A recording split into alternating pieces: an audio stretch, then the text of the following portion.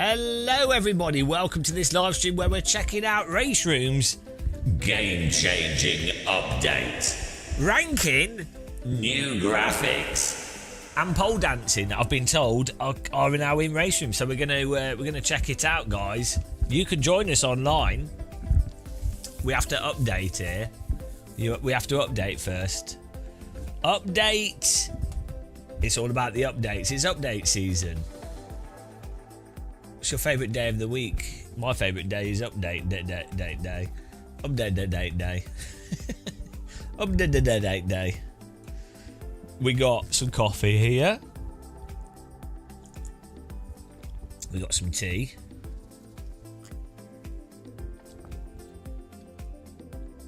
Hello, Strike Fire Pilot. Guess what also came out today?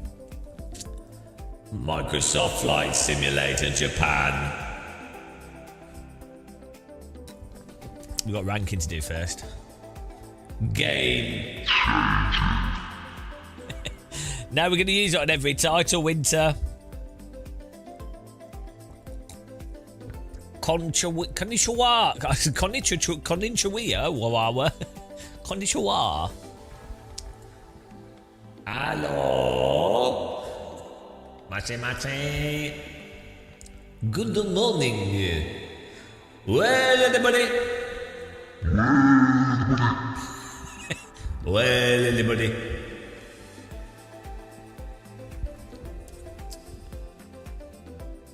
Well, everybody.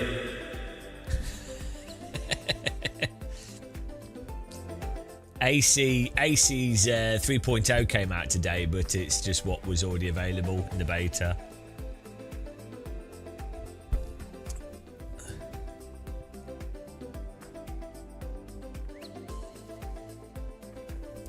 I don't know. I've not tried. We need to try some more VR soon. VR soon.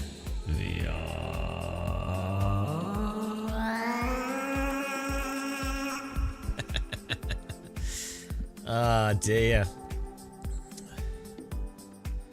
Strike Fly Pilot. Yeah, we're just updating. I need a biscuit, actually. We bought some biscuits. They're behind us. 33%, 30% complete. Greetings from the hospital. You've had your appendix removed last night. Yeah, that will happen if you watch this channel. Appendix exploding all over the world. Did you have appendicitis? Why not? Did you enjoy it? How would you rate appendix removal surgery out of 10? Would you do it? Would you have it again?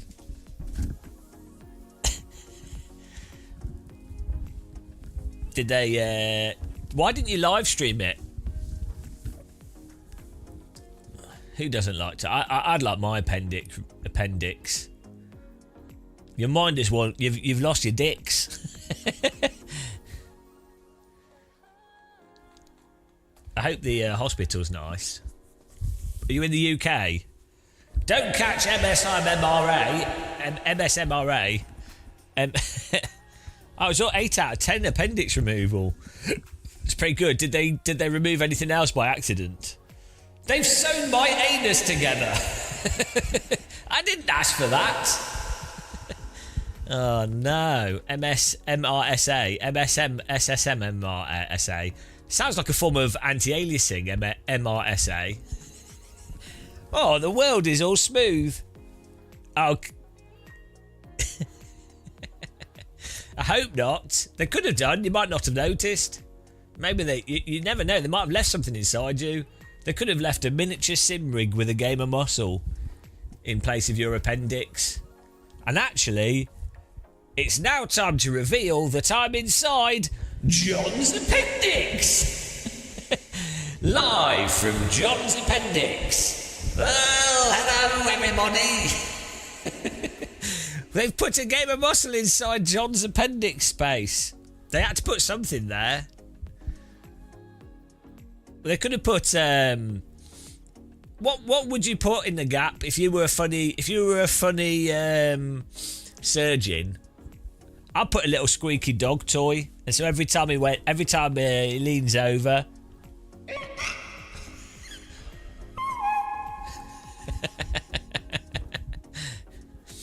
or a little whoopee cushion.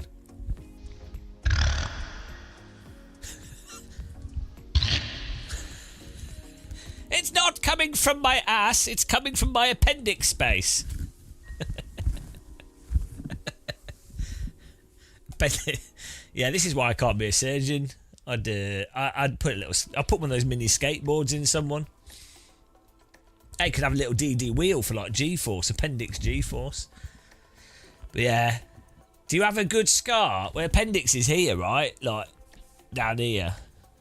It's at the bottom of your spleen, isn't it? Spleen. It's I always get the appendix mixed up with the. Hang on, I have to look on the thing here. I almost bought a 3D body thing for my VR headset, actually. Appendix. Did you have an appendectomy? Is that what it's called? So, it's at the bottom of the yeah. I think it's supposed to be where certain bacteria are held or something. So let's have some appendix facts here.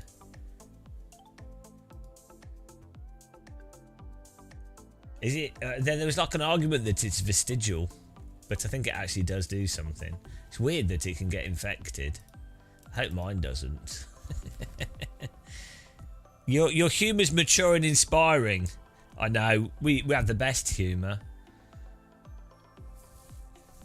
Hello, Days of Blunder.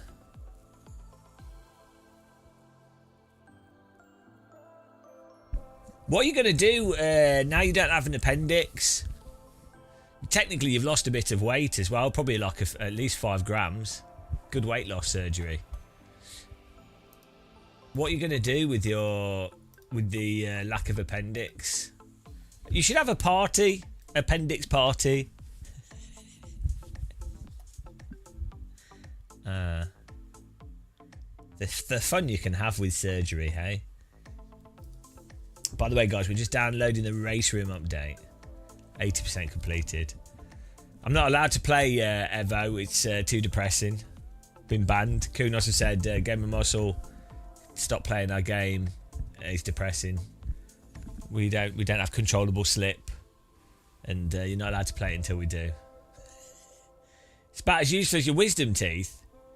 Yeah, who wants any wisdom? Wisdom teeth are handy because they're there if you have other teeth removed, and then you can have wisdom teeth. The problem with wisdom teeth is when they grow sideways into your face. Ah! For teeth that are supposedly wisdom based, they are the most stupendously moronic teeth that tend to grow. I had a partner once and her wisdom teeth were sideways. She had to have them removed. She might as well have just got a bulldozer to her face. They had to pull out like half a jaw. But my wisdom teeth are pretty happy. The R21, which stands for really good 21. Yeah, I had 4 teeth removed, and my teeth are still wonky. I had teeth removed, and my face still looks stupid. So I don't know what the point was really.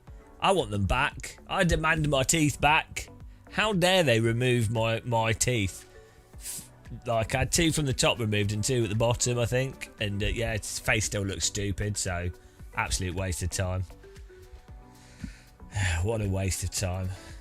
Tooth Fairy just wanted them. Here we go, RaceRoom. Very racy of room. May your room be raced.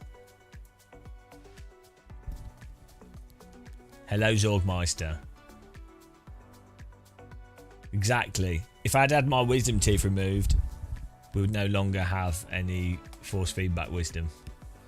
Shane Abbott pondering over the R16 from the CSL-DD.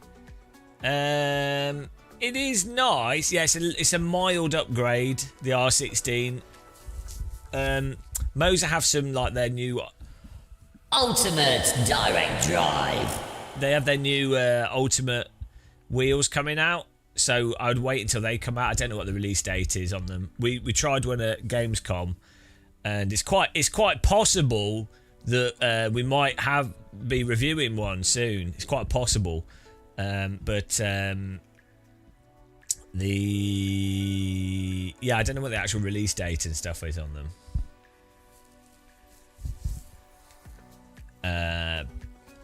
But yeah, the R12 is really good, to be honest. Anytime, once you've got over like 9 or 10 Newton meters, things are really good. Look at this. What is this car? Renault. Je suis un Renault. This is French, so it obviously doesn't work. I like the wheel rims though. What is this? Is this 90s touring? Super touring. Look at that. It's a nice car. Yeah, I'd just wait a bit before buying a DD. Look at this. Ranked multiplayer. Ranked multiplayer, modern design, easy sign-ups, smart matchmaking. Try now. Do I click on this? Look at this. Oh, look at this. We've got the laser muscle face in the corner. Daily races, weekly races. This is what we're talking about. This is what it's about, guys. RaceRoom needed this for decades. This is what you need in the game. Sprint races, here we go. 44 people racing. Oh, it's closed. We missed that. Super Touring and MX-5s every 30 minutes as a race. This is what you need. This is it. Let's sign up to this. Hang on, when do you have to sign up before? If it's 4:30, hang on, you have to sign up. How much before do you have to sign up? Because it's only 4:26. Maybe you have to sign up 5 minutes before. 28 minutes. Okay, you have to sign up 3 minutes before the hour, I think. How many tracks does RaceRoom have? All of them. Every single track. Let's sign up for this Super Touring. 15-minute, fixed setup. Mandatory pit? How does that work?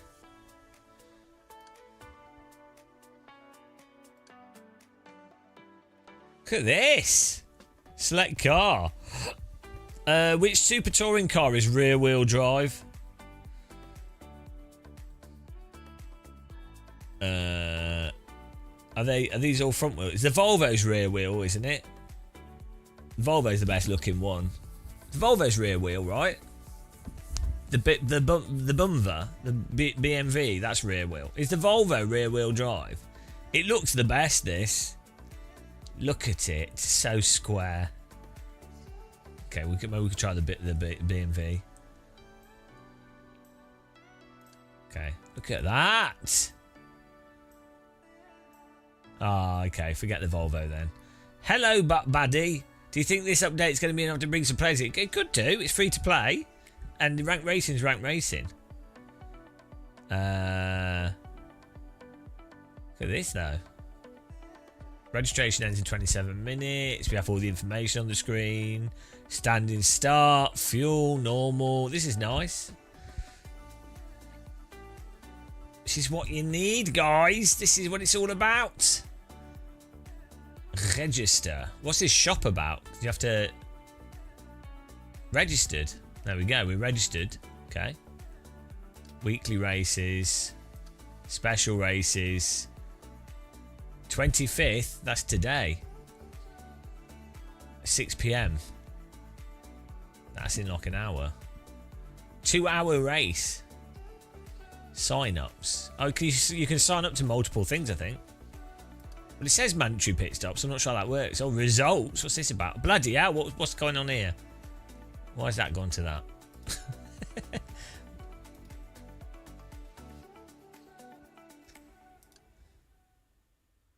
What's all this about? Oh, this is my results. That's nice. Look at this. Finishing position. Third, first. Reputation's gone down, guys. My reputation sank. Community service takes you to this, to the old UI. But now just clicking multiplayer takes you straight to this. That's cool. That's what you need. This is awesome. So I guess you can sign up to multiple things. What day is it today? It's like Wednesday or something. Oh, October's not today. Oh. Oh, now you tell me. I thought it was the numbers are the same. It's 25, 25. I didn't read the rest of it. Are you expecting me to read more than the first thing on the screen? Are you stupid? I'm thinking. Special events. Okay, yeah, it does say 10. It's 09 at the moment. It's only one number. Like, how am I supposed to notice it?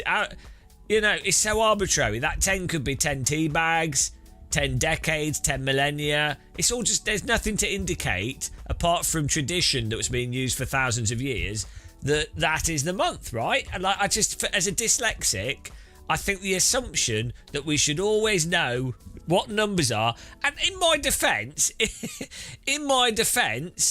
bloody different countries put these the other way round as well, so it's not like I'm even being stupid. Like, other countries are like, oh, let's put this here, let's put that there, let's put this at the front. It's ridiculous, guys. It's honestly ridiculous. I think every dyslexic in chat can appreciate how bloody ridiculous numbers are and how people are with numbers, and it's not our fault. I'm not stupid. 10 apples, 10 bananas. Exactly. What can we join now whilst this is led? Oh, look, I've just got a thermal jacket. I was wondering where I put that. I'll put my pillow back here. Right. Can we join a practice session whilst we're doing this? No. Yes? No. We can go shopping. You can see Kit Stubbs. 10th of Twentember. Hello, Philip. How's it going, man? What's in the shop? Oh, I don't work. I already own everything. I guess there's no instant practice thing. That'd be cool though. If there was a practice thing, maybe there isn't. I don't know where it is. Can I not see it? Maybe there is. I don't know. But like having a button to practice and it just loads you into practice. That'd be nice. Oh wow, nice. So we just got. How many things can we sign up to? I got 530. Let's. MX. Yeah, let's see how many things we can sign up to here. This could be a problem. Can we unsubscribe to them? I'm registering to everything. Okay.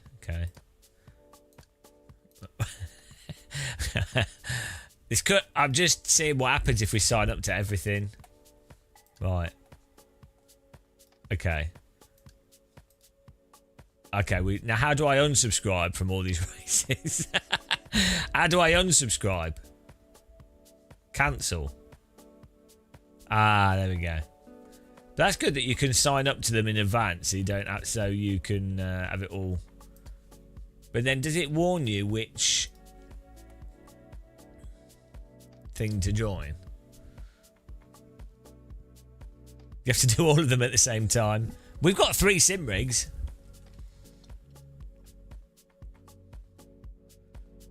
Yeah, what happens if we don't take part? Do you get executed? Someone from RaceRoom comes round and shoots you. You will never do that again. There's a lovely dashboard. No, so the Moser wheel uses their own dash. Ow! And that's how I broke my finger. They use their own software because they've got it's the type of screen it has on it. I think doesn't support that. Jorg Ortner, yes, get in there. Jorg, they just updated Microsoft Flight Sim Japan. Time for a glide around Japan. By the way, guys, give Jorg Ortner a sub. He does loads of awesome videos and some gliding stuff. He's a fellow glider and e-bike appreciator. There's literally 3 of us. Nobody likes gliders, even in flight sim land. It's like the least popular thing on earth. Gliding. Like, it's literally the least popular activity known to man. Painting a wall for fun is more popular than glider flying. We've already tried Ace. The physics are garbage, so until they've sorted that out, there's no point. They've had the beta going for a while. Yeah, gliding's where it's at, guys. Forget all this driving sim rubbish. Gliding's it. My plan is to make a bit more money being a YouTuber. We'll shill a few more things, and then I'm going to get a glider and fly into a hillside, and I'll have died happy. I haven't tried it now. I need to save more money, and also I don't live that near. Well, I'm not too far from a glider site, but then the weather has to be right, and there's a whole bunch of weird club stuff in the UK. So, but I'll do a discovery flight. It's coming to the end of the season though, so maybe we'll wait till next year. Yeah, I really want to do it though, but it's expensive, and I'm not rich. It's not, for flying, it's very cheap though. Actually, it's not expensive for what it is. It's very affordable, but it's what do you call it? What do you call it when you're doing something just for fun? What's that called, guys? There's no like. What's it called? I don't know what it's called when you do something just for yourself. Not a hobby, but like you're just doing it. Yeah, not just recreate, but like you're spending money just for yourself entirely. Like not for business, not for whatever. What's that called? It's called just for... I don't know what that is. Like, in my mind, if I'm spending money on something and it's just for me, entirely just for me, I'm like really... I don't like spending money on myself. Like, it feels like a total waste. Self-indulgence, that's it. It's a self-indulgence. Because I'm really lucky. I really love the sim racing stuff. So that already feels like a self-indulgence. So doing something like flying is insane, right? It's just it'd be like £200-300. Well, that's a bloody waste of money, isn't it? And I already really love sim racing. So, you know. It's called wasting money, basically, yeah. Hedonistic, yeah, exactly. It feels too hedonistic, and it's not needed. And I like the idea of looking forwards to it as much as I will actually doing it. I will definitely do it. I really like the idea of looking forwards to it as well, so that's fine for me. I really love walking. I really love basic stuff, and so yeah, it's really weird. I'm just a bit weird. What I'm saying is, if there's a glider company out there that would like me to test their glider, that'd be great. No, we will do it at some point. I think it'll be an interesting video. And there you go. I've turned it into work, so it's okay. Then I wouldn't have to feel guilty, because I'd be like, oh, I've made a video and that's good and it can be entertaining. Yeah, that's the curse of doing YouTube, I guess. But it's not a bad curse, because I like making videos as well, so it's win-win. So I guess that's the point. If you do it without justification, it's frivolous. There we go. I don't know what I'm saying. Baddie, I know Moser uses their own thingy. I like to use my thingy. Who in chat likes to use their thingy? Would you like to see my thingy, love? Bad reviews incoming. Do we get an alarm to tell us that the race is starting? Gliding's probably much better in real life than simulators. I think it's just totally different. Like driving in real life is totally different to a simulator. It's just a different thing. So like, like going to the location is part of it. Like the weather, being aware of the weather, all the preparation and everything. You have to kind of like the whole thing. Whereas the flight sim thing is, obviously it's not that realistic in literal terms, but it's really fun in and of itself. I like force feedback and things. It's just a different activity. I think that's what... It's kind of weird with simulators. They are sold on the idea that they're an approximation of the real thing and, what's more or less realistic. But ironically, that's great for marketing, but ironically, simulators, from my perspective, they're their own thing with their own interesting components, and the realism isn't really, or the literalism of them isn't really the most important part. For me, it's like, is it a compelling game? Is there depth to what I'm doing? Are the cars fun to drive? For example, as it, it doesn't have to be the same as a real thing. A lot of real stuff is terrible in many ways. Like uncomfortable, boring, painful. Do I shave with a razor? I shave my head with a razor, yeah. I use an electric one, and a waterproof electric one, and I use a wet shaver. It's just quicker. There's no practice service. No, you just have to get good by. We're visualizing the track right now. What's the picture in the top left? Cyborg muscle. Cyborg man. That's me looking cool with the esports pose. How do I feel about PMR? Do you have outstanding questions you would like to see answered? Not really. I talked to the developers of it, and they told me it's going to be the best sim ever, so I believe them.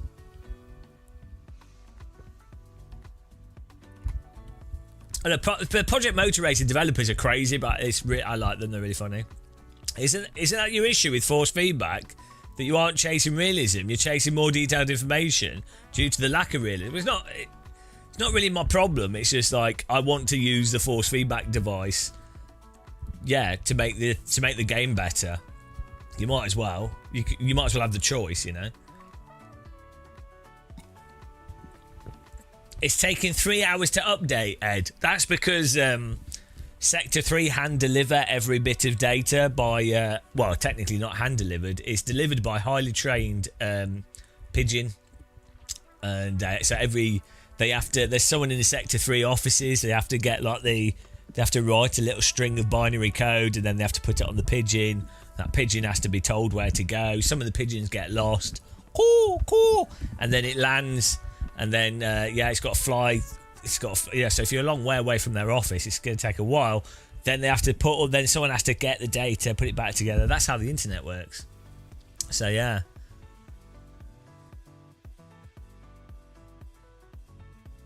More tea.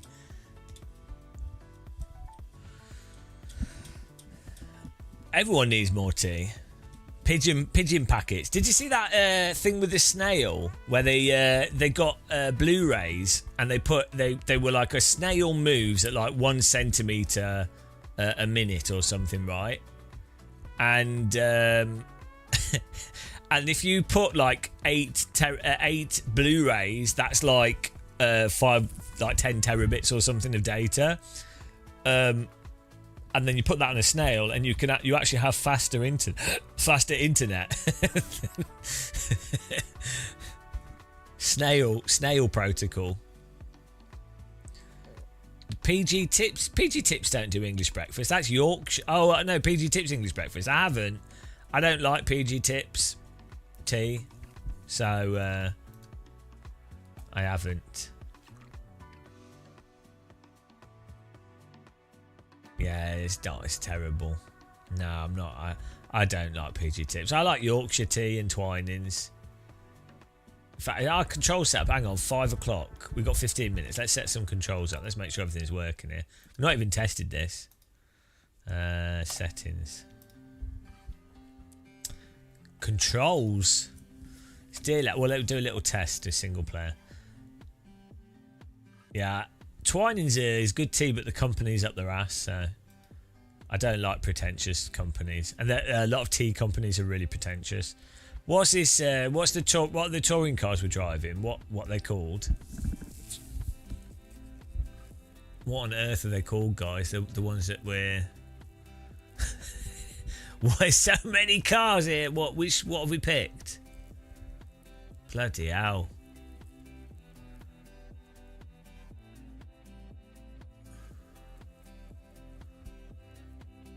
They're called cars. Oh, that's handy. They're like 90s, aren't they? But what does it say? Is it DTM 1992 or 1995? No, that's not what we picked. They're the... No, not the MX-5. What is it that we picked? It's not these ones.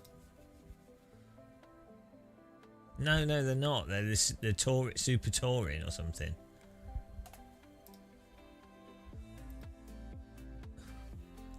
I'm not going to type that. Touring Car Classic. Now, where's that on the screen? Guide me through this. Touring Car Classic. What does the icon look like?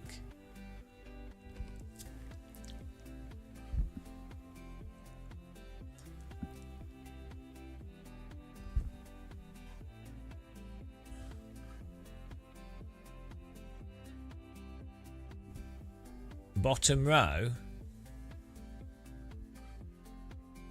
They're like 90s cars. What are they called? No. Hang on. It's it. What it is these.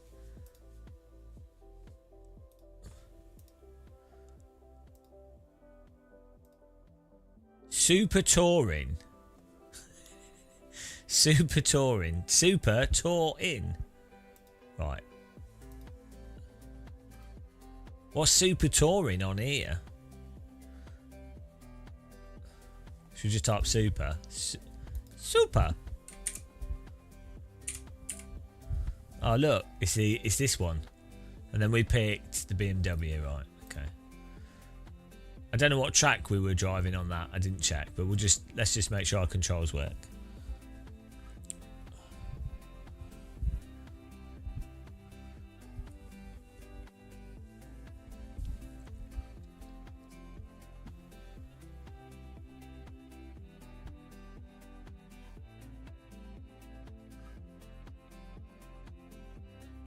Hang on, how long is this race?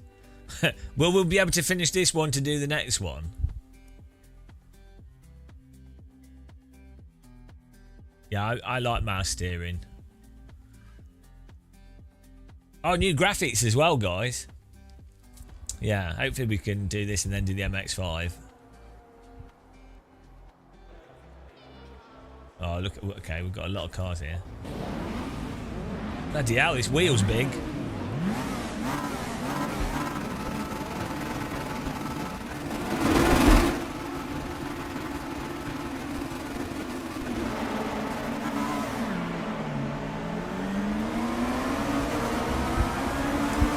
Hello, Paul. It's time to get it set up.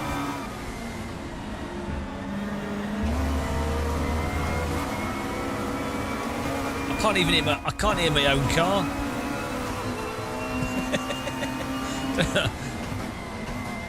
Might need to adjust volume levels here.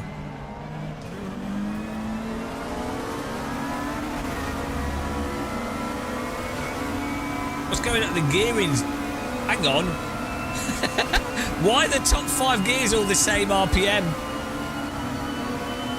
Okay. We need to return to garage. What's going on with this?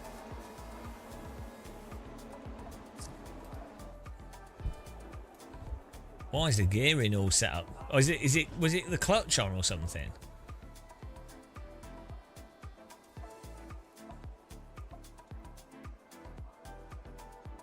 No, that's right. What on earth's going on there?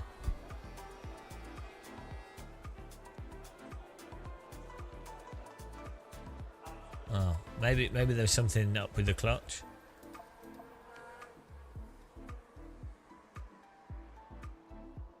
Handbrake. Freaky leak, thank you. Yeah, sound like the clutch. And Traction GG's in here. Freaky leak, thanks for being a member.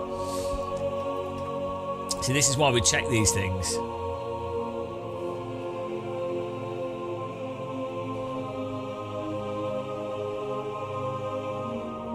No, we don't have handbrake bound. Say, yeah, it sounded like the clutch was on or something. Clutching, or we'll just get rid of the clutch. We don't need a clutch. Or we could use this. There we go. It didn't. It's not on the screen. It's not applying it. That's random. How long we got here? 10 minutes till the race. Guys, check out Traction. Give them a follow. Give them a sub. They do really good coverage on sim racing.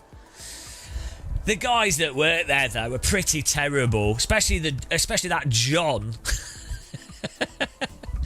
And then there's Thomas as well. Oh, God, actually, don't subscribe to them. Bloody annoying people. I keep bumping into them at events, and every time I'm like, attraction going to be there. Will I have to spend another minute with these people? Bloody John Monroe. Now they're really good. I like the content's like it reminds me of like 90. This is a diss, I think. I think this is actually, in my mind, this is a compliment, but this is actually probably a diss. It reminds me of like 90s games coverage. Do you remember like you remember the 90s? John doesn't, because he wasn't. He was 5. But you remember like Games Master and 90s TV, you know. It reminds me of that. What I'm saying is they're out of date. They're not contemporary.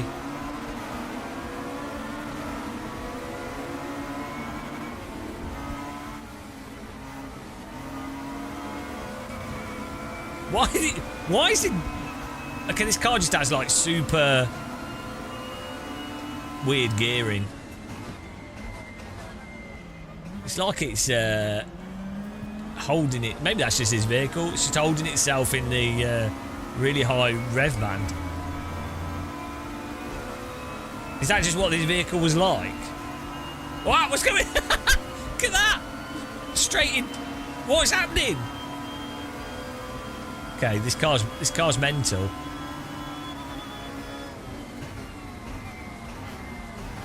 Change it to manual or auto. Okay.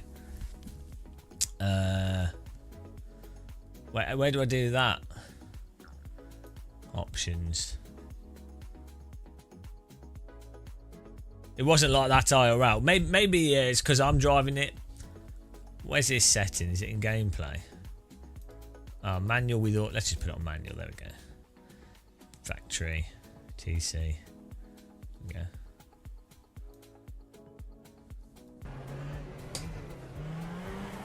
What? We got 10 minutes till the race starts. We're getting everything fixed, guys. It's our recce. Look at that Volvo. Oh, my God. These are real cars, by the way. For any of you that are younger, these are called cars. You can tell because they're not all bendy and they're all, like, square.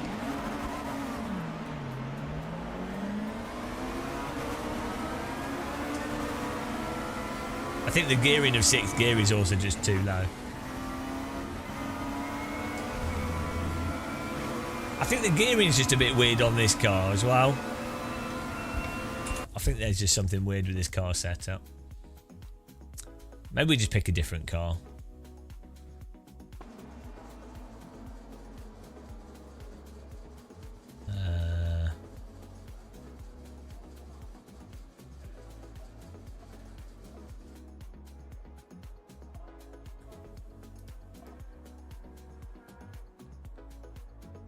Oh, hello.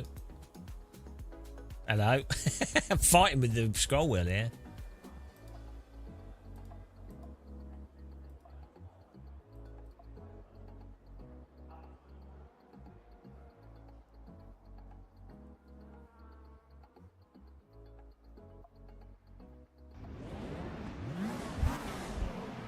Oh, hang on. When does the session go live? For us to join it.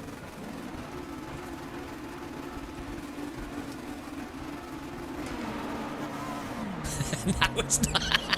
First gear's now geared. Yeah, it's like, yeah, the gearing is too close, but it's just the defaults on this car.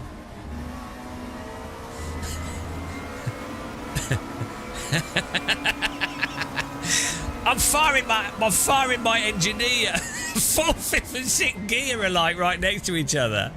So funny. Don't know what's going on. This is what you get when you don't pay for a good team.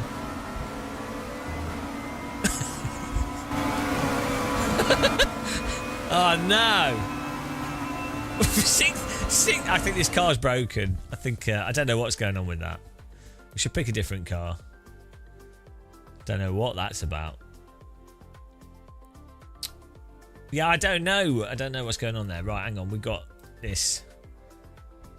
What's happening? When do we join? I want to pick a different car, but if I go out and go back in, I can't. If I cancel, we won't be able to get back in. 23 seconds. Ah, no. We're gonna risk it. We'll see what happens. We'll fix it, guys. Don't worry, it's fine. We'll fix it. GoldenEye. Oh, I mean, come on. Even the livery on the car is perfect.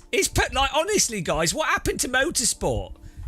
James Bond's GoldenEye, like one of the best video games, and then also one of the best James Bond films with Pierce Brosnan. I mean, what happened? Why did everything get rubbish after like the 90s and 2000s? So how do we join this? We've got this here. It says register. We just wait for this to come on. GoldenEye. Change to manual auto clutch. We did try that. We did try that, Nismo. We literally swapped that over, and then we tried putting it on just manual. It's not the shifting. It's the gearing is like weird. We will do that as well. I'll try that. That's what it was on already. Well, Jerry Jaru. This is the whole point of this ranked racing thing. Now it puts everybody in the same stuff with splits. It's top notch. Okay, so registration closes 5 minutes before the actual race starts because everyone has to make a cup of tea. They have to get to the racetrack. They have to play a round of GoldenEye, Archives, Golden Gun. If you pick Odd Job, I'm going to punch you. 3 of our viewers understand those references. Who play... Right, admit it, guys. If you're in chat now and you played as Odd Job, admit it. Whoever played as Odd Job in GoldenEye, type Odd Job if you ever played as Odd Job in GoldenEye, and type Odd Job hid in the box if you hid in the box on Archives as Odd Job. Look at the... I knew you would catch... I knew you would call sign. I knew you're exactly the type of arse that would do that. Boris was... I would play as Natalia, obviously. She's the original DD girl. Forget Tomb Raider. It's all about Natalia.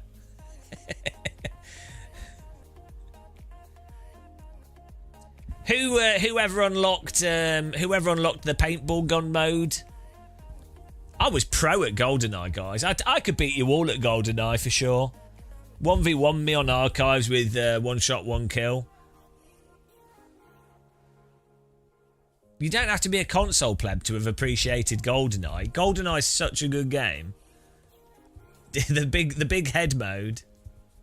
Do you have to buy content to play this game online? No, you can join online with there's content that you can play for free online. And then you need like one car or whatever, I think, to be able to join, or the track to be able to join. But I think they're running stuff which you can access the online with free content.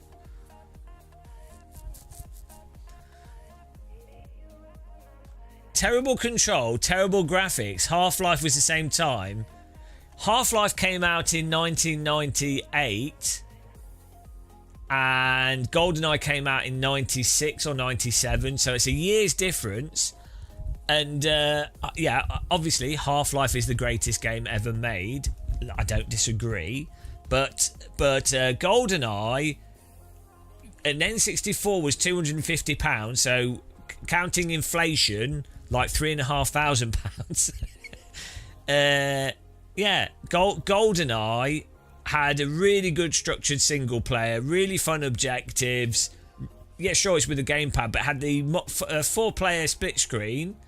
So for like playing with your mates, doing like a deathmatch and stuff at like 360 by 2560 res.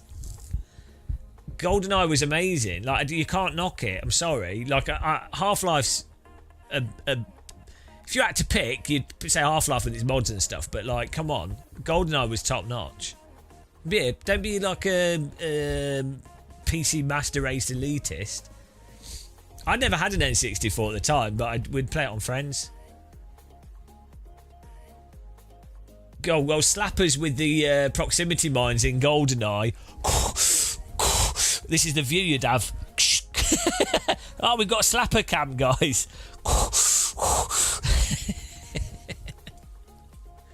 Yeah, Halo was good as well. No, Perfect Dark was shit. Get out, Nutty Nut. Perfect Dark was alright, but by that point things had moved on. I'm sorry. Also, GoldenEye Rumble Pack on the N64. GoldenEye worked with the Rumble Pack that came with Star Fox. So that was nice. Actual vibration. Rumble Pack. Yeah, Time Splitters was really good. That was made by, was that Free Radical? It was registered. Okay, what we did. Oh, join server. Here we go. Oh, we pick our livery now that we've gone in here. Look, this looks like it's like Jamaican or something. We'll get the tortoise.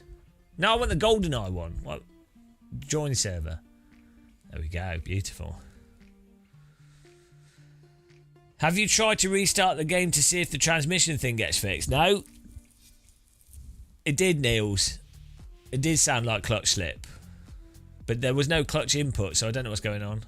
We'll have a look. By the way, guys, Niels is developing his own game. He wasn't intending to, but now he's started a ruckus. The demand for fun-handling arcade games using real-world physics is higher than anyone could have foreseen. Right. Give guys, subscribe to Neil's House in Veld. He's a bit of a noob. He's a small YouTuber. He hasn't really done anything else of any significance. He's just got a YouTube channel that's dedicated on throttle input. So yeah, help him out. He's not been very successful at anything in life. So help him out by giving his channel a sub, guys. If you like spreadsheets. if you like wooden steering wheels and Dutch accent, it's a good place to go to. But yeah, the guy's pretty much failed at life, so just help him out by subscribing to his channel. That's what I would do. Be good. Let's see if it works this time. BMW Electronic. Oh, look at the dash. Why aren't all simulators just 90s vehicles? Look at it. Look at the little display and the dash and the light and the... It says over rev even though we're not even... There's an over rev light flashing and we're not even moving. So is there like a weird clutch issue?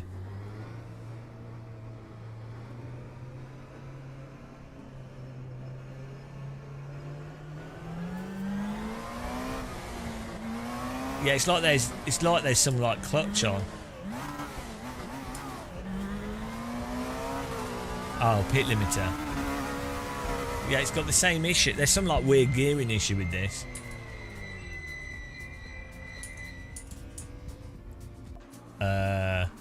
Okay. How do we fix this? Try to rebind. We already did. The clutch is not. It's not the clutch, unless it's like a bug. We just rebound the clutch. We just have that. We could just get rid of it, but I don't think it is a clutch. Look, get the clutch. Shift up, shift down, and then gameplay. We can put the transmission to manual with auto clutch. We could try.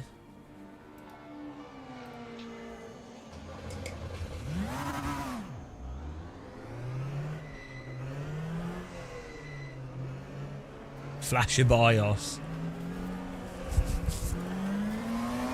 Oh, that might be working. Oh, there we go. There we go. It's on. Fix the car. What a team. That's it. Don't know what fixed it, but now we could need to change the gearing back. What track are we on here? What is this? It's like a bloody go-kart track. What did I do? I don't know. I'm really good at QA. Just do random shit and then don't remember, so it's of no value to anyone. Well, everyone knows the layout, clearly.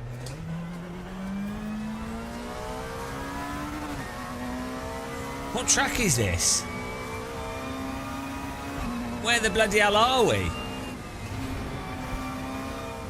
No, this isn't Silverstone.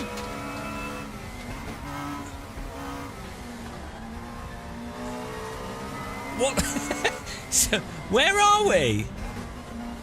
Oh, it's classics at old Silverstone. Is it? Bloody hell.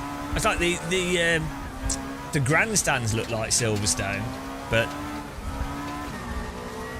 Oh, there's the BRDC here. Right, it is old Silverstone, yeah. Jesus Christ, time machine. Yeah, that's the old start-finish line in this case. Oh, sorry. In this case, it's the new start-finish line. Well, that went well. Car's working. The good Silverstone. Yeah, it's quite depressing, actually. Now this Silverstone, the bit under the bridge, you can walk on it. It's just how you get around the track now. Such a shame. Okay, this is going to really cook my brain. Car setup, so the gearing can probably be lower here. Do we have is this fixed setup, this event? I think it was, right? And then how does the pit stop work? Do we just, what are we pitting for? Just a drive through or something? Why my field of view seems low? I might turn my steering wheel off here. Also, my force feedback's low. That's alright, my hands hurt. Matt Malone in this, he should be. Matt Malone would love this type of car. Oh, it says on the thing, what is this? What is that? I'm sorry, I'm looking at the ambulance. I'm sorry, matey. I won't need look left and look right. I'm going to get banned here. Did you see the ambulance? It was like one of those Diablo, what are they called? We need to look left and look right button. To look at the ambulance, not to look at the other cars. Where's the look left and look right? I don't care about seeing the other vehicles. I want to look at the ambulance. We don't. A Doblo. What are they called? How do we change the? Where's the? Let's just type to search. Oh, here we go. Look left. Look right. Does this car have a PP on it or anything? The rear, look, we can do this for now.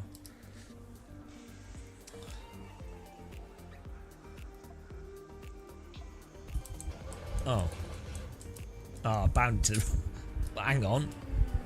Oh, bound to the wrong button. I'm so dumb. Don't worry, guys. This is how we do stuff. It might look like I'm drastically incompetent, but that's it's all part of the performance. It's to keep you on your toes. It's like, you know, when you see a pool shark. I'm like a sim shark. Promise. Best sim racer, he would easily win. Yeah, I agree. Can't wait for Muscle to start blowing up RBR textures. What? Is RaceRoom with Elo the new game-changing iRacing killer? Look at this taxi. Forget everything else. What are these cars? And this is like a Doblo taxi. A taxi. Ambulance. Look at that. What country has those? I've never seen a... It's like a van taxi. Ambulance. Why do I keep saying... I mean, technically an ambulance is a form of taxi. It's...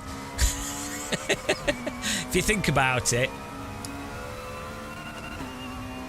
Right, got a bit distracted there, guys. Please hold.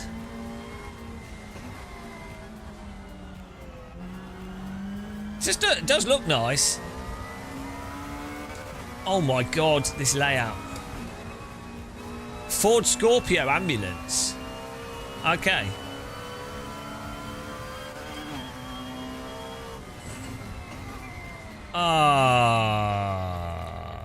To brake a bit sooner for that.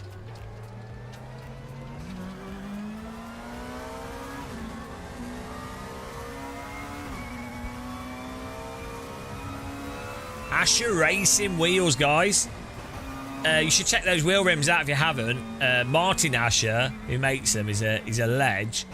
And he looks like Freddie Mercury. So it's kind of like the Freddie Mercury of wheel rims. He genuinely looks like a young Freddie Mercury.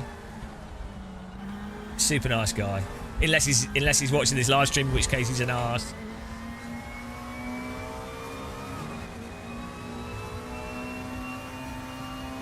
KW though, absolute shit suspension.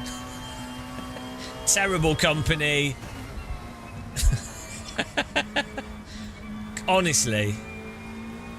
I mean, I built a race prepped vehicle, and we went with KW suspension, and the wheels exploded on the first corner.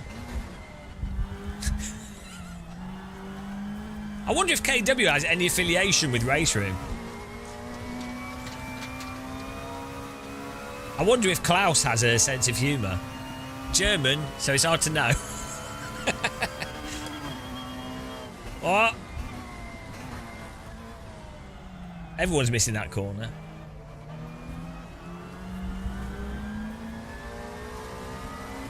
So I could put a circular steering wheel on. What are you stopping for? Man, we need to actually. I feel a bit. Oh, helicopter!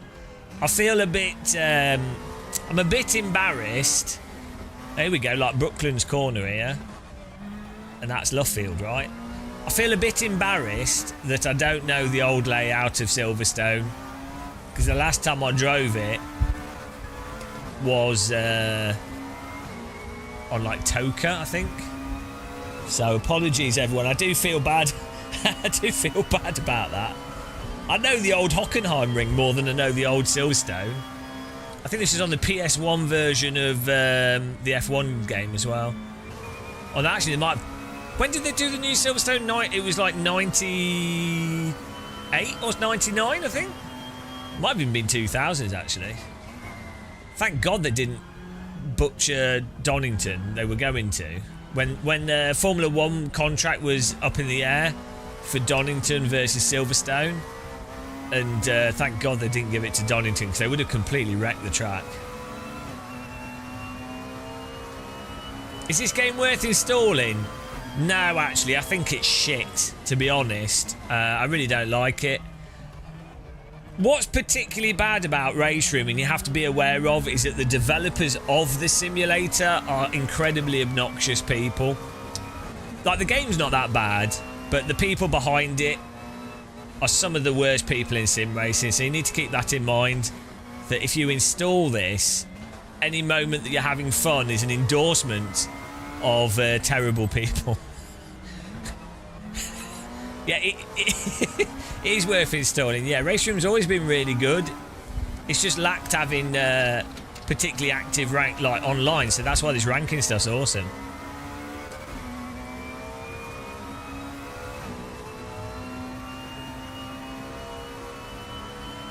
I've always liked RaceRoom. Like, in my mind, you have like Automobilista 1, AC 1, RaceRoom. The cars are controllable. Like, you can argue over what's more or less realistic and you know, whatever, but the fact is, in all those sims, you can sort of hold slip, right? You can balance and hold slip. And so it's like driving. The process is like driving on some arbitrary tyre. And to me, that's the point, right? I don't care if ACC iRacing or whatever has more realistic tyres. If the process is not like driving, it's pointless. And if you don't have a car with GoldenEye written on the side of it, what's the point? The payment model, yeah, I think it is confusing. I don't think that helped. I agree. Right, well, this has gone well. We did the worst quali in the history of qualies. Fuel, steering lock, general fuel load. It's 15 laps. I guess it's a 15-minute race. Should be fine. Whatever, we're good. First race here. I'm ready. 40 seconds.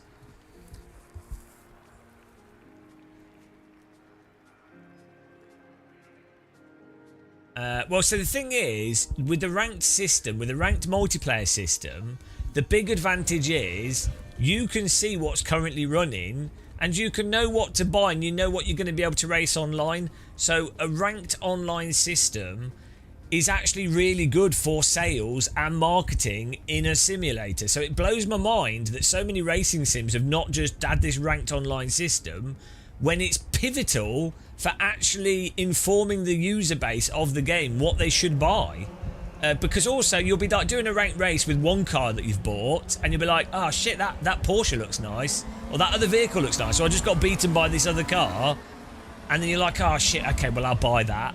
That's how you get drawn into it. That's how you end up buying like stuff you don't need. And you need the ranked system for that to happen. Look at this. Oh, I feel like I'm in the 90s. Here we go, first ranked race. Ah, these cars, look at them.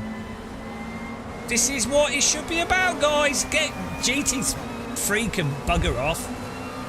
Look at this.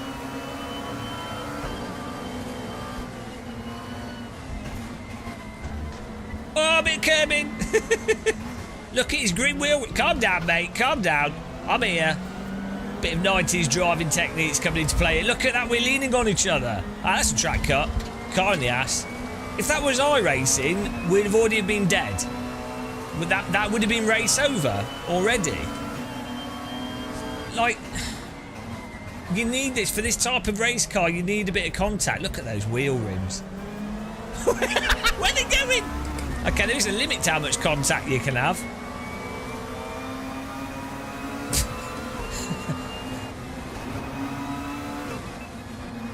I don't know what they were doing. We've just jumped into this, and look at it, 25 cars. People are actually trying to race properly. The smoke. The wheel rims. Bloody hell. Look at the... Why is there so much smoke coming off his car? Red arrow in front of us. Why are the cars jittering? Probably lack of filtering, but it means that the position you're seeing is actually the car position. But yeah, they could have a bit more filtering on the vehicles to smooth out the movement. But yeah, the jittering is normally caused by people lagging and then the server and the client updating. So normally the sim would smooth out that jittering by interpolating between it. But it's a balance. It's difficult to get right. Latency smoke. Vape Nation. I think RaceRoom's back, guys.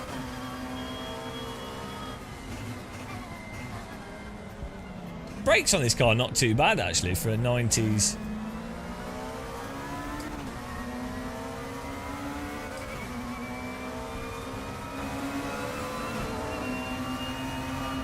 One of the things I find really hard with older vehicles is they often have really fast top speed. Crunch, but the braking is often garbage on them. Like that catches me out with GT1 cars. Like the Maserati MC12. Is that right? MC1, MC12, I don't know. It's like super fast, super controllable, but the brakes are like half as good as modern vehicles.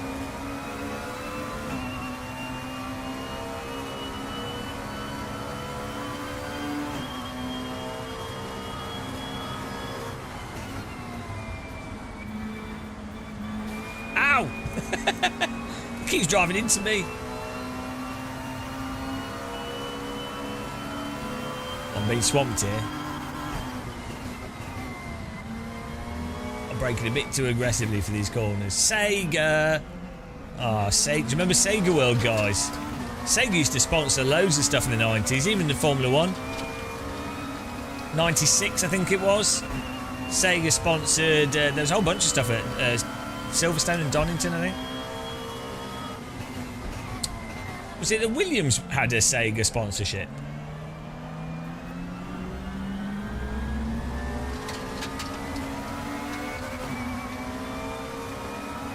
Look, we can swap wheel rim. We just jumped in here. I hadn't set things up.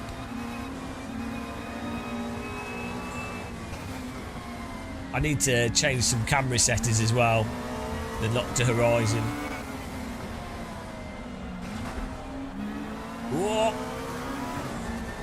Our force feedback's on really low as well. It's making it very hard to feel the limit.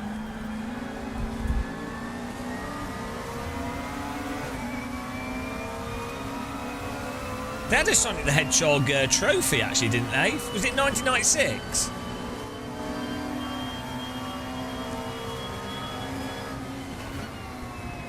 I think, did McLaren win it? If it's that good, why doesn't it have a good player base? Well, now they've got an online ranked system, there's good reason to jump into it and give it a go. It's nice and simple to understand. That's really helpful. But yeah, what you're talking about is an argument from authority. How many things are popular in real life that are shit versus things that aren't popular that are amazing? Like Game of Muscle. Like, I mean, that really great channel, but not very popular. You know. Look how popular Taylor Swift is. Can she drive a lap of the Nordschleife in under 7 minutes? I don't think so. So, exactly. Do you know what I mean? That's the real question. That's what you should really be asking yourself. I bet you Taylor Swift couldn't even handle 12 Newton meters without her wrist snapping. You can tell, because she's so delicate. Oh, he's gone, he's gone. Oh, so am I. Yeah, this is awesome. Auto sports. Woo!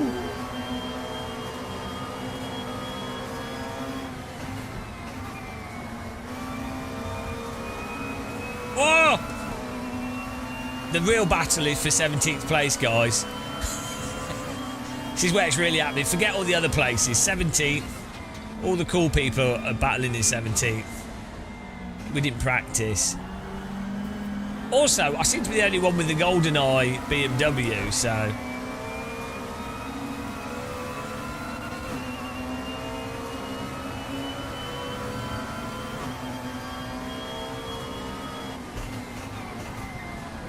Here we go, we're getting in there. Braking a bit better. Okay, maybe accelerating could be a bit better.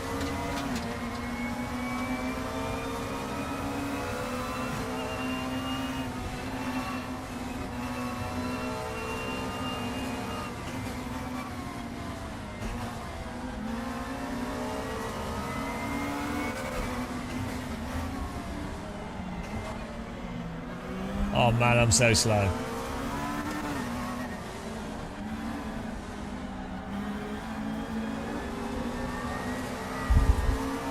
Hell.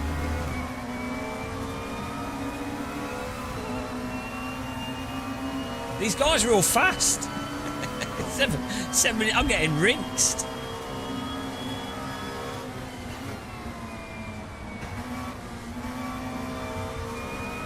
I need some downforce on my car, guys. Could some of you sit on the front bonnet? I'm getting absolutely rinsed here. I think in RaceRoom you can lean on the fronts a lot more than you can in other sims. So you have to kind of get used to that driving style. AC is kind of neutral. iRacing, you really have to just trail brake into the corners. You can't lean on the fronts at all. LMU is actually a bit like RaceRoom. To lean on the front tyres quite a bit.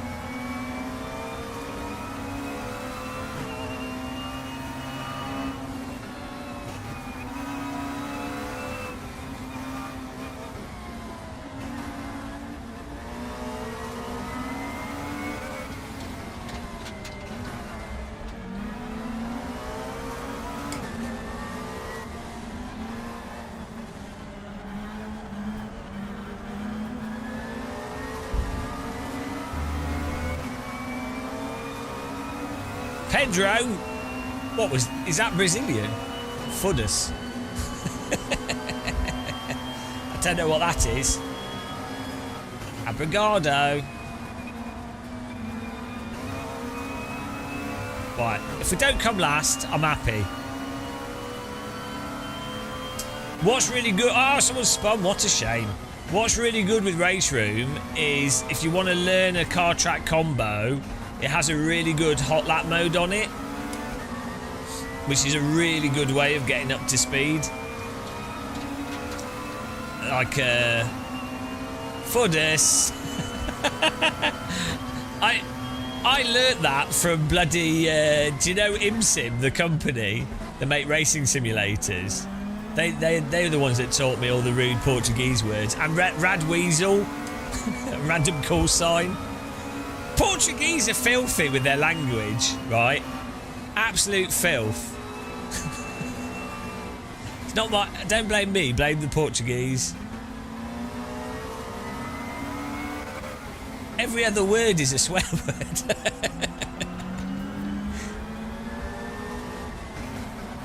Yeah, Red Eye Warrior and Random Call Sign. Good Portuguese people to give a sub to.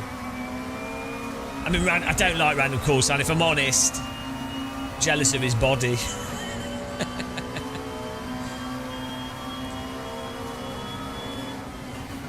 Ooh.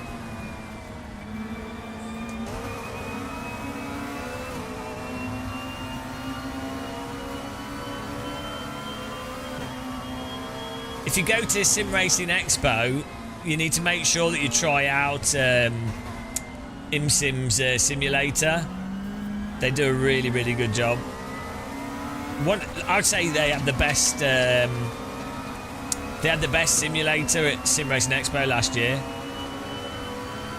ImSim and Cooler Master. The Cooler Master sim rigs were really good as well. Set up really nice.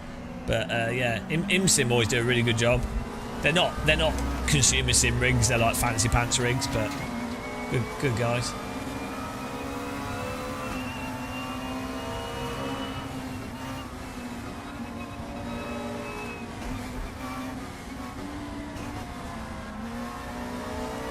If you're not, if you can't get to Sim Racing Expo in January, there's also Sim Formula Expo in Maastricht, and there's lots of sim rigs and sim stuff there. That's worth going to. Maastricht's really easy to get to on the Eurotunnel if you're in the UK. I need to turn the name tags off here. Is there a delta option in this, so we can see other than the top bar? Like a little side delta. I think you can... Well, there's actually loads of custom UIs for this, isn't there? Billy Orish! Guys, thanks for the raid, Billy. Guys, check out Billy Orish's channel. He's just raided us on Twitch. He's a fellow shiny-headed dome ledge. Fellow Baldy. Give him a follow, guys, if you haven't. Sorry it didn't give you a thing on the screen. Check out his channel. Can someone give him a shout out in the chat? That'd be awesome. Hope you had a nice stream, Billy. I'm currently getting destroyed here. You need to get on this. It's awesome. put iRacing in the bin. It's time to get onto the race room with real cars from real decades. As you can tell, I'm well good at driving them.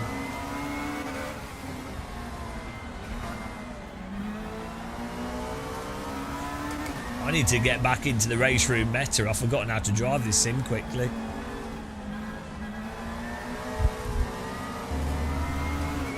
That's it, re-HUD. It's coming. It's here. Apparently, there's some stuff coming. It's here. Apparently, there's some stuff coming. It's there. It's here right now. Apparently, there's some stuff coming. Oh no, is that an Alfa Romeo? It's random call size just overtaking us. Oh, it's all right. He'll break down before the end of the race. There's at least a minute to go. That's more than enough time. That's more than enough time for the car for them to break down.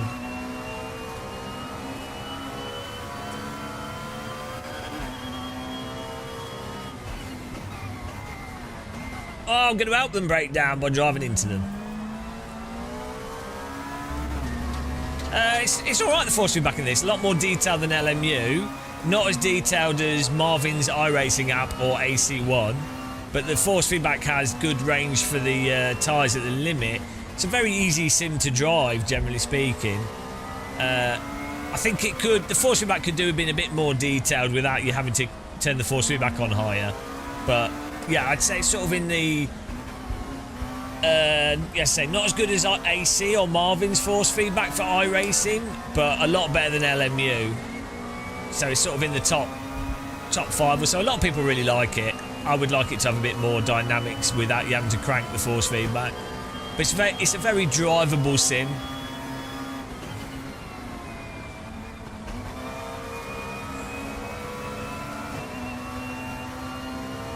So, the more drivable a sim is, the less the force feedback matters so much. Like, the more predictable the sliding of the cars, or the more controllable at the limit, the less that you need the force feedback to be super duper on it.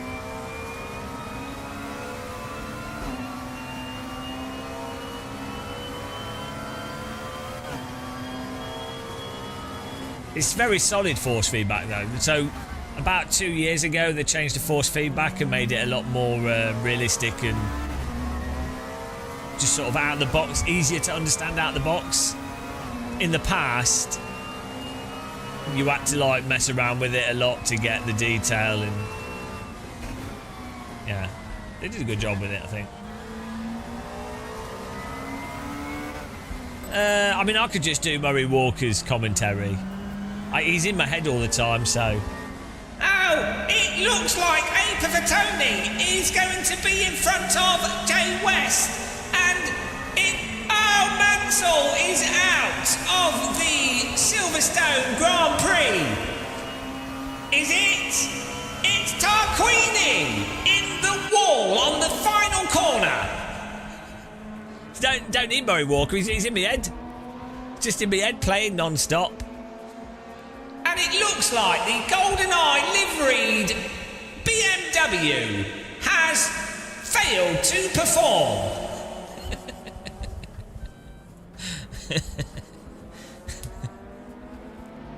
What a moment to join live. But what's the beep about? Oh look, P-Ness. P-Nessie. Is that his real name? Or is that a pun? Please tell me that's his real name, P-Nessie. Please tell me. Please tell me that's his real name. Oh, please tell me. Oh dear. Right. Genius. Quick, finish. Join the next one. Daily races. Oh. Oh, it's gone. Oh no. Oh, we missed it. What happens if you miss it? That's it, you're banned. Oh no, it's here. We're in. No worries. Do I need to sign? But I need to sign up for the other one. Oh dear. We missed it. I need to fiddle with some settings though after this race. But that was good fun. I got beaten by P-Ness, but these things happen.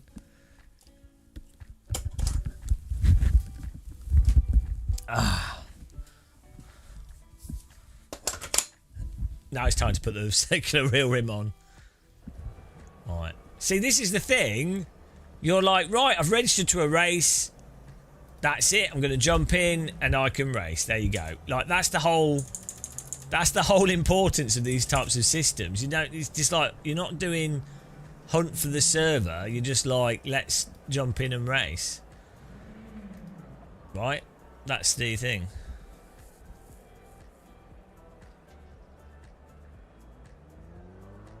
Yeah, the problem is Andrej Kartashvili. So the problem is, if you compress the signal like that, you end up, it doesn't actually work properly. It's good for like for lower end wheels that can't pick up a signal in the first place, But what you need is like a non-linear exponential curve, and you need to then shape the curve so initially it's lower and then it goes higher, only by a small amount. And then what you can do is shape it like that so that the low forces are still lower, but then you turn the overall strength up. And what it means is that you're not then clipping the lower forces. And that, based off Marvin's app and my messing around, that seems to be like a really good way of amplifying the detailed part of the forces, the transient, the initial part of a force feedback signal, which is the important part, the transient load from the start point of the force feedback. Yeah, but even with crappy wheels, just compressing it actually doesn't work very well. That's the thing. Yeah, you might get an abrupt sort of left and right and things, but it doesn't actually work that well. This is my theory anyway, from my experimentation with Marvin's app. I don't know if it's the case with everything, if it would work, but I'd like to test it with a whole bunch of things. Xavier, hello. What did you miss? You missed some 90s GoldenEye driving.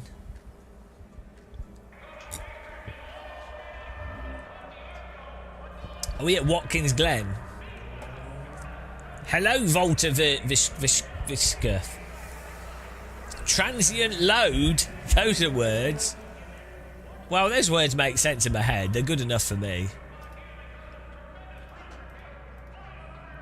Yeah, we could do with some camera settings on this, like the view, the lock to horizon thing.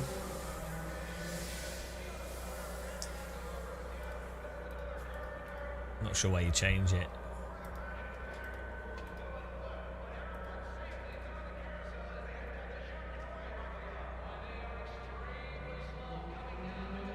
How do you change the... do you have to do it out of the game?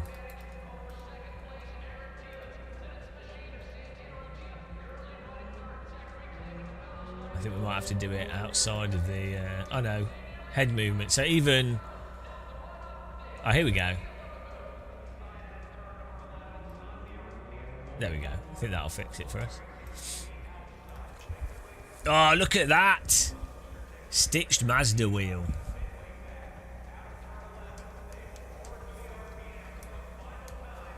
I'm gonna get one of these Mazda wheels for real.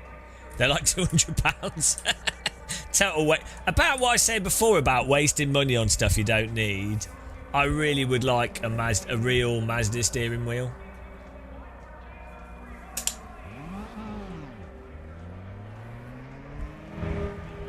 Right, hopefully that pitch roll lag has helped, because that was making me motion sick.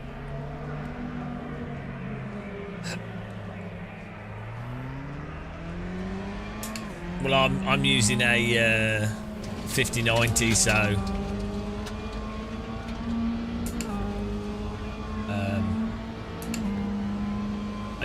everything runs pretty well.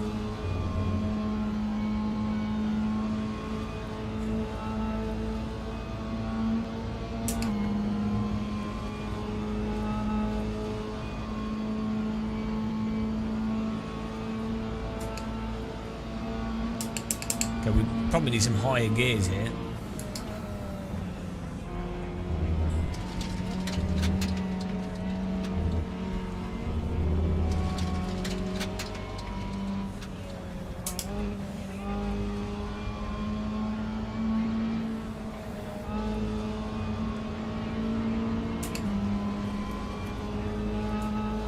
Oh, you can push left and right to look backwards instead of binding a button.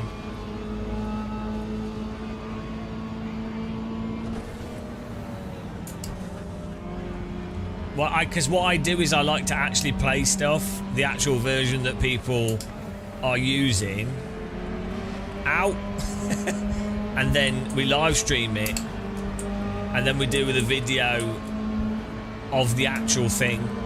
Because often you'll have like beta versions of games, but then you'll only be playing them with a small number of people. You know, it might not actually, it'll be different when it actually rolls out. So I like to actually play the thing and then do a video on after having done that. Only 4 likes, yeah. I mean, everyone should click the like button.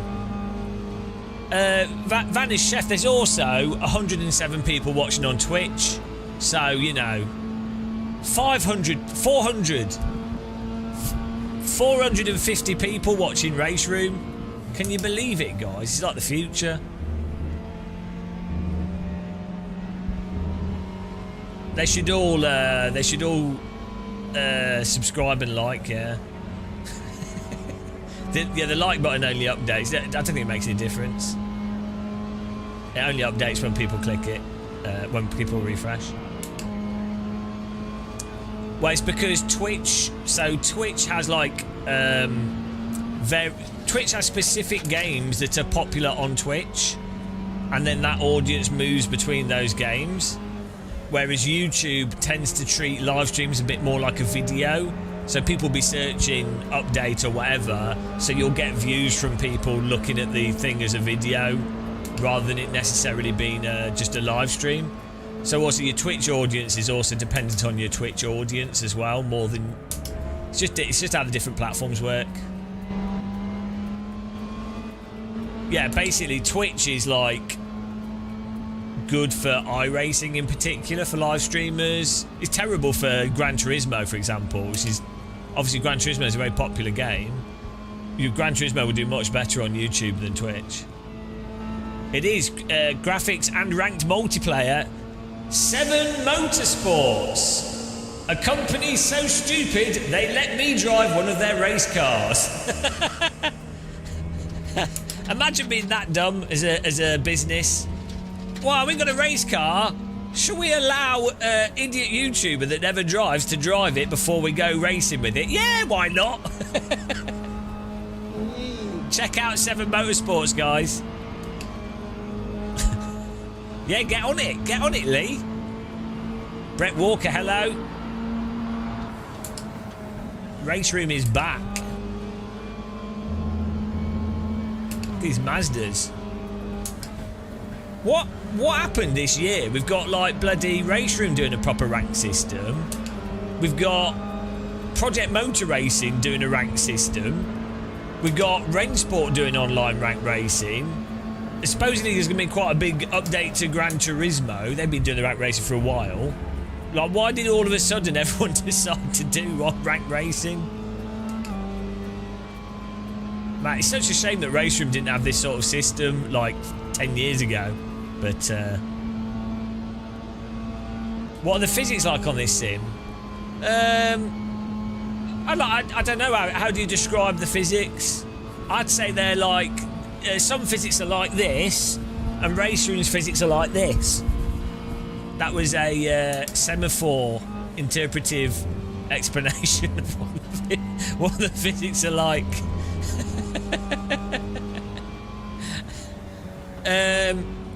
How do you describe them? Cars are very controllable. Yeah, predictable. So, in terms of driving meta for RaceRoom, you generally have to push into the understeer a little bit and allow the fronts to like push into the corner a bit and lean on the front tyres more than you might in some of the other simulators. But then you also can get on the throttle, you're balancing the throttle. I'd say the sort of the tyres aren't the most snappy of tyres, so it's very predictable sort of tyre behaviour. It's as if you've got like slightly worn out tyres on a real car, like very progressive, a little bit lacking in initial bite though. So like, yeah, like I think their slicks are more sort of in the general behaviour of what you'd expect road tyres to be like, in a sense. But it's totally like the point is, all that matters, the cars generally drive like cars. You can hold slip in it, you can balance that slip on the throttle, you can counter steer, you know, and it tells you what's going on. The tyres don't just turn off for no reason.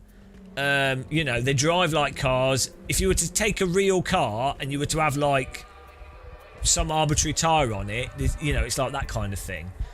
Whereas I would personally, like iRacing, the cars do not drive like cars. It's a big problem. It's ridiculous. AC1, AMS1. The cars drive like cars. They're, you know, maybe not. Maybe it's a bit simple in some ways. It definitely is a bit simple in some ways. But they drive like cars. That's all that matters. Where's my bloody fuel? If you do a track day in absolute optimal conditions in real life on new tyres, you will find that real life feels incredibly simcade. It's actually mind-blowing how consistent on a if you were to go to like Donington, Silverstone, smooth, like a track that you use for motorbike racing, like a FIA grade track, like a good quality track, the road's like so smooth. If you're on new tyres and everything, it's super predictable. It's crazy. Feels simcade. So I think people have distorted views of what real cars are like in many ways in optimal conditions. So it's good. All that matters is it's fun to drive. Who cares if it's fun? It's predictable and fun. It's a good video game. Yeah, it's almost like they're designed not to kill you. Look at this Mazda Bonanza.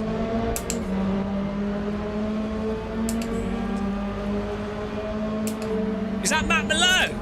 It's Matt Malone. Is it Matt Malone? Is Matt Malone live streaming? Is that the glorious Matt Malone from America land? 80 ping? That can't be Matt Malone with 80 ping. If he's in America, he'll have at least 120. It's a fake Matt Malone. Fraudulent. Is it actually Matt Malone? Oh, there's a car there! I can't see him! Blind spot. Ah, amazing! My American brother. I love Matt Malone. He's awesome. Really entertaining live streamer. I'm coming for you! It's Matt Malone! It's Matt Malone in the server. Here we go. I bumped after brother Malone. Yes! Let's push Malone along.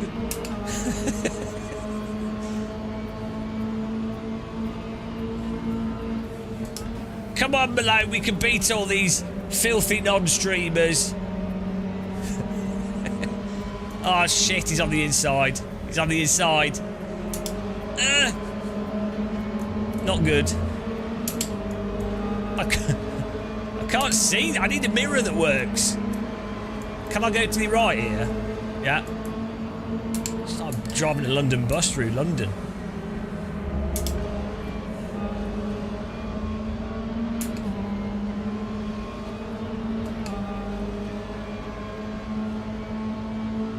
I mean, how good is this? You can do MX-5 racing where you're not paranoid that a tiny bit of contact will cause your car to explode. And if you've ever watched this racing in real life, the cup cars, they drive into each other all the time. It's part of the racing. Oh, naughty track cut there. I'm taking the iRacing line through the chicane. I'm coming, Malone. I've got to run. I've got the runs.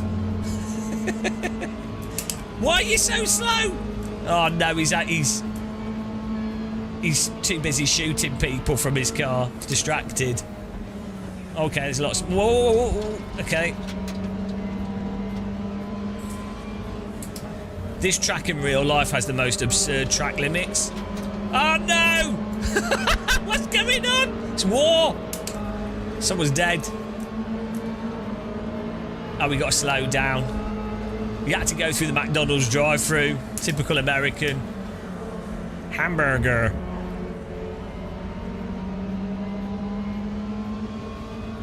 It's fraudulent Matt Malone. It's pound shop Malone.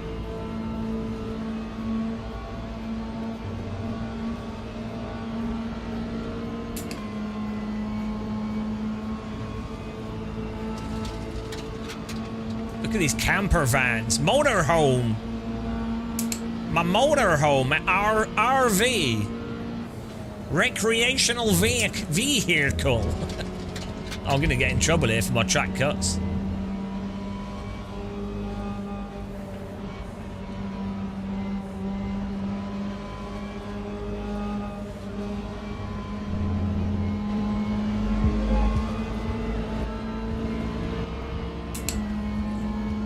Winnebago. Oh, Americans.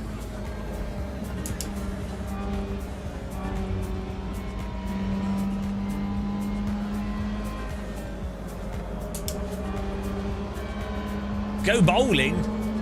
We're in it. That's what we're doing right now. Okay, I think there's going to be an accident on this corner. He's going full send.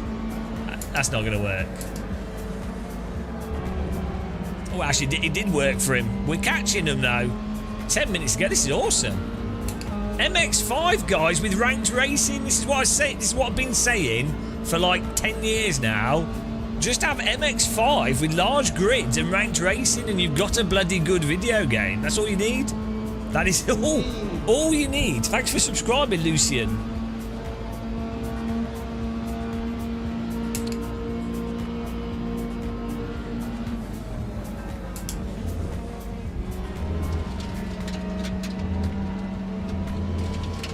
Oh dear, where's this car going to be parked? There he is.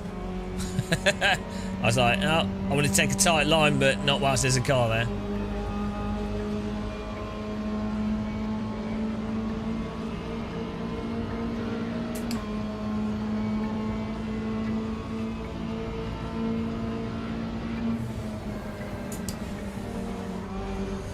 RaceRoom's just had a huge update with ranked racing and new graphics.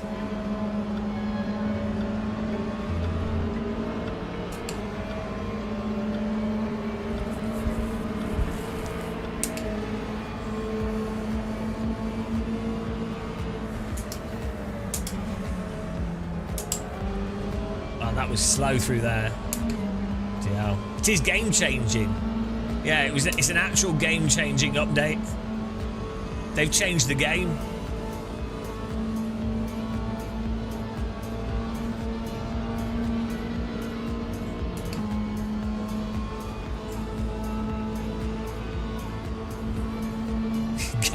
Game changing. There we go, full send. Oh no! Penalty served. Okay, you can get penalised really hard if you cut that too much. T Castino passing us there. Well, the thing is, the game of the fundamental driving and netcode in RaceRoom has always been really good, and the content's great, works great, right? You need, with video games, you need a gameplay hook. Oh, Buttons, one of our oldest channel members, thank you. 96 months. 96 months of being a member. Bloody hell. Thank you very much for continuing your membership. By this point, your brain's calcified. Thank you very much, appreciate it. Oh no, it's Mr. Malone coming up the backside. He's going to penetrate me.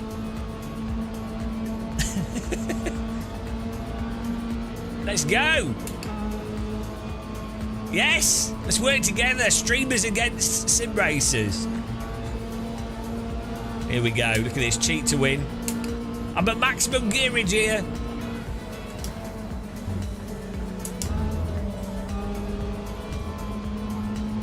We need a higher 6th gear.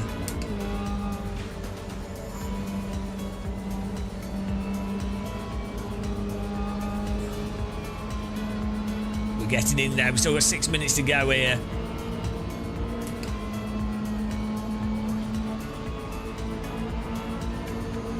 Look at this. Matt knows how to do this. He's American. He understands bump drafting. He understands roundabouts. I don't understand what gear to go through that corner. Why can't I see people? This car has the worst blind spot.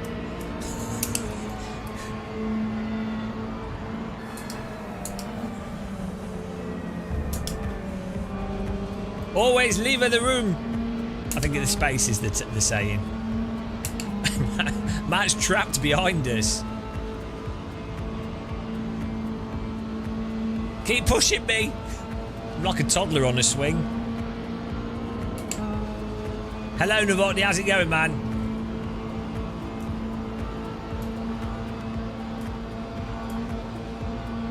Right, let's see if we can take this fast.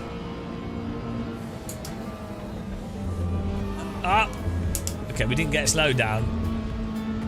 That's the iRacing line through there.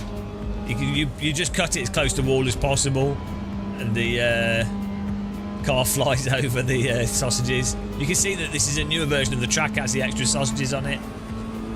Too Much Schmidt does, yeah, 7. We were playing Hell Let Loose last night. So good, actually. If you haven't played it, Hell Let Loose seems to run a lot better. We were playing it until like midnight last night. It was really good on the Dutch map. I'm so slow. Matt's pushing me, but then he can't pass me.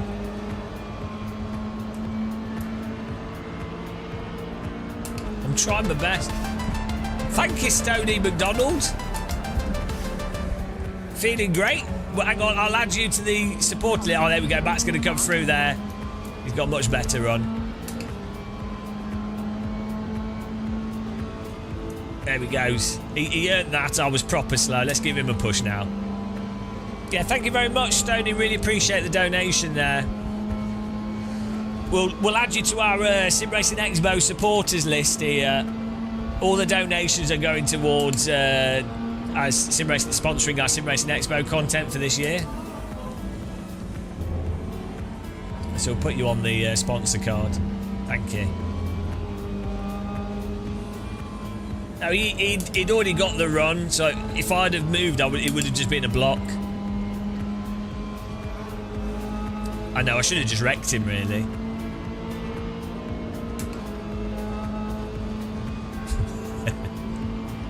Can't have the Yanks beaters, can we?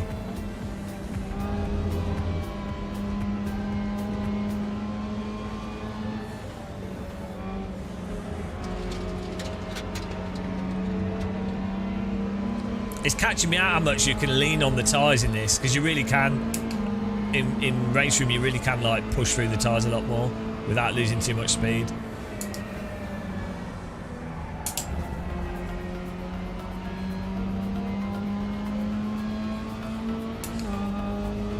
We don't seem to have a huge amount of draft, actually. Probably because we're already... I don't know, actually. Maybe it's just the gearing.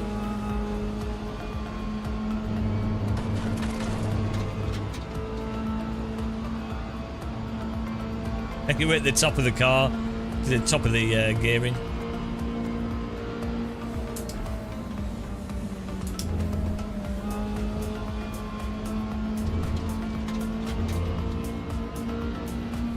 How good is MX-5 though? This is what people should be driving instead of GT3. It's like, if you want like a chilled race car to have good close racing and, you know, it just makes more sense, accommodates more people. Got a nice steering wheel. Ah! Bump draft through the corner.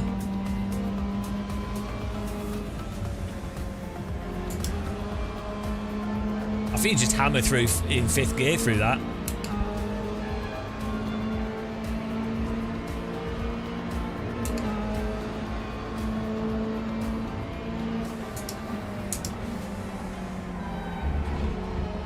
Oh, he's got loose.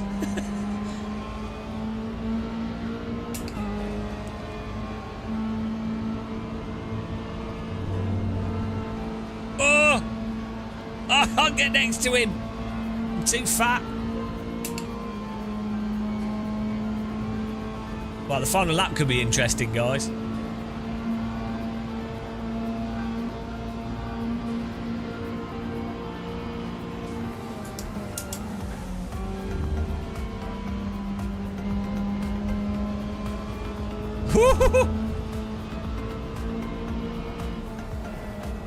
Side by side, I do.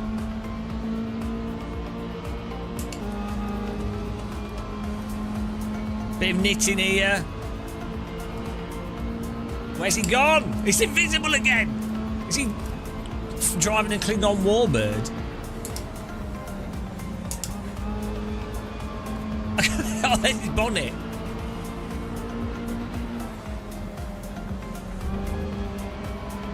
He's back up the inside.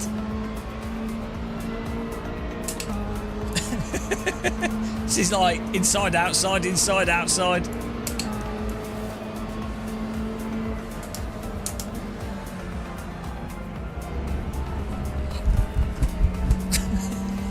Come on, car. Our final lap here.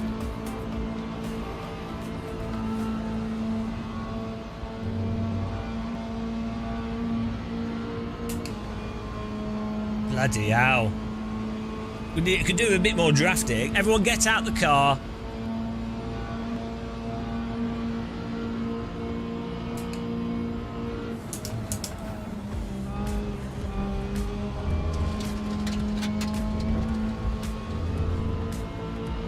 Take a little bit of a track cut there.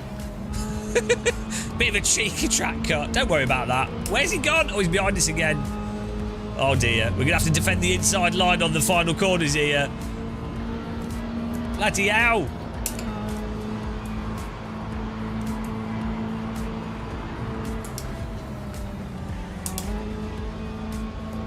Is he still there? I can't see. No, we're all right. No! No! Someone else is going to beat us. Ah, oh, no. Good racing. Or, I mean, MX-5, guys. MX-5. You're going to have a fun time. The fact that you can have a bit of contact just means that you can focus more on the like actual driving and positioning rather than like, oh, will my car just explode? Do you know what I mean? Like, it just makes it much more entertaining. Yeah, well, you're not going to get like a stupid DNF. You're not going to get, you're not going to just spin out, which will ruin the race for you. That's the importance of good netcode and damage design. Yeah, what a shame this guy's a loser. From America, M. Malone. Probably like an absolute noob. I imagine not very experienced. Probably new at sim racing. He's 4/10 faster. 4/10 faster. We totally won that illegally as well. We cut the corner. So, to rub it in his face, let's have a beer to celebrate. This is a... Acai, this is non-alcoholic, by the way. This is Korean, isn't it? Acai? You get these in Germany. That was good fun.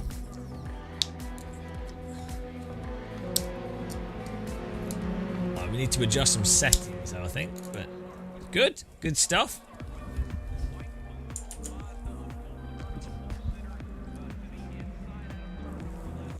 Like having a 21 car grid as well. I mean, there's no reason that they could run like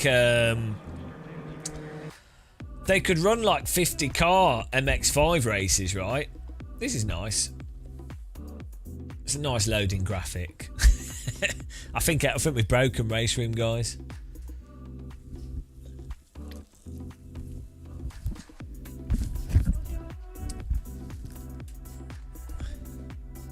Lorenzo, you have 500 spent on racing games. Should I buy iRacing or RaceRoom? Well, RaceRoom you can try for free. This is watch the wheel spin update. So the RaceRoom update, for those of you that have just joined us, what it is they've improved the graphics, basically like new shaders and things, so it looks a bit more shiny and a bit more modern. But they put proper ranking in the game now. That's the big thing. So every half hour at the moment, there's like daily races you can jump in. It'll put you in splits, like what you got in Gran Turismo, iRacing, and Le Mans Ultimate. I think the servers have just exploded though.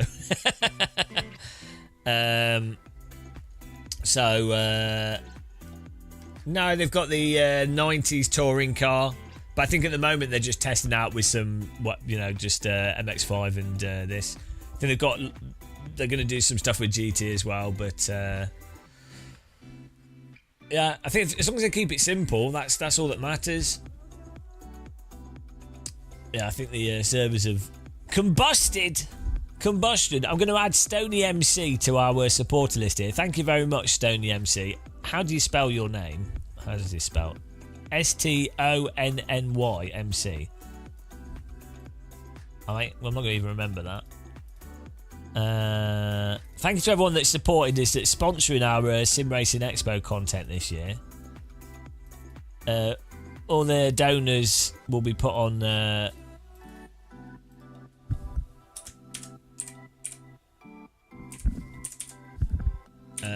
All the donors will be put on our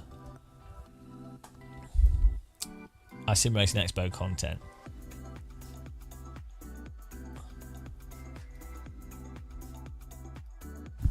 Thank you. Good time. The server's been restarted or something? Yeah, perfect. Thank you very much. Am I playing free content? Oh, we need to just quit this. Let's restart it. To make donating worth it, I'm at the expo this year and will do my best to make Game of Muscle as miserable as I can. Oh dear. It doesn't take much. Just force me to play iRacing. Are you just going to follow me around with a sign that says iRacing's time model is perfect at the limit? Just walking around. ACC has the best force feedback on the other side of the sign. Just walking around with that behind me, I'll be like, ah.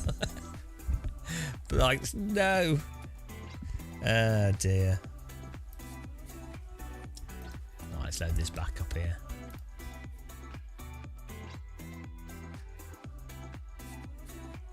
I don't. Matt Malone will crash himself. It's fine. Yeah, AC1's so expensive. So you know, a lot of people run out of money when they try to play AC.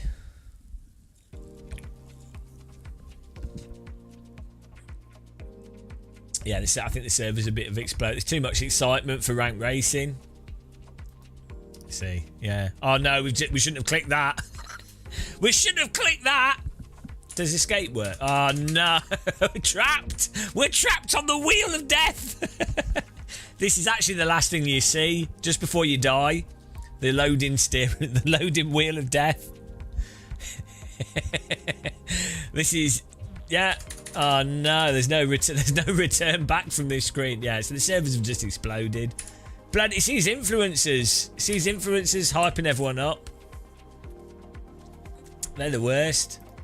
They're gonna need to expand their Amazon web servers. We're gonna change some settings whilst we do that.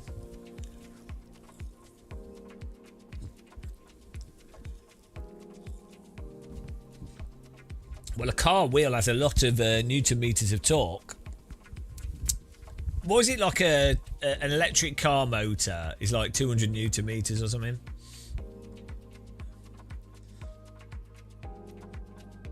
Yeah, what I was going to do is... so one of the great things with this...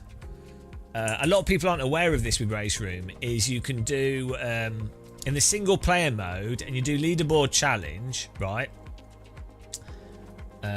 So what was the Silverstone we were just on? Silverstone Vintage. It's this one. Oh, was it the International, I think, is what we're doing. So... and then the car was... What was it? Is it hidden on the screen? Which car was it? It's Super Taurus, yeah. And then... what's another... Is it only the BMW that's rear-wheel drive?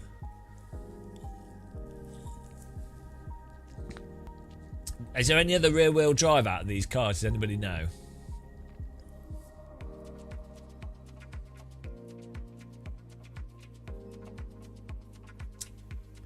Is the Renault? That's what I thought, Lab. I thought they've been... but everyone's saying that it isn't. I always thought the Volvo was rear-wheel drive. Apparently it's not. Oh, Audi's all-wheel drive. Okay, well, we'll stick with the BMW because I like to be able to push the rear out. We've got to go with the GoldenEye one, obviously. So what you do This is like one of the best ways to learn how to sim race, right? Reasonably quick, or like to. This is probably the most enjoyable way to learn tracks and basic driving. Is you go to this RaceRoom hot lap mode, and people don't know about this. And it's just a hot lap mode with the last thing on the front, and then you can see the ghost of the next car, and so you can see what they're doing. It's really good. I learnt a lot of basic sim racing skills doing RaceRoom Race Ray with their free car on the RaceRoom Raceway, just lapping it loads and loads, and then seeing where the break points were, and then you accidentally learn how to drive because you have to go faster. So look. So until we do a lap, we'll have to do a lap first.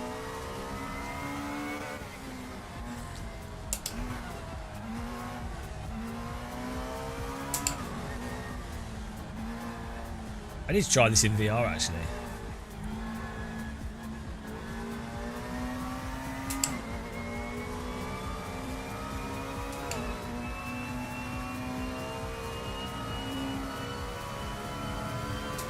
We'll have to do a lap first before it starts working.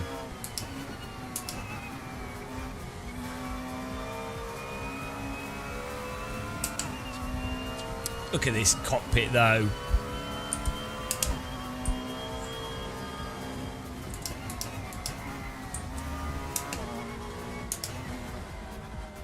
Oh, does RaceRoom output telemetry for the Moser M booster pedal for traction loss and ABS? My pedal's vibrating when I'm pushing it hard. Oh shit, that's the next corner.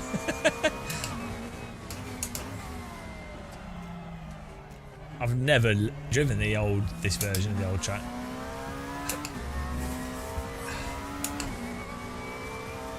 Basically, if we do one clean lap, it will tell us what our lap time is.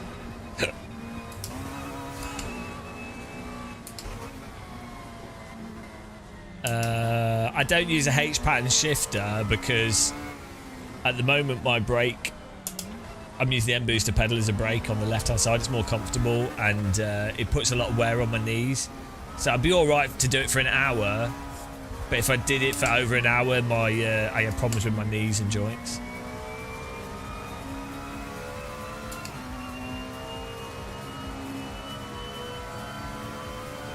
So this should then say, there you go. So no one's done this. So we're third. But if anyone wants to do the hot lap, it could be because maybe the servers are down, so it's not got them. But I don't know why the ghost isn't displaying. Oh, no, okay. I think there's some weird stuff going on. I think the servers are affecting this mode as well. But yeah, you can see the ghost of the next best car. Normally for more popular combos, you'll have, you'll have like 200 people. Looks like we can set the best lap time in the challenge here. Ah, that's a corner. Not if we do that. Great. Good driving there. 10 out of 10. Hello, Alpha 077 org. 007.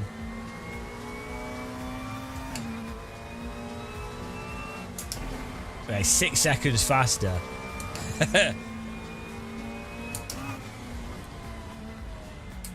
But yeah, it's as far as hot lap modes go, it's super addicting.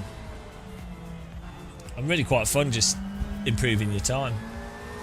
When you've got more people that have done it as well, obviously the gap between the next cars like normally quite close to yours, so you're always like, oh, I can do another 10th, I can do another 10th.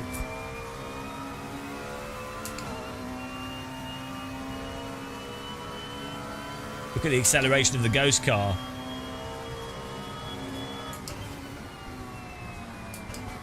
Oh, I tell you what, I think what's happening is it's going to pause when it loads in again. Oh no, there he is.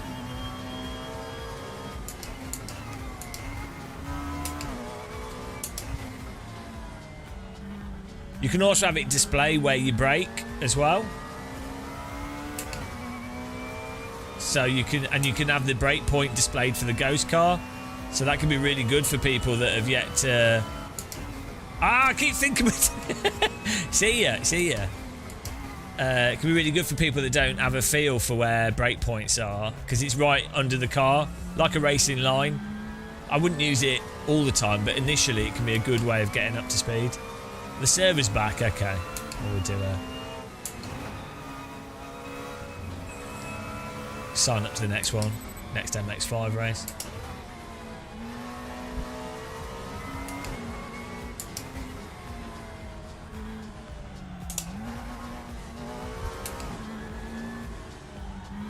I want to do one okay lap here, and then be good to, if anyone wants to try and beat our time.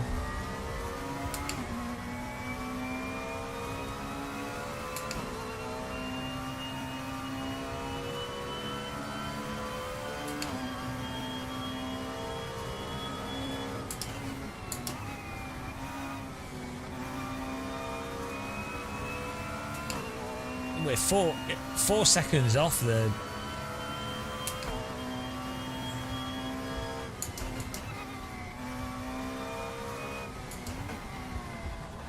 So these cars are quite fun. It's quite a stable vehicle.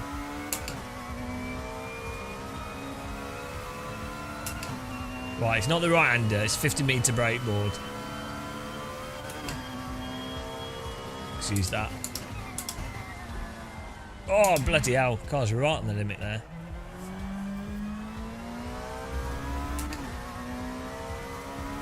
What's new? Online ranking system and new graphics?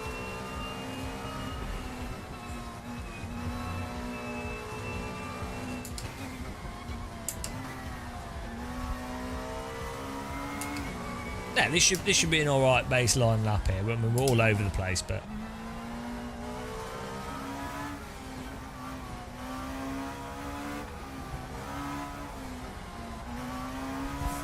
Oh, bloody hell.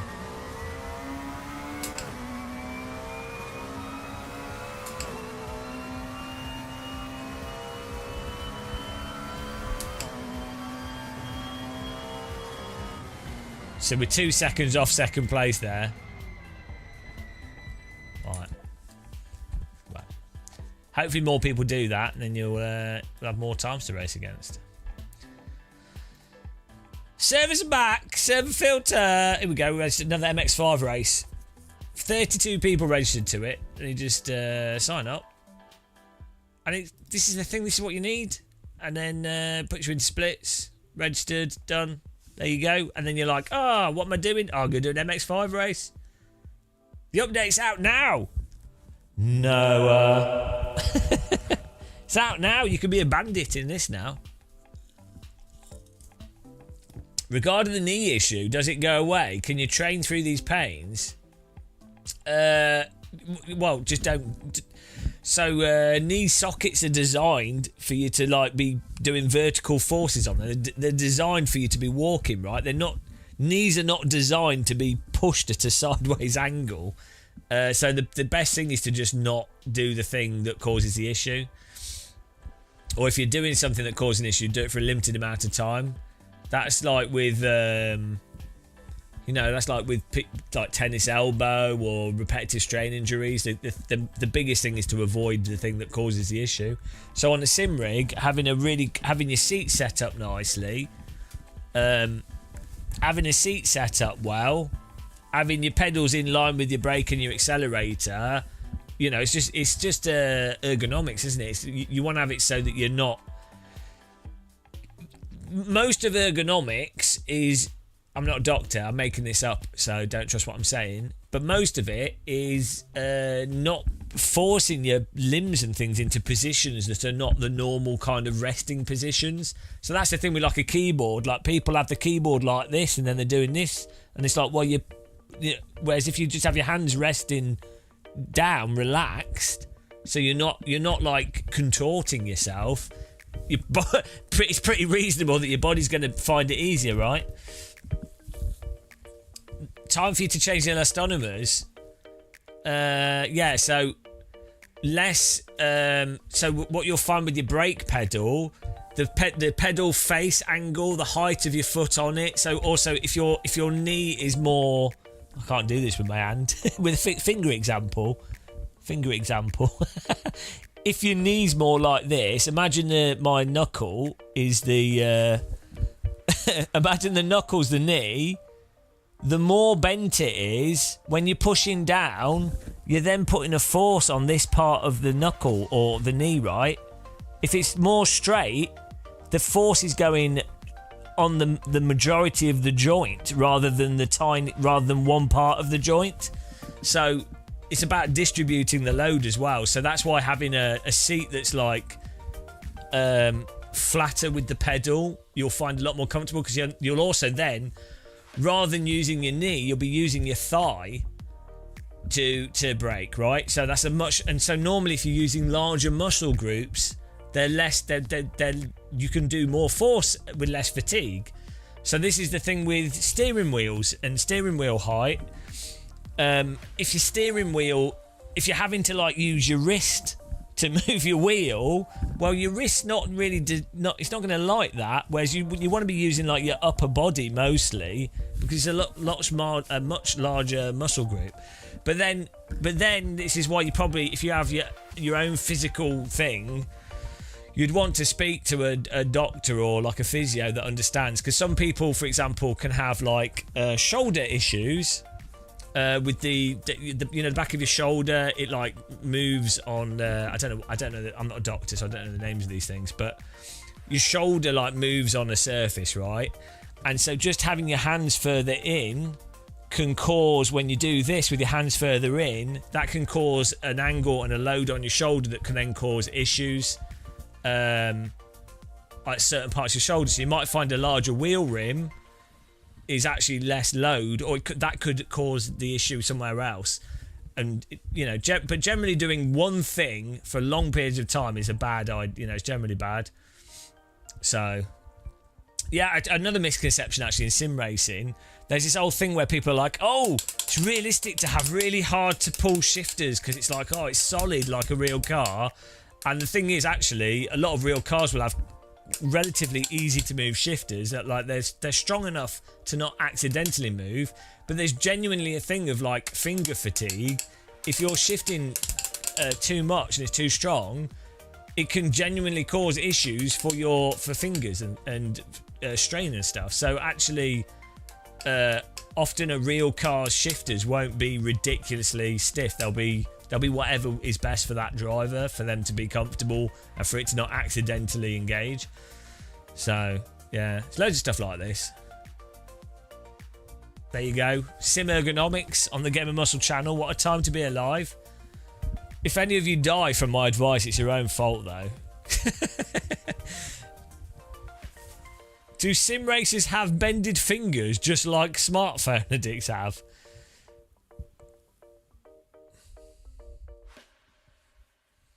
Yeah, well, like road cars, the road cars are typically designed to have about 8 Newton meters of maximum steering force, because you don't want to pull a grandma's hands off, right?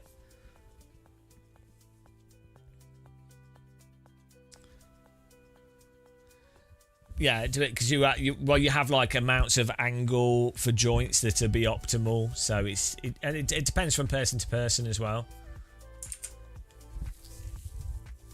But yeah, if you have like a random joint pain or ache, often it's your body going, stop it.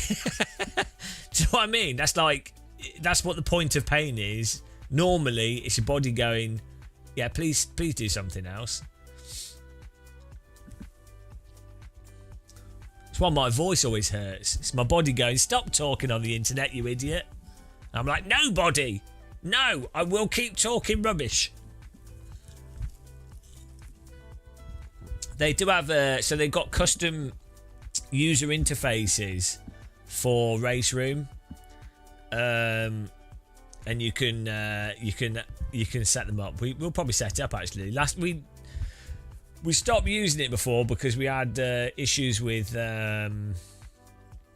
like stutter with it, but they might fix that by now. So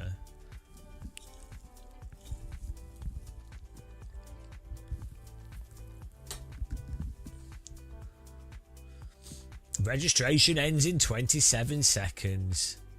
Let's go.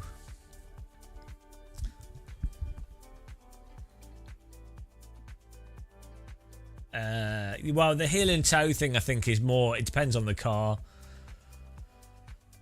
Also, it probably depend on like how on the limit someone is, and yeah, there's going to be so many variables. Loads of modern cars are just sequential now anyway. Even like the MX-5 Cups, they're all sequential. Loads of rally cars are sequential. Often, what do you want to say? Often, you say often. That's how it's pronounced. That's how you say it. It's got the letter there. You can't just ignore a letter.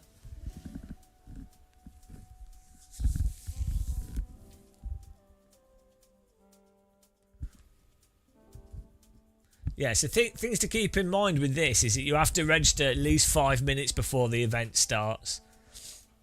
And then you can, but you can register to stuff quite a while before, which is nice, like here.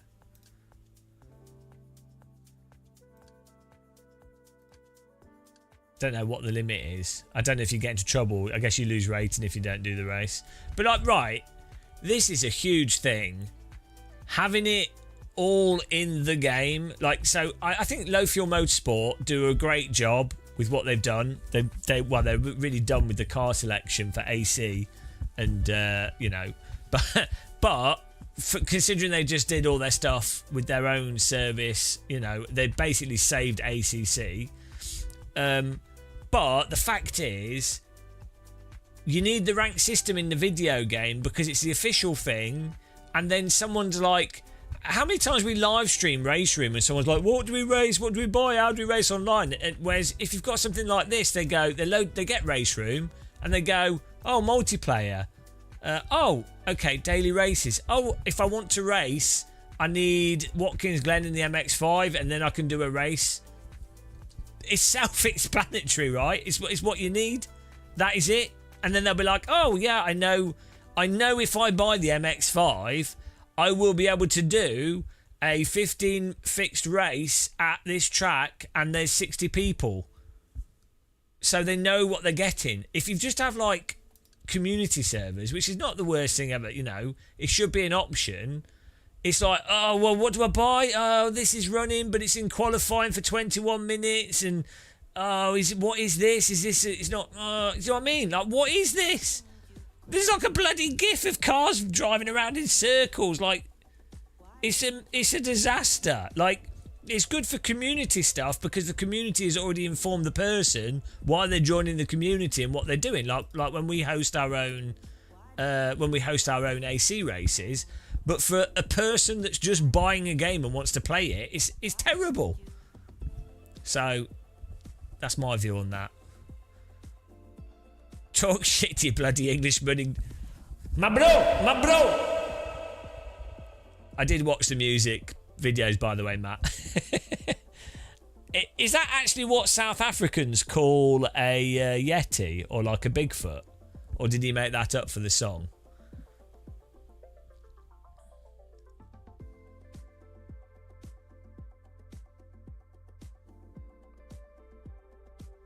I'm using a Mozart R21 at the moment, yeah. We have a few DD wheels.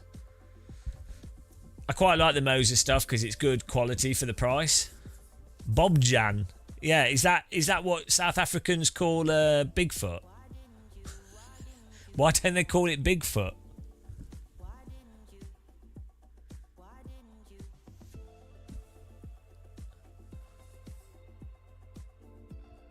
Bobjan.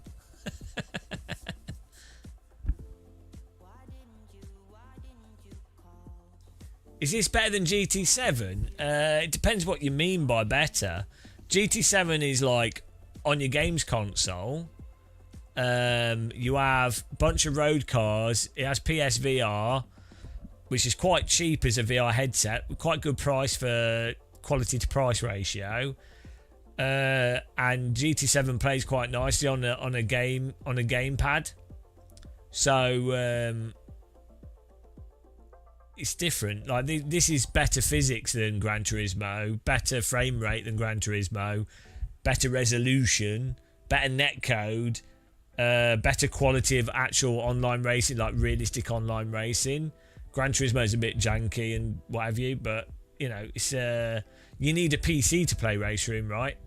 Whereas Gran Turismo, you just got a PS5 and a gamepad, and you're good to go.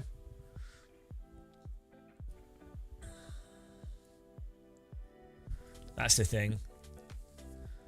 But what I'm really hoping for is I'm really hoping for Project Motor Racing and Rensport for them to come out on console, so you've actually got a mixture of decent racing sims on console that are also cross-platform.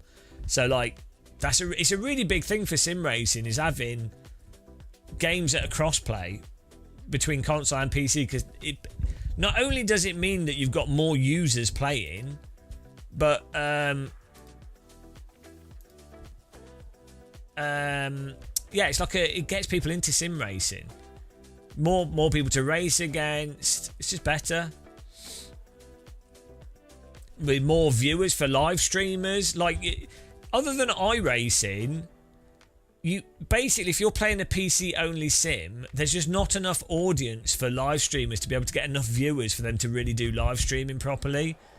So a game really has to be on PC.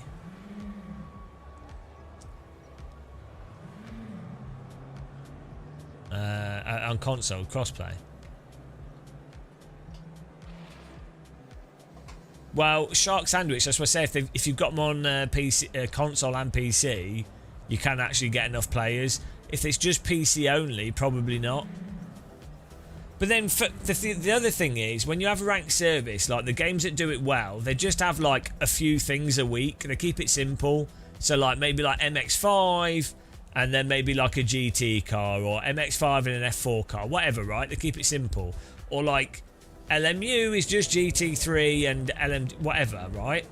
And so, which is great. You want the individual. You want to. You've got the individual sims doing what they do well, with not too much random shit happening. And then, if you want to, you can then play all of them, right? So, oh, I want to do GT3. Well, I'll play LMU. I want to suffer and be shouted at by teenagers. I'll play some iRacing. Do you know what I mean? I want to drive some vintage GT because it's not in circulation in one sim. I'll do PMR. So lots of riffraff on. Well, there's lots of pause, aren't there? You don't want to deal with the pause. How do you deal with them? Well, RaceRoom actually has a really clever feature. If someone's annoying in a server, they strobe information into your brain subconsciously that causes your brain to shut down. It turns your heart off. So you've got to be really careful. They spent a long time. This is why it took so many years for this to have the ranked multiplayer, so they could put the subliminal heart message into the game. But yeah. Not properly, Matt. I mean, I've tried it. We need to get it on a rig. We're building another rig soon as well, so we might put it on that, actually. I've only got so much time. We did too much live streaming this year. I've been wrecked for time. Yeah, a lot of sims. A lot of people will just stick to one sim, but that's fine as well. The main thing is, what you need is enough people so there's at least 3 splits. And so the sim developers need to make sure that they don't put too much stuff on so that they lose on 3 splits. And 3 splits is enough so that you've got 1 split for the absolute noobs and learner drivers, so they're, the shit drivers. That's the bottom split. That's great. And then an intermediate split, which is like people that are kind of getting to hang with it. Keep in mind that you might have 20, 30 cars in these splits. So, but there's like, oh, I've gravitated up from the shit split, something to work towards. And then a top split, which has the sort of appeal of, oh, I'm trying to be in the top split, and then can I win in the top split? So ideally you've got more splits, but I'd say like 3 to 4 splits is like the ideal amount of splits for that sort of dynamic of gameplay to be appealing, right? And the problem is, this is one of the big mistakes that Low Fuel Motorsports made, is that they would run so much random shit that they wouldn't even get 2 or 3 splits with the content they had, right? And so you've lost all the appeal of a ranked online system, which is about racing other people and being at the top of all the splits. That's like a large draw of it, is racing of people with a similar skill level to yourself and trying to be at the top split, right? For your average person, that's quite a big appeal of it. Which is why if you have YouTube videos or live streamers and they're like top split racing, that has more like kudos behind it. You'll get more views, more interest in it, because it's the top split. It's like even though it's bollocks, doesn't really mean anything. That's the thing. That's what these ranking systems have to leverage. I've already beaten Matt Malone once, so I'm gonna beat him off. Hang on, can we change our... Is this fixed setup? Yeah. Maybe we should go for the higher gearing. There we go. How much fuel do we need? I like beating Matt Malone off.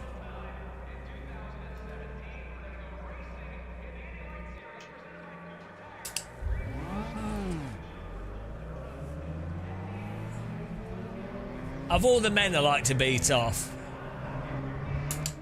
after random call sign, Matt Malone's pretty high up there. He's quite hard to beat off though, do you know what I mean? But it's satisfying to beat him off. This looks great, like this lighting. This looks really nice. You have to put a lot of effort into beating off Matt Malone.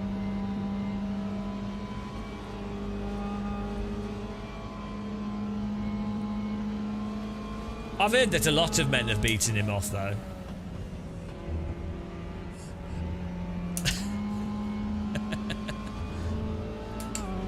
It's funny how this genuinely looks better than iRacing, I think. Like, there's a clarity to this. The colours are probably a little bit overly vibrant, but I quite like that. You could obviously apply your own filter to it if you wanted to.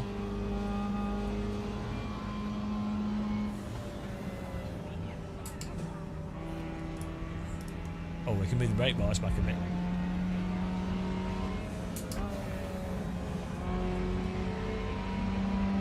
I don't think it looks worse than iRacing. Like, iRacing has nice specular highlights for the road surface. But then this runs better than iRacing. iRacing has like super weird performance issues, even on a 5090.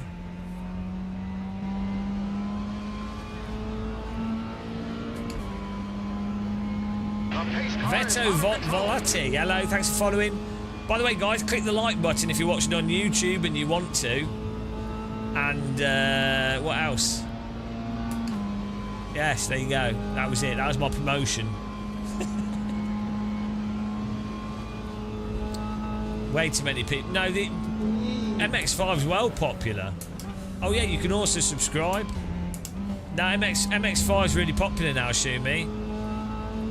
It's huge in America. It's bigger than Formula 1. Ever since MX-5 to Survive, the TV series, it's really taken off.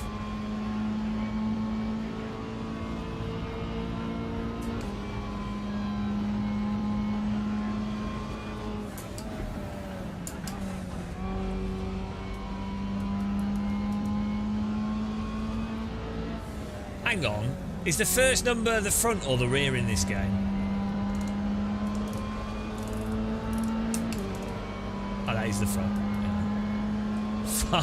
Five to Survive.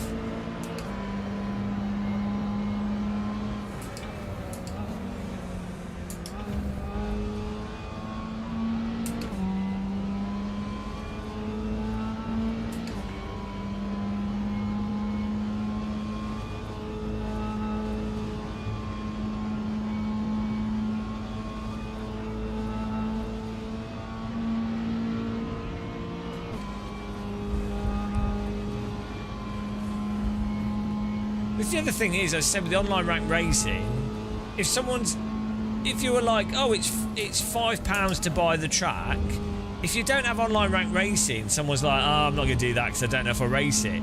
But if it's on for a week in the ranked racing service, people will be like, oh yeah, £5, I'll do a few races, and so they'll buy it. I really don't understand why this was not done earlier with this sim, like why KW didn't push for it, because it would have made so much sense with RaceRoom to have done it years ago.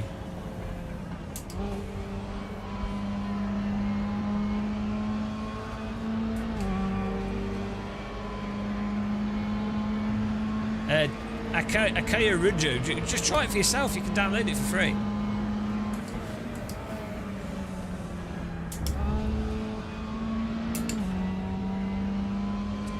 No, I know, it's ridiculous. But what's funny is KW could have had basically something on a par with iRacing and be positioned before COVID happened. And the netcode is better than, like, they genuinely could have competed with iRacing. Netcode's better, handling's generally better in many ways. The general structure was fantastic, built on a solid foundational engine and everything.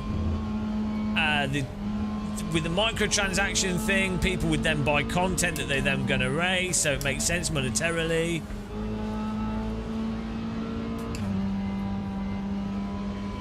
How do I change my ABS settings?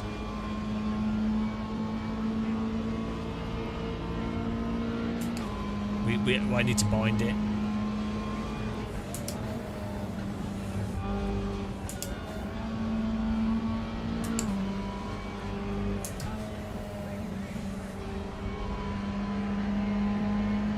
I know, we haven't bound it though.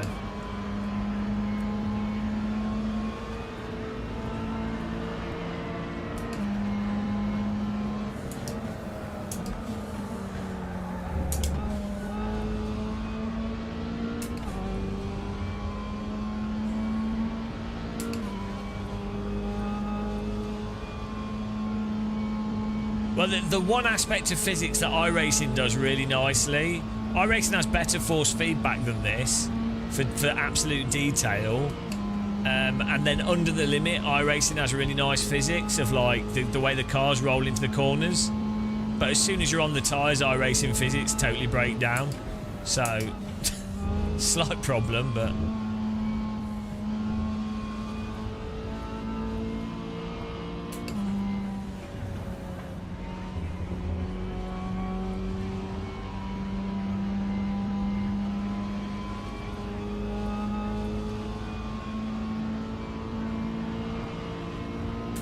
Yeah, the suspension's nice in iRacing, yeah. Well, I think it's the suspension, but yeah, I know what you mean. I'm always saying positive stuff about iRacing. It's just that it has massive negatives as well. The net smoothing code they have for people with really high pings is really good, especially for like oval racing. But the problem is they don't then have the tie model. The tie model doesn't support any car contact without the cars going over the limit, and the damage is totally random. But the actual smoothing stuff they have is really good. They just need to make it so that you can have a little bit of contact and it's not the end of the world, right? It's just bad. iRacing just has terrible games design. This has really good games design. How much fuel do we need for this?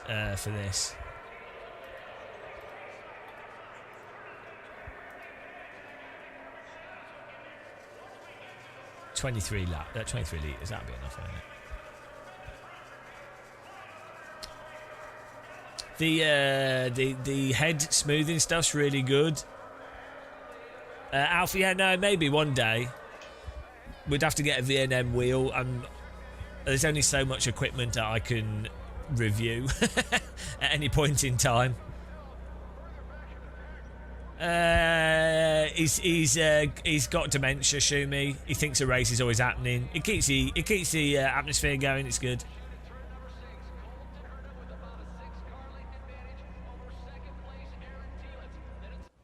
Oh, here we go. We could probably turn the announcer off. There's a separate sound option. Look at the crowd. The crowd's all out. Here we go. It's time to go racing. It's time to go bowling. Monster Energy bowling.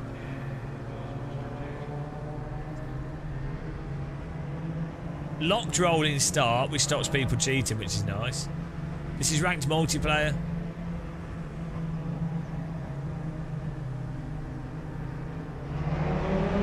Off we go.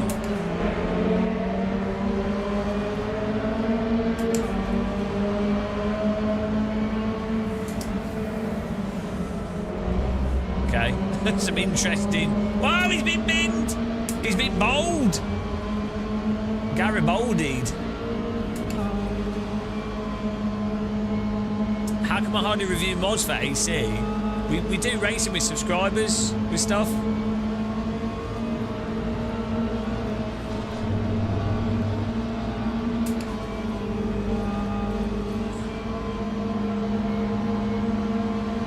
Why am I so slow in the straight line? What's this about? Ah, what are you doing? See, if that was iRacing, that would have been game over. But we were just rammed into there and we were able to catch it. That's the difference. That right there, that would have been, oh, that's it, race over, wait another half hour. But in this it was, what are you doing, you insane lunatic? Let's have a punch up in the pit lane after the race, but let's continue racing, right? That's the difference. Which is more fun as a video game? Also, it's also more realistic that the cars don't just blow up, you know? It's more fun to have someone hit into you and you reactively catch it than for someone to hit into you and your car to just go. It's just more fun.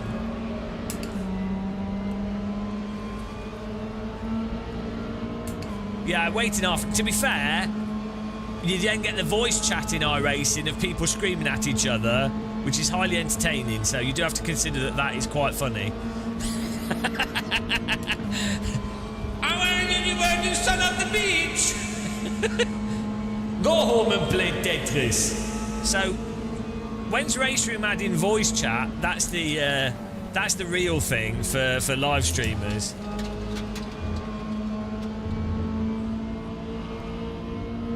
Son of the beach.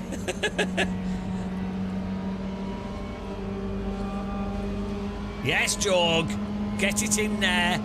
Also, gliders in RaceRoom when. Again, it seems we have quite a few viewers today. Guys, gliders. Gliders, guys. Oh, boy. Gliders are so much fun and amazing. You guys are missing out. Flight Sim 24. Check out Got Friends. They got gliders. Oh my goodness, you'll have so much fun, guys, with gliders in Microsoft Flight Sim.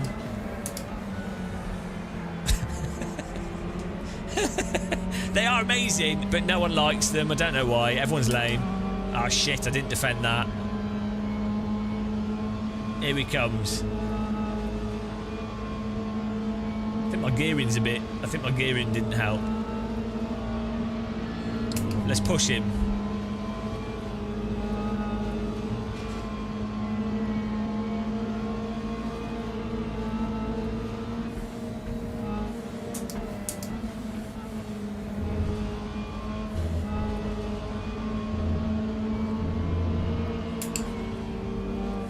What a line. It's a track cut, but it's a good line.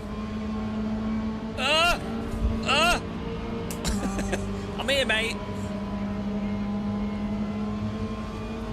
Oh dear, it was another plane crash.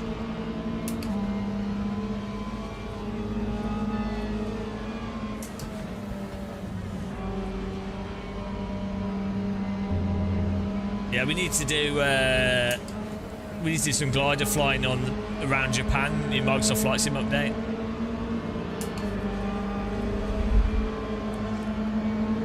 Incredible.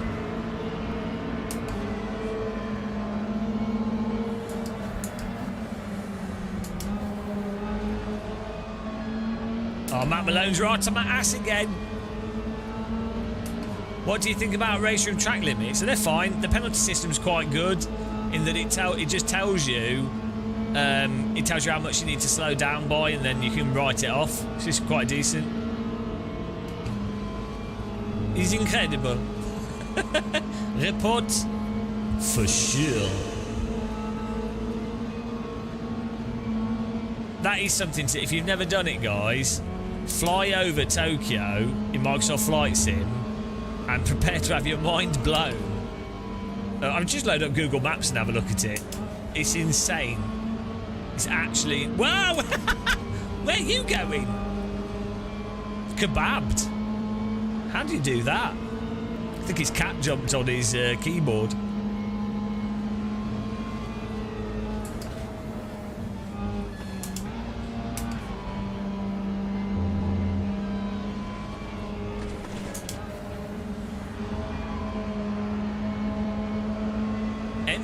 Brandt. I need a cup of tea.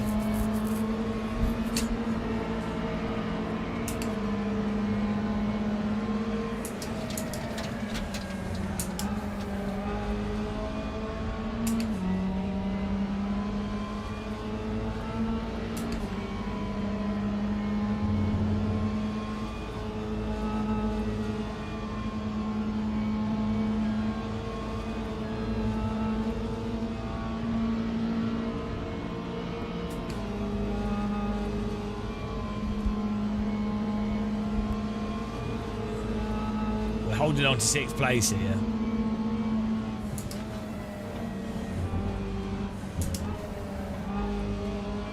See, I tell you a huge difference between this and iRacing and some other sims. It encourages you to lean on the tyres, and this is like it's a really big thing. The reason why you have to drive so preemptively in iRacing is because the grip doesn't come back fast enough. It just falls off. Keeps falling off, right? So you can't lean on the tyres. It doesn't feel like you can push into the tyres. If anybody that's ever driven a real car on slicks, cut slicks or road tyres, the sensation you have is it takes effort to push the tyres over. Like you push into the tyres and the tyres try to re-grip. They try to work for you, right? They don't try to work against you. And that's a huge thing with AC1, AMS1, and RaceRoom that makes it so much more compelling to drive.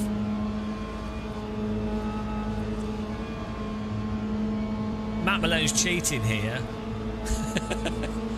I feel like my gearing's letting me down. I'm stuck sneaking in the gap.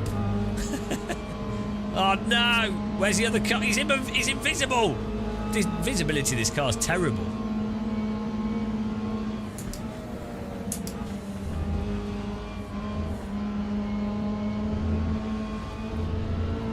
We're being Maloned. I don't have the pace, guys.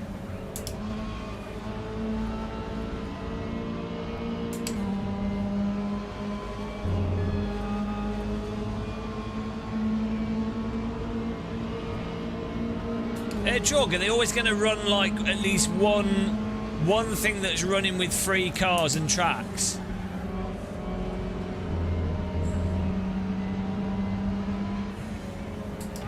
Or will it always be like paid content? Eagled. I think we changed the gearing has not helped. He's focused. He's in the MX-5 zone. Matt Malone's a MX-5 legend though. This is like his bread and butter. I'm more of like a radical F4, F3 driver in terms of what I'm okay at driving. Oh, please give me a push. No, he's not going to give me a push. Yeah, I think we shouldn't have changed the gearing, guys. We're getting done on some of the parts of the track here.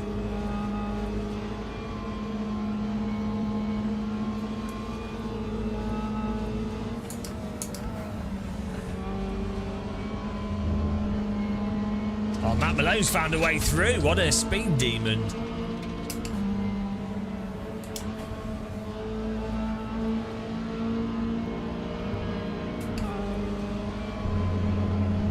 I know.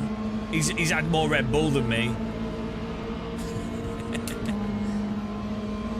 It's alright, we'll dial ourselves in.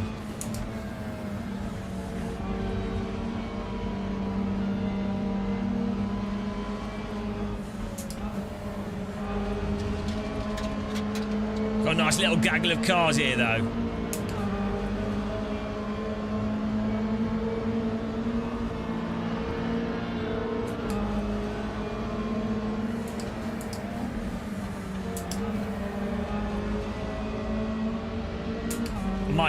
I might even bump draft this guy forwards, might help, rather than trying to pass him.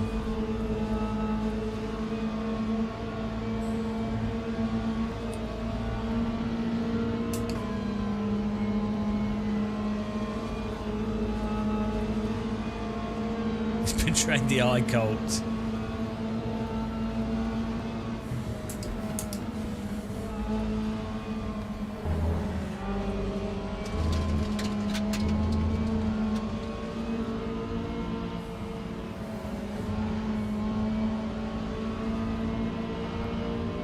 Eye cult sounds like something opticians have.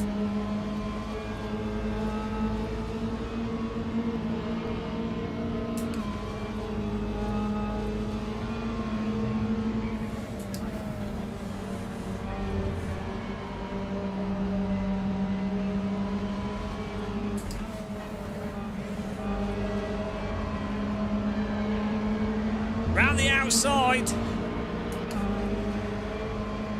That was good. I wasn't really trying to overtake him there.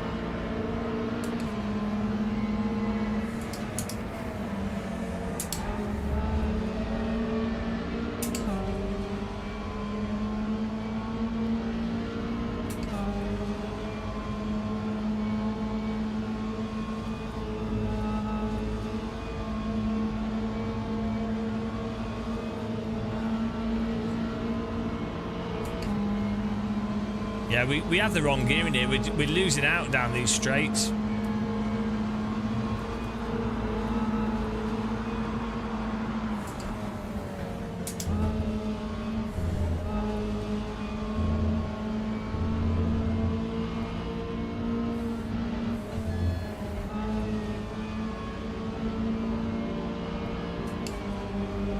Take the track cut. We have to cut to be competitive. Just hope we don't get a slowdown.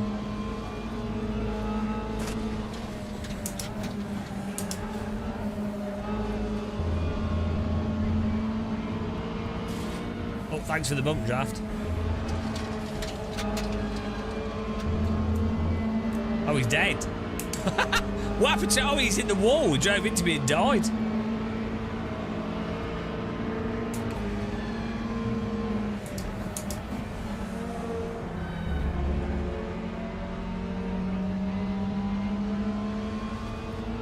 You hate this game, it sounds like ass. I don't know which asses you're listening to. You might want to go to the doctors if this is what your ass sounds like. You might have diverticulitis. Possibly a ringworm infection. Oh, I don't know if I defended late.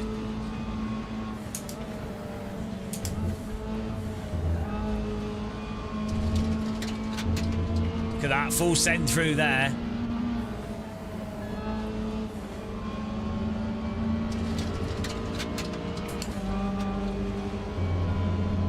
Got one more lap, we're gonna have to get mega send.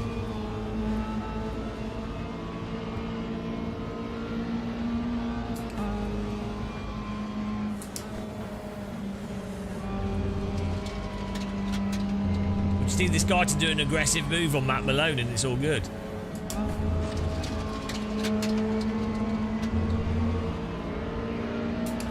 I'm losing so much speed through that corner.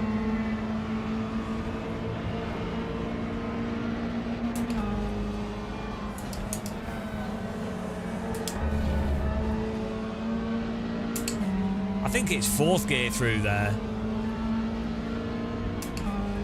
Because we're losing... I'm just losing all my pace up this section. Matt's going to get punted by this guy and then we're going to beat him. Oh, here he goes, here we go. Look at this, this could work out for us. This could be... I've obviously planned this out, guys, just so you know. I've planned this for my own advantage. I let him go through. I knew this would happen.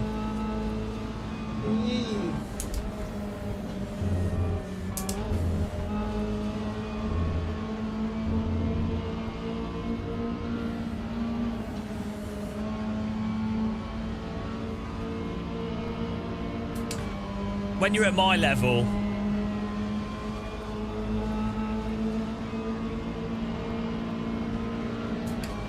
you have this all worked out.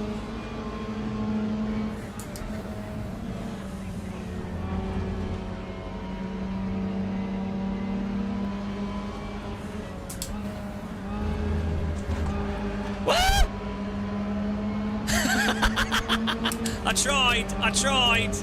Ah, oh, well, good racing. I tried everything, guys. I tried using more track than was available. That was the best we could do. Would you ever be able to try that out spontaneously in iRacing?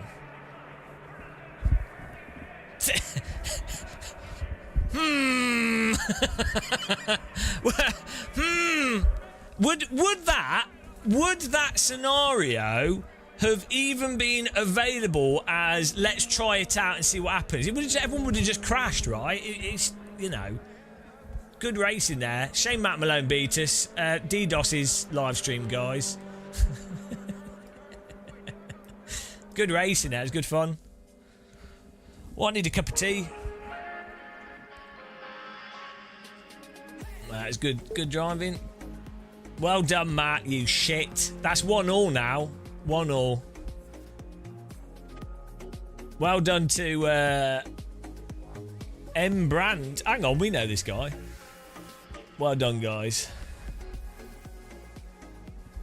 They're all tryhards. You can turn the names off, Ken, if you want to. Right, there's a shortcut for it. Oh, the servers exploded again. Matt Malone came from nowhere. That's how we ended up with... Okay. It's PG stream, guys. PG. Being beaten by a pair of South Africans. Bro. That's all right. I can take it. Yeah, I can take it. Unlike RaceRoom servers. It's nice to see RaceRoom getting hammered. We could do an LMDH test whilst they try to fix the servers. I'm enjoying this wheel though. It's a beautiful wheel. It's nice. It's a nice GIF.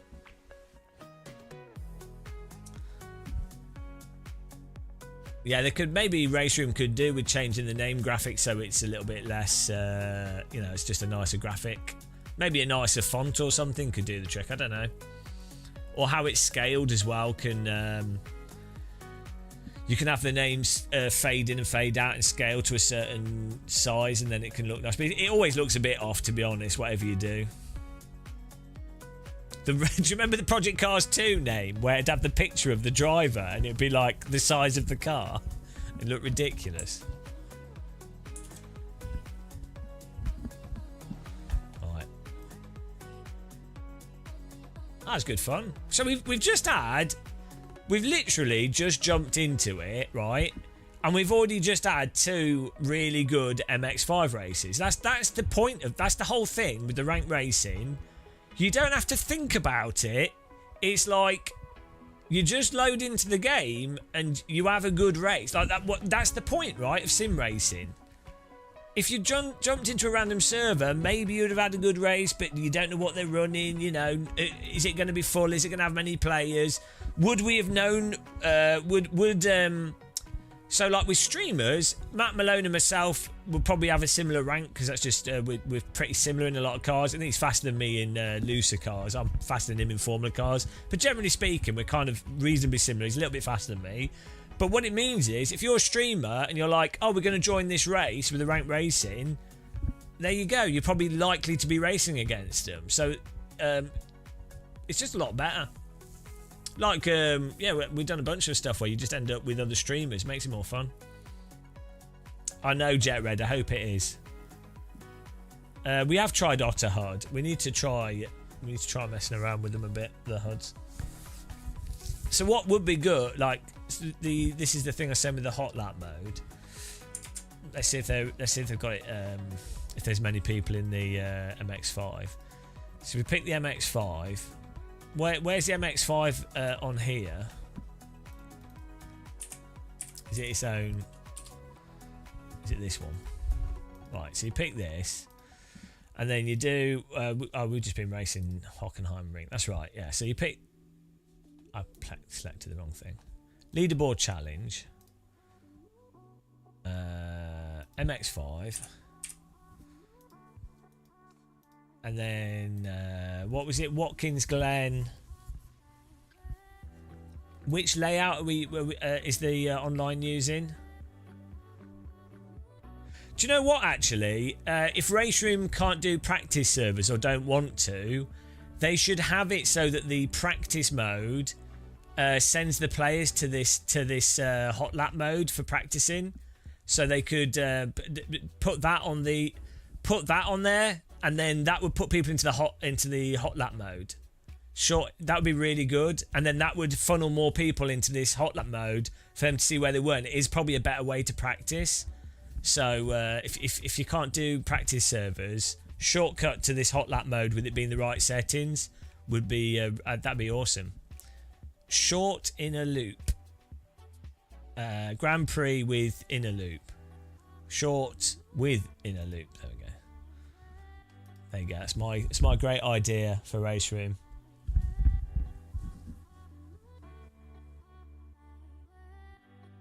It's on the to-do list. Wow. It's almost like you guys know what you're doing. I like telling people what they already know, and then I can take ownership of it. Makes me feel good about myself.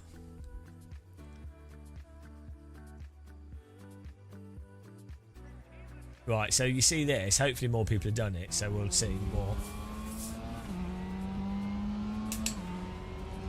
Look at that Stitch logo on the dash. So good.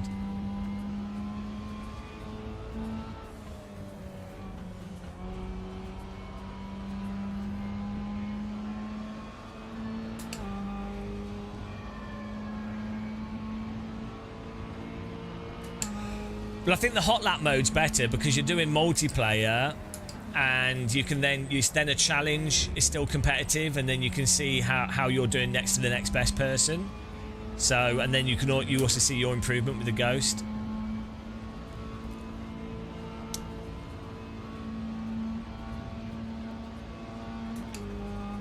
Like, honestly, RaceRoom has the best hot lap system out of all the sims. Especially, as I say, if you put the racing, like the breakpoint markers on.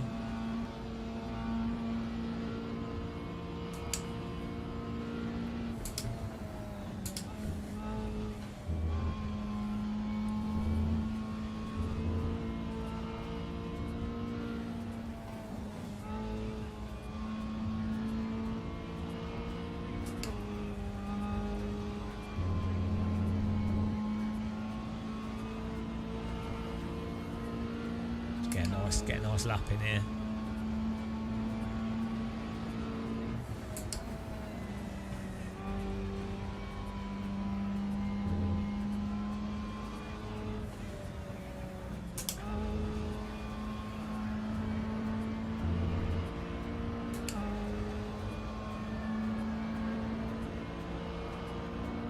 Yeah, but in RaceRoom, you can actually drive into people a bit. So hot lappers lose out that advantage, to be honest. Like, you don't... If you have a sim where you can't have any car contact, you are basically hot lapping with other cars on the track, which really limits the racecraft opportunity, because at the end of the day, nobody is a perfect driver. Even if you were to take, like, Michael Schumacher, Verstappen or whatever, nobody is a perfect race driver. And if you don't know what the other driver's doing as well. So, especially with, like, well, any car, if both drivers are absolutely pushing to the limit, they will have some contact or, you know, slide around a bit or whatever. So you need that supported in a sim. If you don't have that supported, it means that you have to drive based off an assumption entirely of how much the other driver is going to drive, and also not really push to the actual limit, or a sort of, so there's like kind of like an experimental limit, because you might be taking a line you've never driven before, like in that last race trying to overtake on the inside. You've never done that before, so with that car, so you don't know. So you need to have the ability to have a bit of margin for if there's a little bit of contact. Obviously you can't just have it so you can plough people, but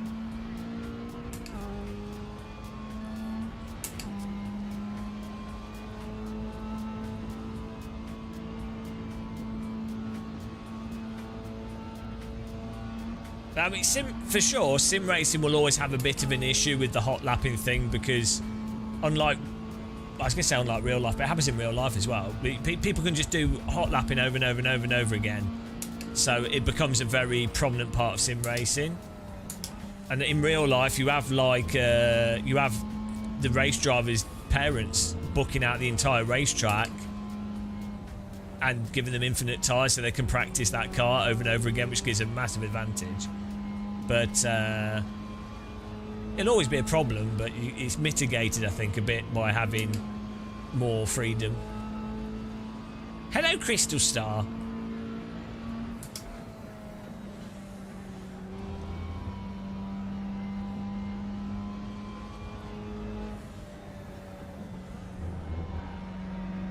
See, I actually think this corner might be 5th, but you have to push into it a lot.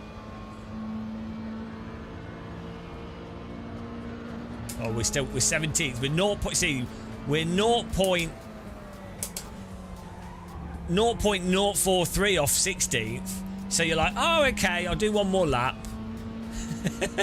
I think I could be 400ths faster.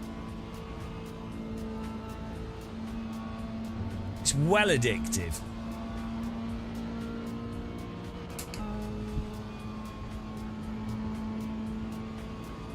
There we go.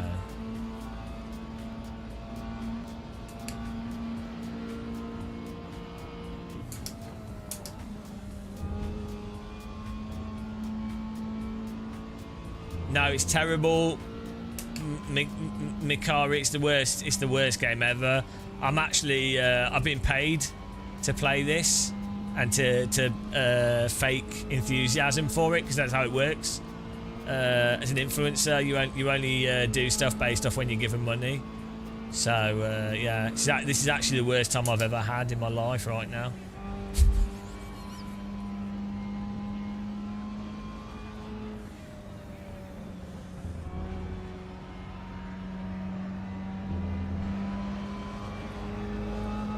Oh, 16th, here we go.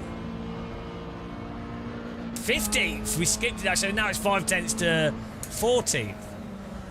This is how they get you.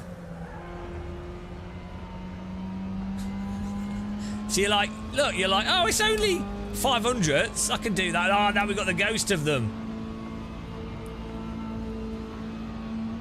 Honestly, I don't dare load this up, because I've in the past I've sat on this to go, I'll do some hot lapping in RaceRoom, and I've spent 4 hours 4 hours on this, just doing laps to get slightly faster. I have like a tendency to get hyper fixated on stuff like this. It's why I won't play Civilization and games like that, because I just get stuck on them. It's terrible.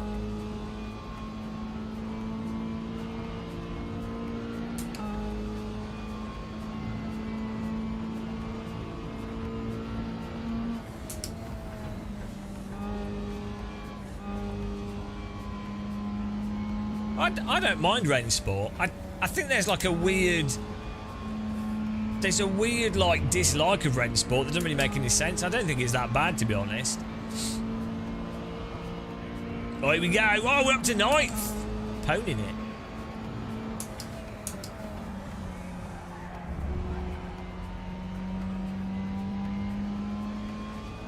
Like, for me, I like... Rainsport's kind of slidey. It's kind of R Factor 2 slidey, which I like that handling. Problem with Rainsport is I don't know what the car limit is, but it's like 12 cars, I think, which I don't... Personally, I think it needs... You need grids of, like, at least 30, or you want more, ideally. And then it's the same GT3 car stuff, but it looks nice. Cars handle quite nice. Force feedback's reasonable for what it is.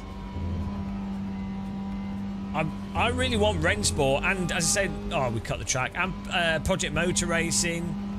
I want these games to do well because it'll be good for sim racing.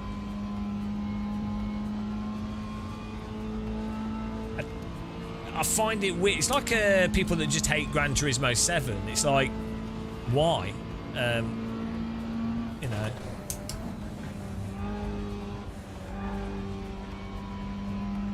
See, the thing is, I just find it weird, like some criticism of like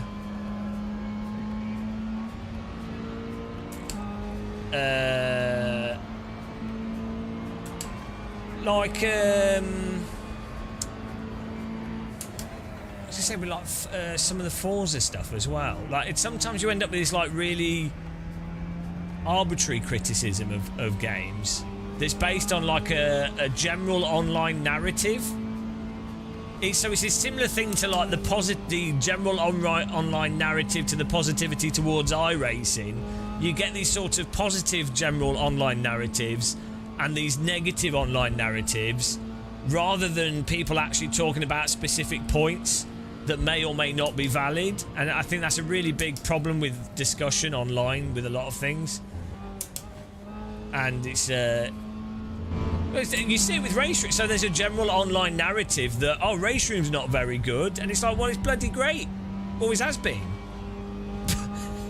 That was the case with R Factor 2 as well. You have general online narrative that R Factor 2, and it's like, well,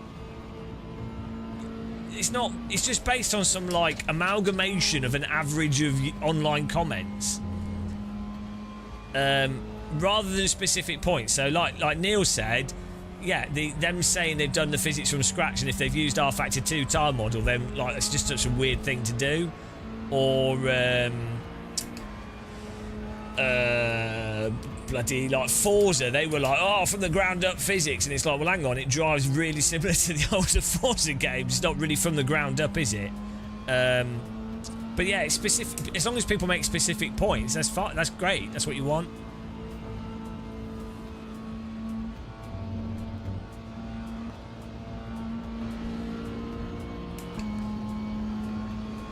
Like with RaceRoom, with the previous online system, it's totally fair for someone to say, oh, there's not that many people for jumping online racing. That's a totally valid point. I've noticed with like these sort of realism discussions as well, or what, you know, which sim is better or worse, the narrative is kind of, it's like it's based off like a narrative perception rather than any actual points. It's really strange.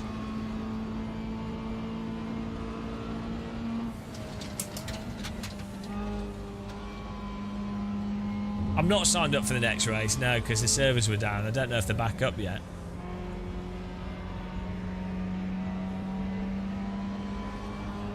I want to beat this guy's time.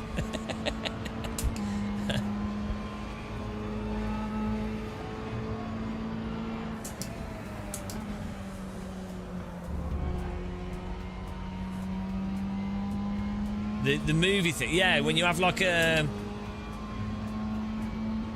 Yeah, people that you end up with like an aggregate, a certain number of people decide that something is good or bad based off a feeling of the general view that it's good or bad. And it's not based off singular points or actually being critical about it. It's just some like fabricated idea, which is, it just makes me really suspicious.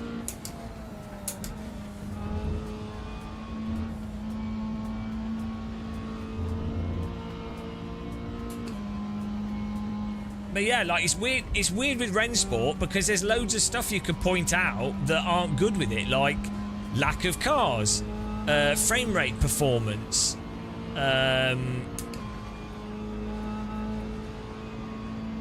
lack of users to race against online. So just point out the actual things, right? You don't have to, like, nothing else needs to be said than the actual truth. It's totally fair as well for something like it's really weird them doing like their big sort of prestigious esports stuff, and then not having a game available for the general public to be able to play. And, you know, maybe initially I understand that for promotion, but it's very weird.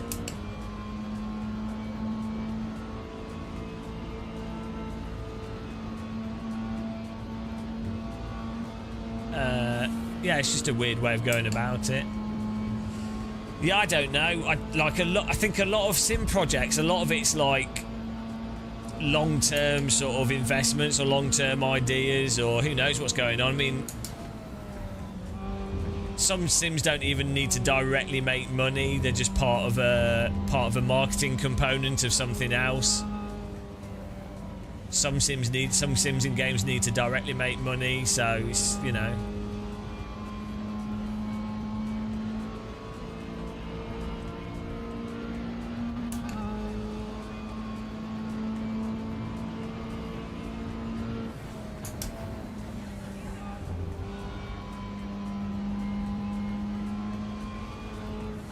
Generally speaking, my thing is what I want is more cross-platform racing games that are generally more on the realistic side of things. Like you play them with a wheel and pedals. That is what I really. You need more cross-platform sims, otherwise sim racing will die. So you really want Project Motor Racing, Rennsport. What else is coming out on console? Evo. You want them to do okay. It will just be better for sim racing.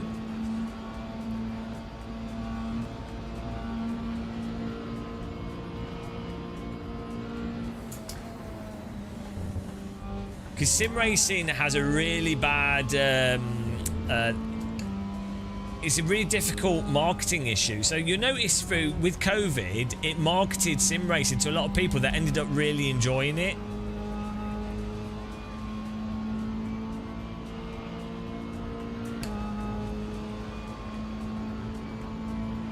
It's the same. VR's currently got the similar sort of problem. In that there are actually some really, really good VR games, and the VR headsets are pretty decent, but you have to get it into enough people's hands to build up the player base.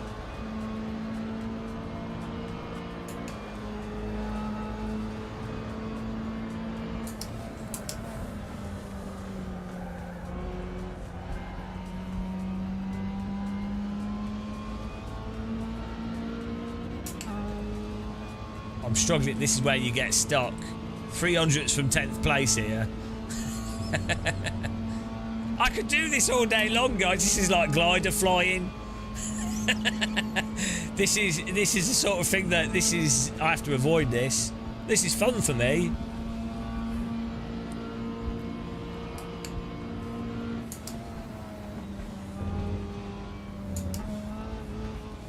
Well, Nismo, you have to look at things proportionally. I think another thing that a lot of sim racers do is they can make the mistake of looking at things from a purist sim racing perspective, where they're not really looking at it from an overall driving game perspective, and also maybe from the console gamer perspective. So a game doesn't necessarily have to be the next greatest sim. Not every sim has to necessarily beat out iRacing or AC1 for it to still be an absolutely fantastic game for someone that's only got a games console, right? Or for it to just be a fun game in its own right. So obviously when I'm doing live streaming and stuff, and most of the coverage on this channel, most of our audience is hardcore PC sim racers. So most of the stuff I do, I approach it from that perspective of jaded old git miserable hardcore PC sim racers, right? But that is such a niche and it's easy for people to get stuck in that bubble of racing game perception, if that makes sense.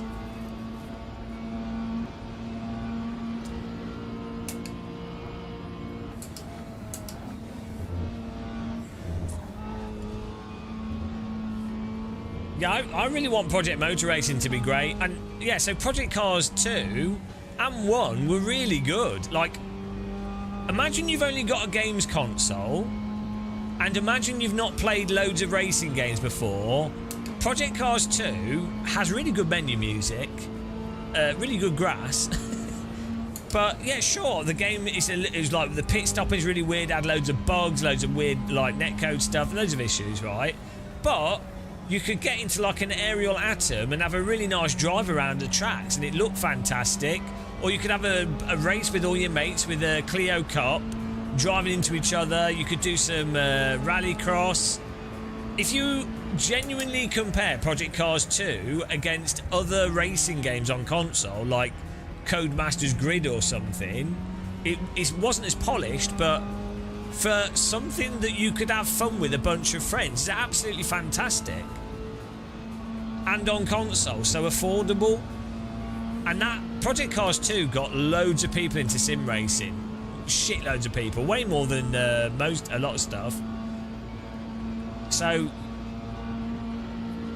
that's the kind of thing. It's like that. It's good for sim racing as a whole, because you're always going to have a minority of people that are willing to waste their lives with a sim rig and a DD wheel.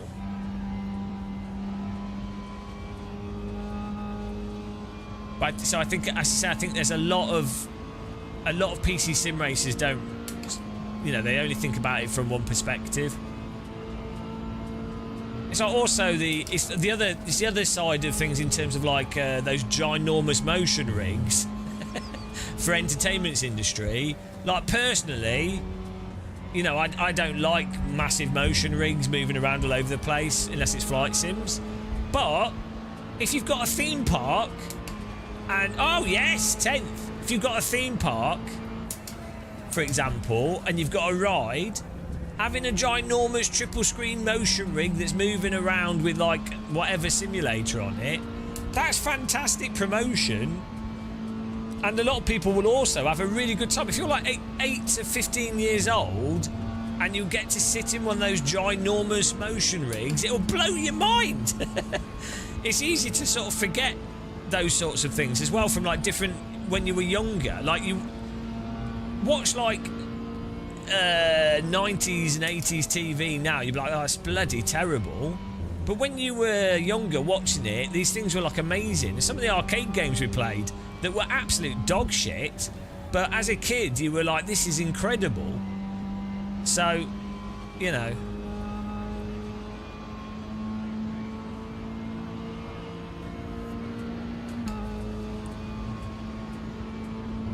at the same time though, people should as long as someone's making an actual point that's valid, that's another thing that, you have multiple angles to this, because you have people saying stuff that's totally valid criticism about any sim, and then people go, oh, it's you're being negative.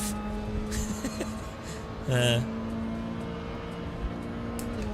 I'm going to do one more lap here and then we'll try and sign up to the next one. So I think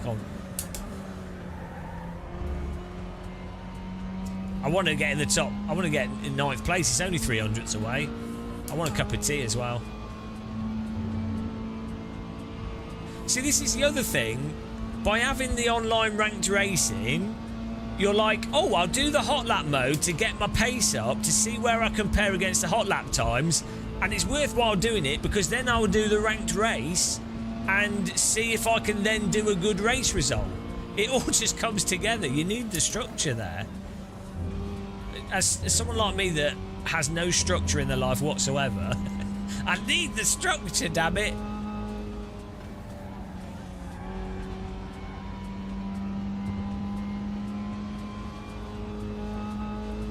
Oh, we're on a filthy lap here. This is well good.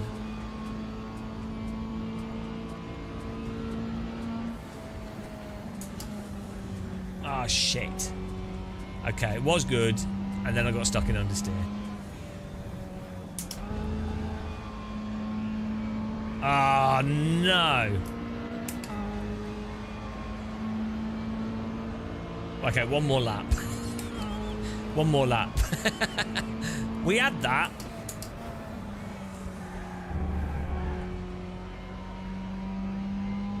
Yeah, you really have to push it through that corner. One more, one more. Mosquito fart. We're like 3/10 up if we can actually get that last corner right.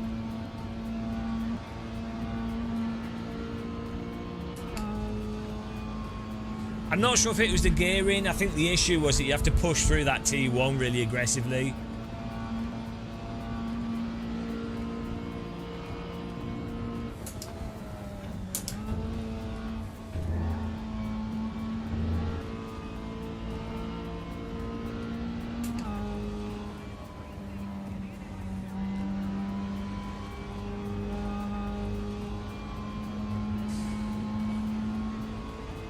Bogs.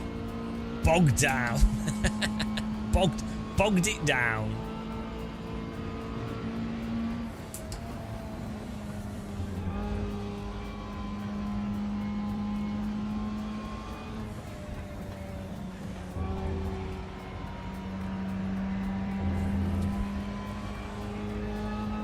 Look at that. That could even be top 5. Third! Woo-hoo! Come on!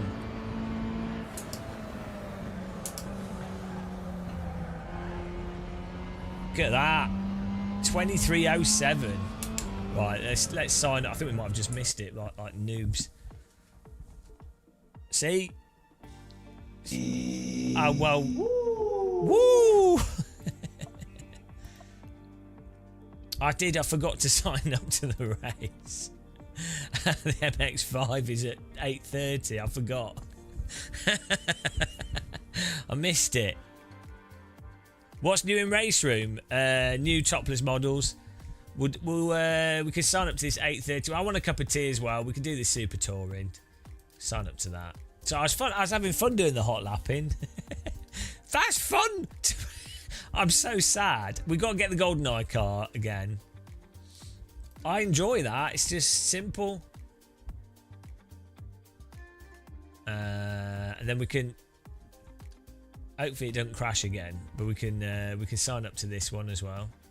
So the fact that you can sign up in advance is awesome.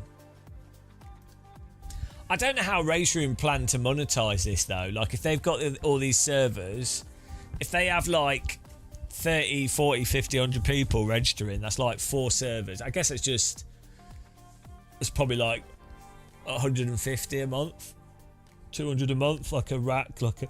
They would probably use like Amazon, some kind of Amazon hosting or whatever. So, but yeah, like I guess 200 a month's not too bad. But you need to monetize that, obviously. So I don't know if you do it through content, but then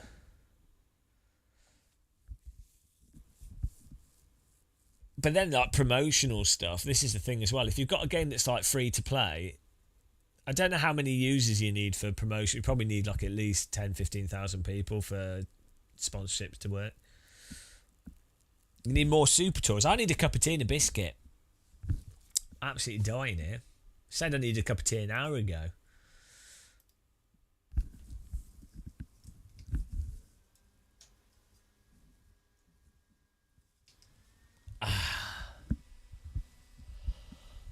Is the MX-5 a free car?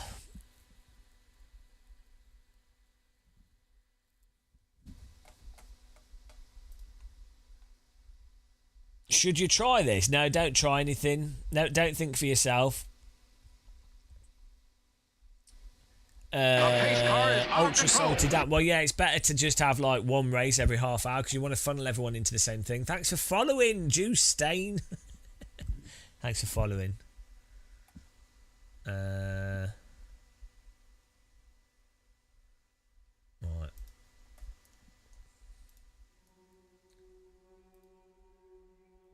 I mean, I think what you really need, and I don't know why they haven't done this.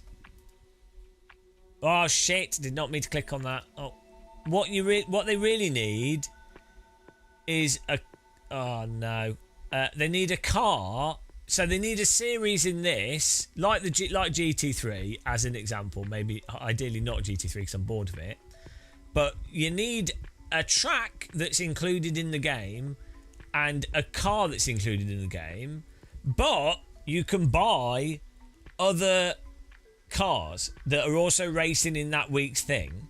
And the point is that anyone can join. Free-to-play game, people will join and fill out the grids, right? And they'll be like, oh, I'm doing fun online racing. But they will see the other cars and they will be like, oh, right, I'm going to buy this other car that I've seen because I'm racing and I might as well buy another car. It'll be fun. Why not? That is what they have to do. So, I mean, if I was Sector 3, I don't know if it's possible, I would have, like, the MX-5. I would make it MX-5 and another car. I'd run it on a free track and the other car could be a car that you buy, whereas the MX-5 is free. So that people will be like, oh, I'm in the MX-5, it's free, great, blah, blah, blah. Oh, but there's another vehicle that I can also race that's bopped. You make sure they're both competitive. There you go, just do that. And then people will buy the other vehicle just because they'll be like, oh, I've just done 2 races MX-5. I still feel like racing, but I want to try another car, so I'll buy that other car. Just do that. Just like literally that's the point of online racing, to advertise your products. But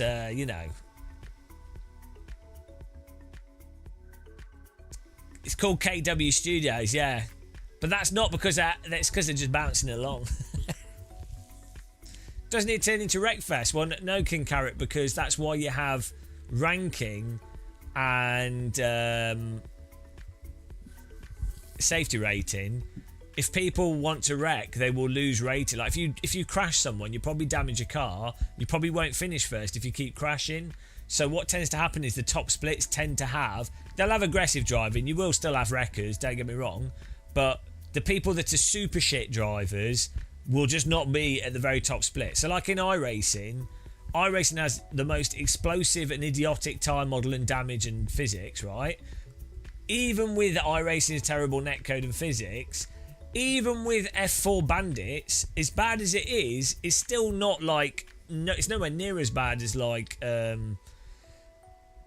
random public servers or anything. So, yeah, you just need the online... the split system really helps create cleaner racing. Also, people don't want to get banned. So if you have the threat of saying, look, if you drive like a complete tit, you can get banned... That's quite a big incentive for people not to be total tits. You will still get tits, obviously, but... Yeah, the rookies will, but then that seems like a bad thing, right? But it actually incentivizes rookies to get better, to get out of it. And it also adds more prestige to getting out of lower levels, right? And so again, that makes it that becomes a meme of a thing. So it seems like a negative, but it's actually a positive. One of the features that I think that I would like to see something like iRacing or LMU use is, so at the moment the problem is iRacing have a choice between banning someone or like safety rating or whatever. But basically, if they're pretty bad or they give them like a week's ban. I don't think that's ideal. I think what they need is a tit ranking, right? And if you've been a bit of an arse, a moderator, or maybe if your rating just drops so low, you get tit ranking, and then what you have to do is you can only race in tit races, and you can only get out of the tit races if you don't have any contact. So, like using iRacing as an example, normally it's like 17x and a DQ. Well, in the tit races, it's like 5x and it's a DQ. So basically, you get stuck in like purgatory of no contacts until you don't drive into people. That's your choice. So it just separates them off, right? What's wrong with tits? They fly around all over the place.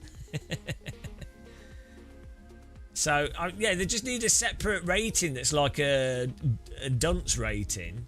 then you can only race with dunces.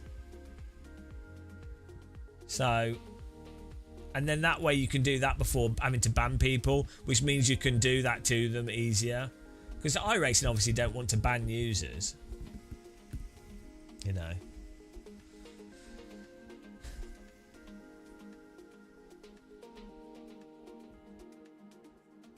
Right. We can go back to our hot lapping. We need to do it with the Super Touring at 8. We've got 15 minutes. I'm just going to get a cup of tea. It's tea time, guys. Everyone else getting a cup of tea.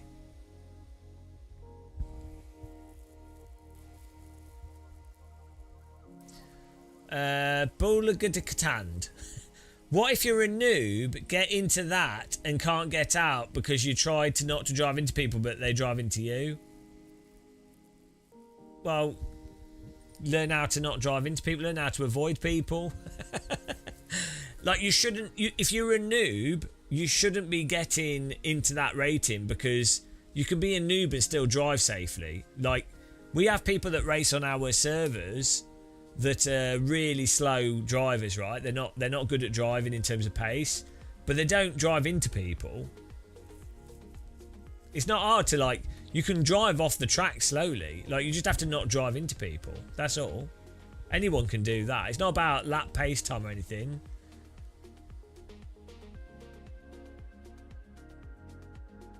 But yeah, like, it's not that you start off there. It's, as I say, it's like a separate thing. You have like a rookie thing. That's where you start.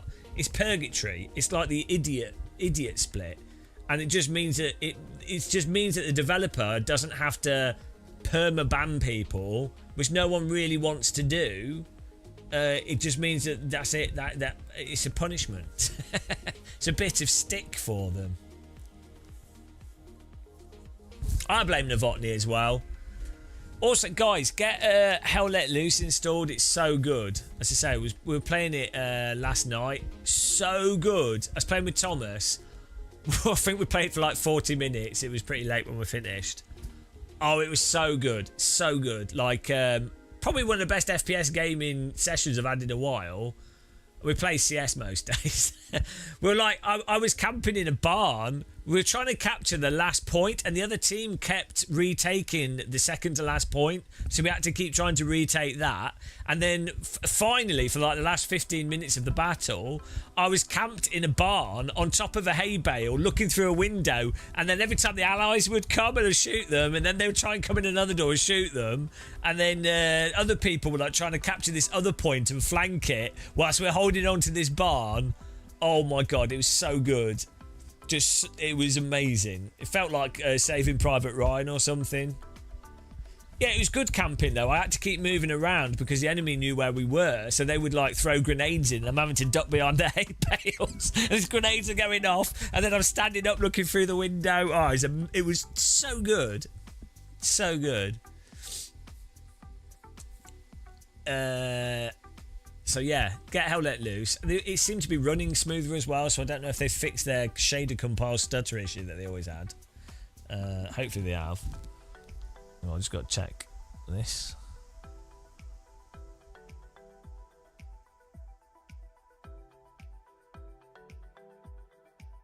Oh. I'm going to get a cup of tea, guys, and a biscuit. Yeah, Hell Let Loose is so good. It has some technical issues, but sometimes it's frustrating, but compared to like Battlefield, it's on a nut. The gameplay is so good. There you go. iRacing damage. What's this? Why do we put up with it? Because iRacing have no financial pressure to change it. So, and they've only got like me being vocal out of influencers. Other influencers and streamers and stuff do say stuff, but there's no benefit as a streamer to be as much of a penis as I am. So, you know, there's that. So the public visibility of it, most people are just trying to do esports or have fun, and they're not that critical, and it's the only game that they play, so you're not going to be too critical of the one game you play anyway. And yeah, then on the player base side, a lot of players don't play any other sims, so there's no real pressure on them. So yeah, but I mean, I've been honest. I've done my part. I feel I don't think I could do anything else. I'm suitably hated. I feel like I've done enough. Alright. Cup of tea, guys. Get a tea. I hope it's Yorkshire. If you don't have Yorkshire tea, you can bugger off. Back in a minute.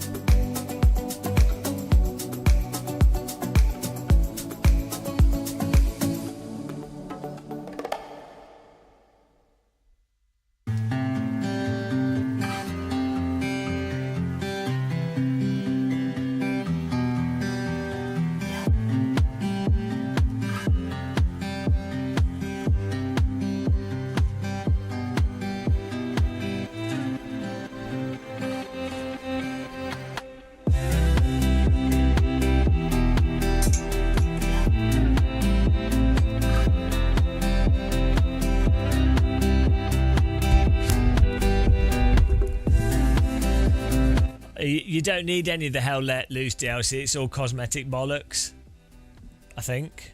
Yeah, I don't think you need to buy any of it. There's Hell Let Loose Vietnam's coming out early next year, I think. We might do a beta before then. But yeah.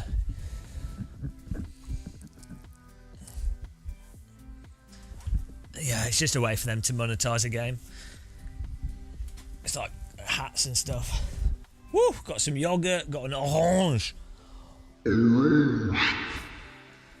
Yeah, they're having some issues with the servers due to some shenanigans, maybe. So this is their first day of running this, so I'd expect them to have quite a few random server issues. Probably take at least a few weeks to get it all chooching along nicely. Yogartus. Do any of you guys in chat do go mushroom picking?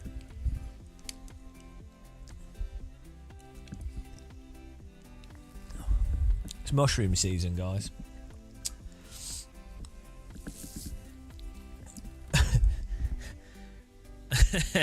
and remember, this stream is legal, so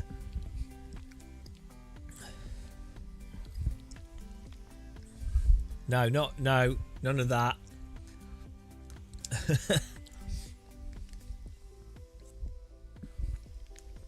I really want to try and find some penny bun mushrooms, but I haven't seen any.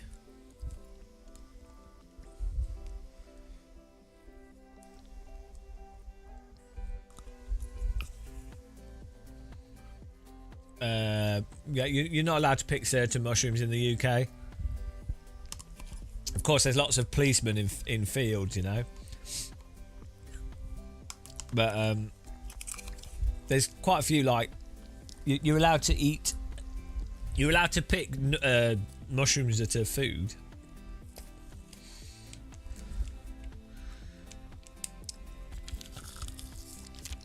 Well, I'm not giving mushroom advice here, but the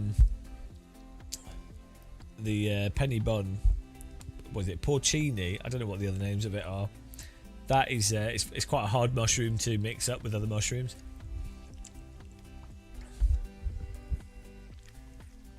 So you're much better off in like Romania and Central Europe. There's a lot more locations. A lot of wild, like a lot more sort of general foresty areas that are suited to it.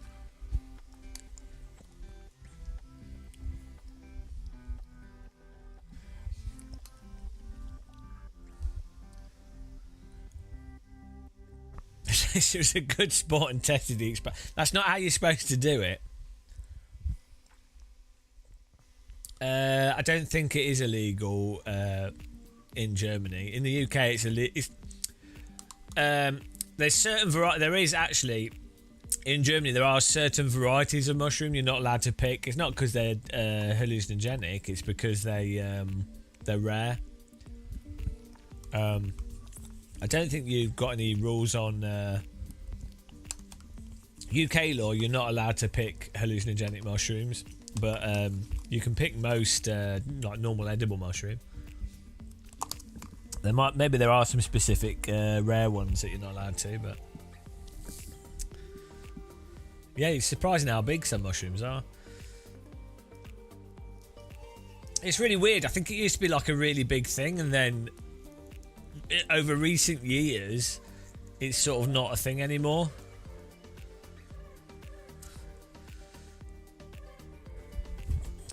Yeah. Well, there's a lot of types of mushroom. They only fruit for like 2 or 3 days, so it's not like, you know, it's not like you're damaging anything. Yeah, I mean, well, technically that is fungus, yeah, Novotny. It's really weird though, like how it used to be in the UK. It used to be a huge thing, and then I think over the last like 20 years. You just have all these stories about every mushroom kills you. To be fair, it's probably good. Like, I don't think people should do it unless they actually are 100% confident. It potentially is very dangerous. Like, there are a lot of incredibly poisonous mushrooms, and a lot of them can look very similar to ones that are totally fine. So you can totally see how people end up making mistakes, and the problem is a lot of mushroom poisoning can take like 2 or 3 days before you would realise. So it's not like some of the things you would find out instantly. so then people don't go to the hospital and they feel like they're getting better. Yeah, it's the kind of thing where you'd need to know. So that's all foraging though, isn't it? It's like elderberries and things. Well, unfortunately, not MMK. Most of the really poisonous ones aren't going to. Yeah, you just end up with like the worst organ failure. I think liver shuts down. You know, yeah.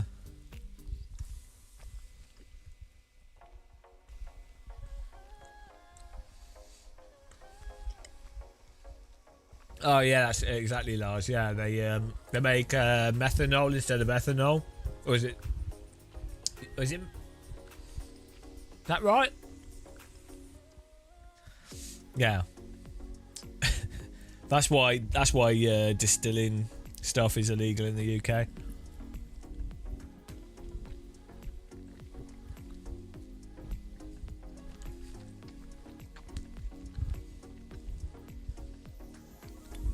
Ethanol's the one yeah.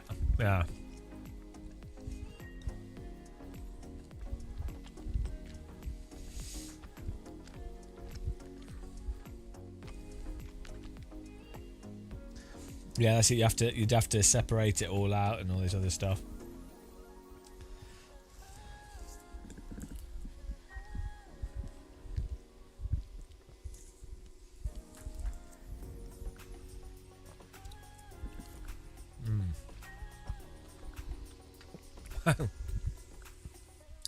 The digital ID thing's weird, right?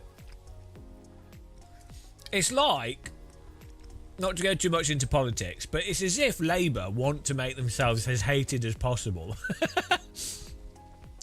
like, why even try to make yourself as hated as possible? The thing is, what's weird with that whole digital ID thing, most people in the UK already have a passport, right? Which is a digital ID, which has biometric data on it. So it's kind of weird. You have like the people that are like, oh, no ID, I don't want an ID, oh, my freedom. It's like, do you have a passport? Yes. Well, you know. So it's a bit weird for people to get really wound up by the digital ID thing. You do kind of need. It does make sense to have so stuff like accessing the government gateway, tax return stuff, or like doctors, healthcare, or like voting. It makes sense to have something that's not a passport, because a passport is potentially prone to really bad ID identification fraud and stuff.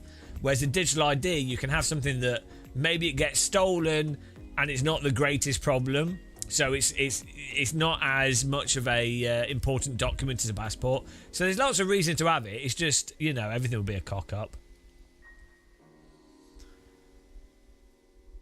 Yeah, but you're not. If you have a digital ID, you wouldn't necessarily be assumed to have a digital ID. And to be honest, most people have a driving license, right? It's like, if you don't have a driving license, like that is the default ID for so many things, right? And that's, again, so people are generally happy with that. Like 99% of people in the UK have a driving license. So then also, if what's really weird is just like the politicisation of it. If someone was actually pretty like against asylum seekers or illegal immigration, that person should really be pro digital ID.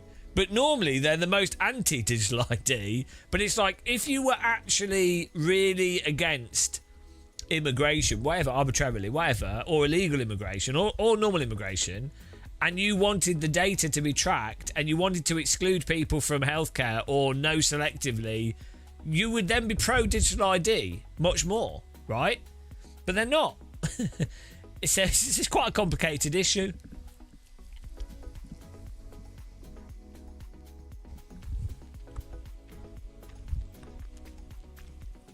I'm not personally. I'm not particularly pro a digital ID thing, but I can see the reasons as to why you might have to have it for certain things. Yeah, I mean, you could make a slippery slope argument, but we already have a passport, and we already have, like someone said, national insurance numbers. You already have driving licenses, so you already have a mobile phone number attached to an address, so you're already tracked. Like, it's super naive. You can bind the force feedback. Yeah. Oh, yeah, it's super naive for people to... Thanks, Jorg. People... You can make the slippery slope argument already.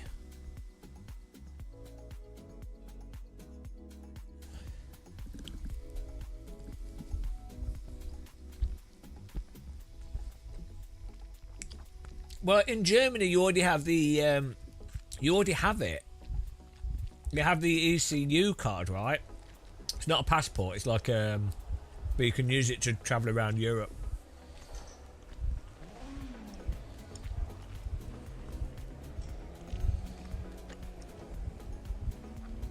Well... I'm not defending digital ID. Like, I'm sceptical as well. But that's the thing is, you already effectively have it. We're already tracked insanely. There's already mental laws in the UK that are applied completely arbitrarily. So it's kind of weird to fixate on the digital ID component, even though it does have its own individual problems, and you can have a discussion about it. It's just really weird, the arbitrary arguments for and against it, which... Do you know what's the biggest restrictor of like freedom? Again, it's wealth inequality. Like, if you don't have any money, you ain't getting on a plane, you're not travelling out of the country, you're not even travelling out of your town because you can't afford to travel anywhere. So surely that's a bigger infringement on your rights than some kind of like ID card, you know? Yeah. Yeah, I'm really anti-ID, but I will use a mobile phone and I'll put all my details in it, and I'll sign up to Facebook, and I'll put all my personal linkage data, and I'll link all my friends and family on Facebook, and I'll put all my family's photos on the internet, my children's photos on the internet. I'll have a TikTok account and a social media account on other platforms, and I'll link it all together with my address and my phone number. It's like... do you realise that you've kind of given these random corporations that are internationally outside of the legal remit of the UK and EU, do you realise you've given them more stuff than you would give to a digital ID? Yeah, I've got Alexa in my toilet.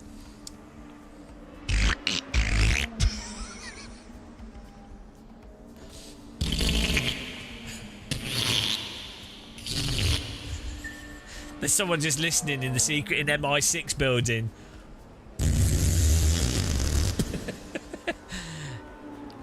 User 45298B of number 6 Halifax has had identified colon lesions. Please report to your doctor. Your bowel movements are inconsistent this month. Please report to your health unit for an inspection. You have not consumed enough fibre. You must consume more fibre. Please report to Fibre Unit 4 and pick up your fibre, or you will not receive benefits 427A. That's how they get you, guys. That's how they get you. AI, bowel... Bowel movement timing incorrect. Your bowel movement was off by 3.496 seconds. Please increase bowel movement frequency. Your bowel movement is not acceptable. This bowel movement alert was brought to you by Amazon Shopping. Do you need more bowel movement supplements? The pace car is out of control.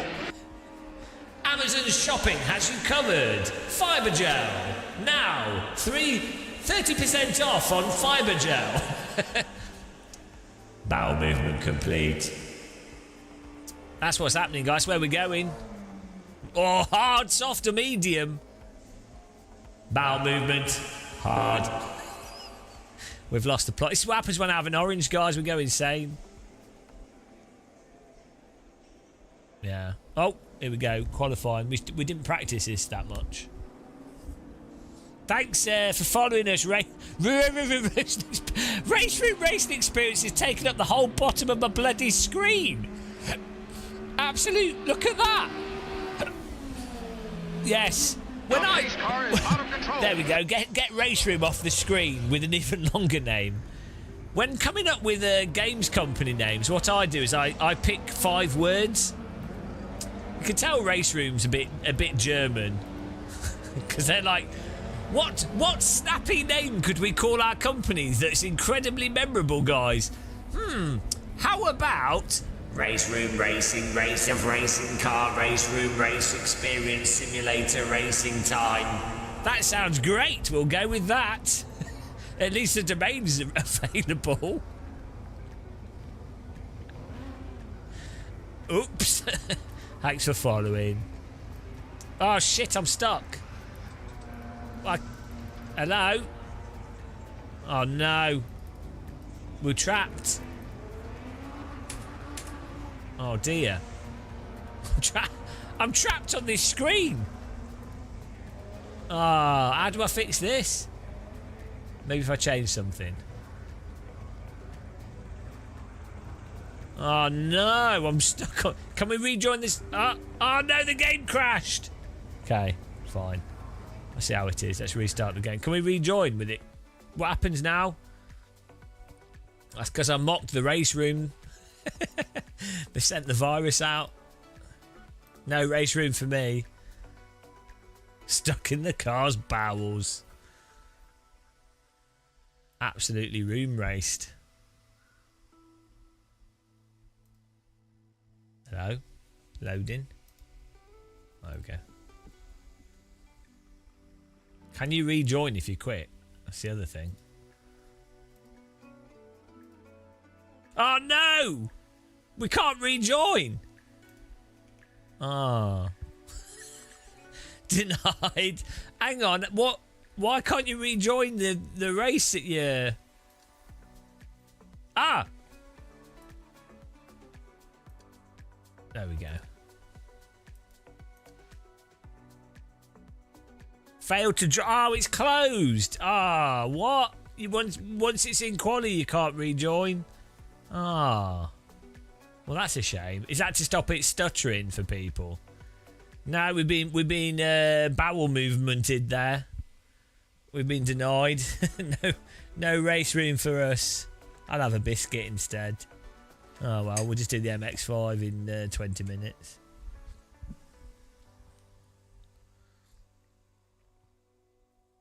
I wonder what caused it to crash.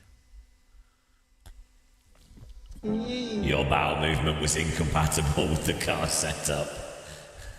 Oh no, I knew I shouldn't have put an Alexa in my bathroom.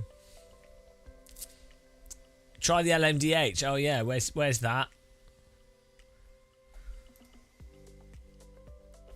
This is next month.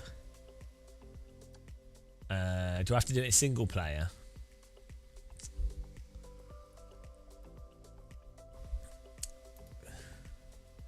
What's it called? Which one is it under? Shit talking.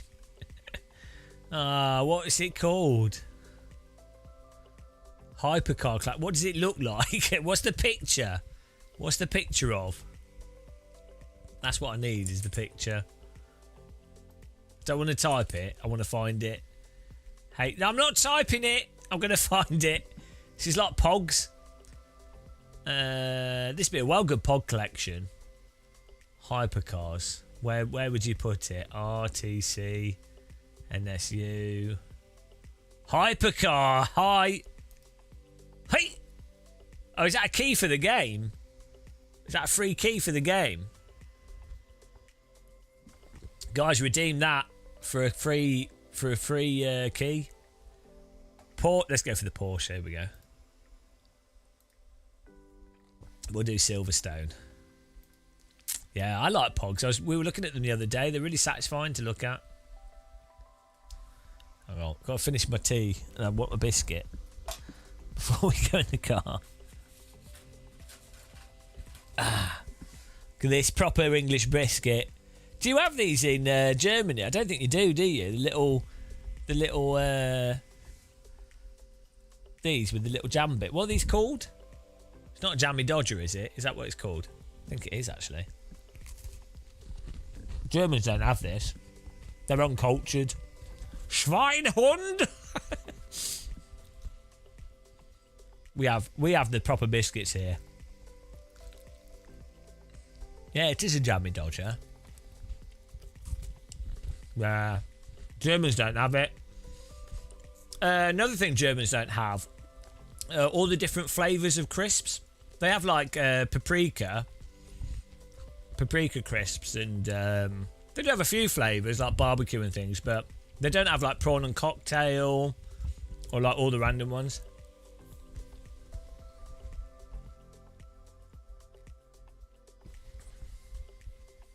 MMK, I'm sorry, but German food is other than the doner kebab, which is Turkish or Greek.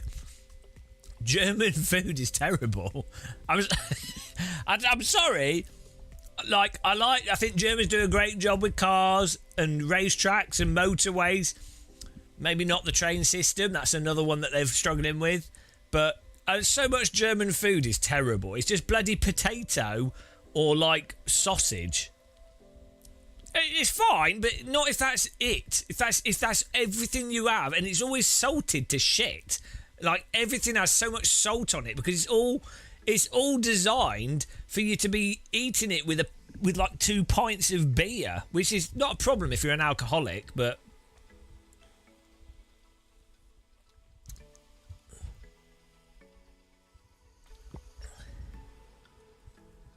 all the best German food is in Berlin, and that's because it's not German. It's all like all the immigrants that have brought the nice food. Right, here we go. Let's try this out. Yeah, I'm sorry, Germany, but you can't. Germany has worse food than the UK.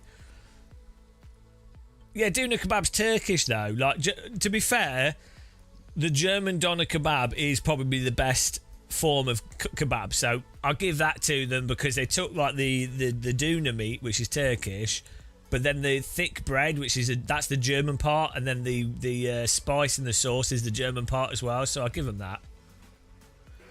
Yeah, because I tell you why English food's a meme in Germany, because Germans like are trying their hardest to find something worse than German food, but they can't.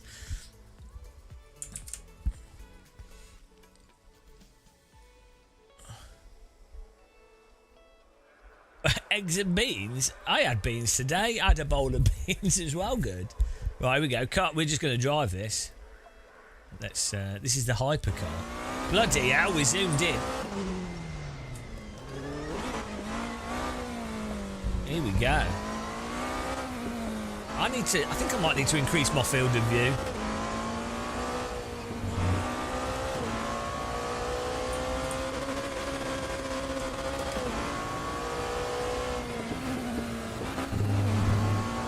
This car's gripped in.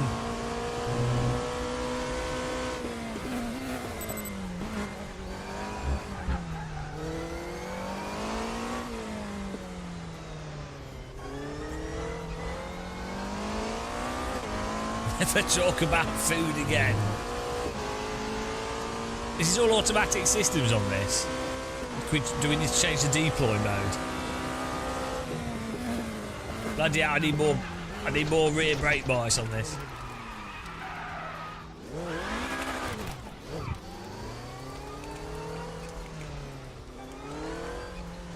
Oh, it already was really far back.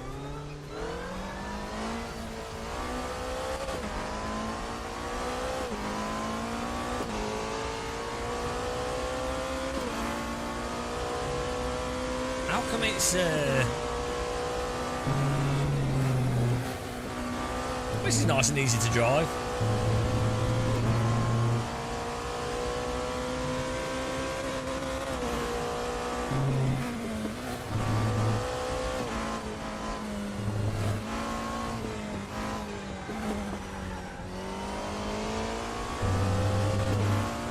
Start banning people slacking our food.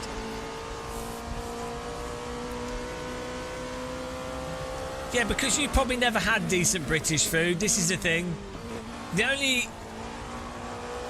Yeah, I'm sorry, but...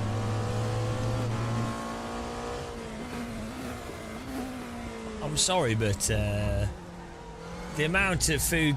The incorrect food slagging of British food is for a very narrow... I mean, are you going to start saying that jellied eel isn't the pinnacle?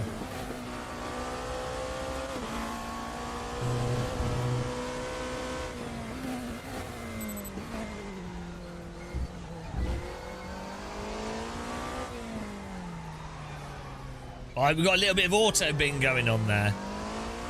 It did come out of it.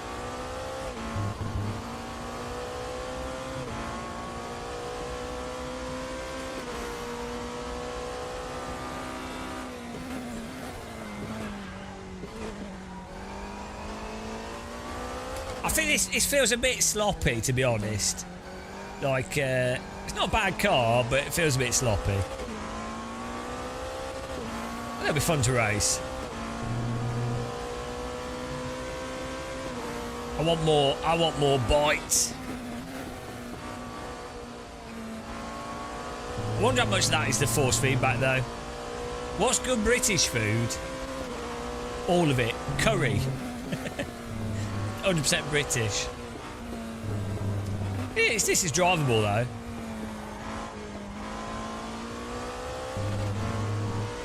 Cottage pie. Boiled pig's head.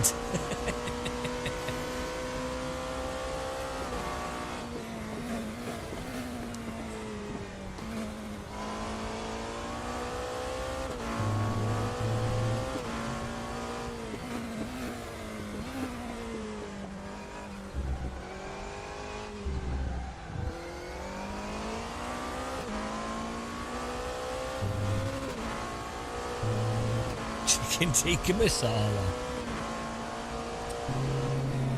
Hang on, Leonard J's on pole. Whoa! Just had a bit of a drop out there.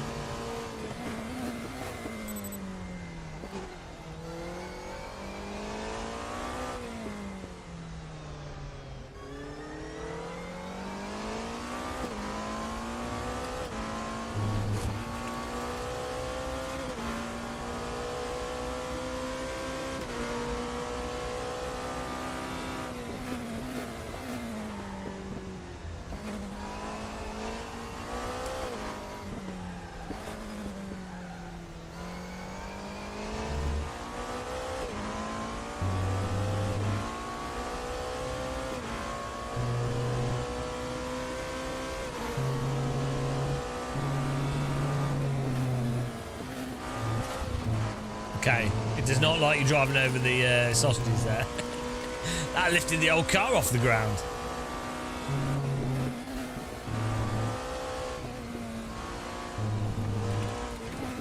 Yeah, I mean, to me this just feels a bit flat, like a bit sloppy. I think I think it's the RaceRoom, sort of the RaceRoom thing is, to me, it's not like the tightest of sims. I much prefer this type of car in AC or something. It's drivable though. Like, I think you can still have good racing with it. The force feedback's a bit vague on it as well.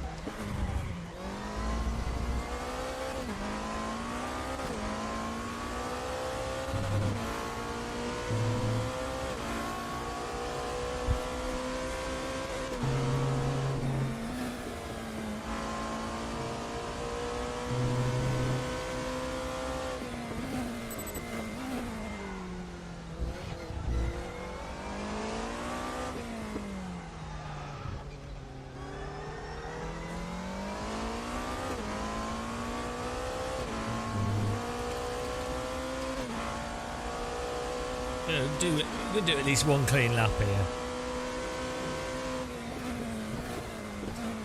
This corner, Brooklands corner, is like the ultimate corner for testing racing sims on.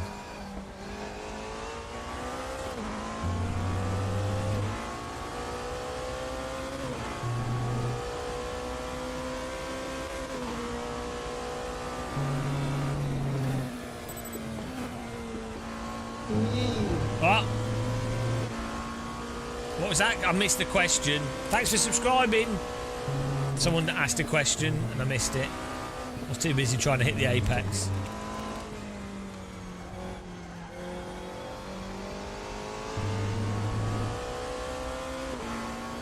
Is TC higher or lower? Is higher weaker or stronger on this car? I think it's more just the tyre model in this just means that it's you know, it's not the tightest of tyres, if that makes sense. I think the slip curve is quite forgiving, which I quite like, but I think for cars that are mega hooked up like hypercars,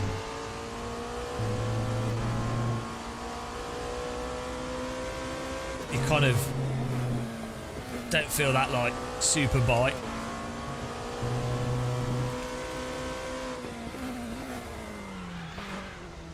I think it'd be fun to race though. Like, you know, the thing is, you have that little bit of slip that you can play with.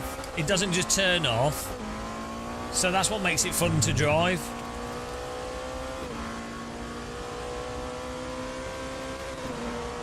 Like, is it from just from a racing game perspective?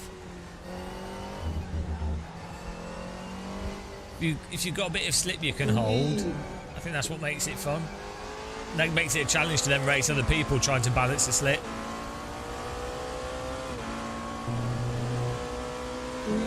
Thanks for subscribing, guys. Welcome along, appreciate it.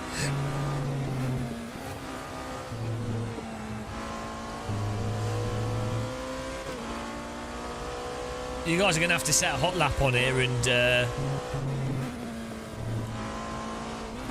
keep me at bay. You can't have a game of muscle here. I think the force feedback's just super vague with this car though, which is weird.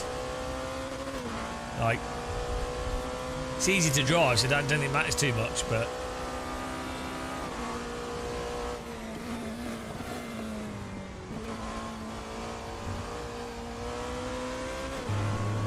it's satisfying on the throttle with the lower TC because you can balance the back of the car nicely.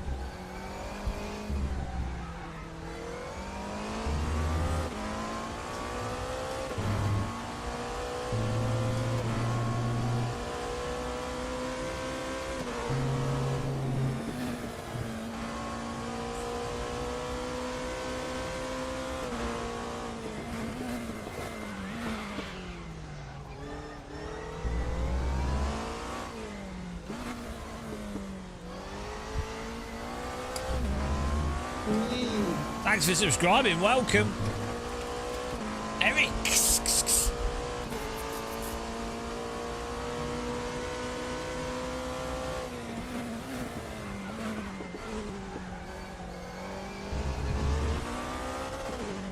Oh, it's got the motorbike penalty line, right? On the outside of, is it Luffield?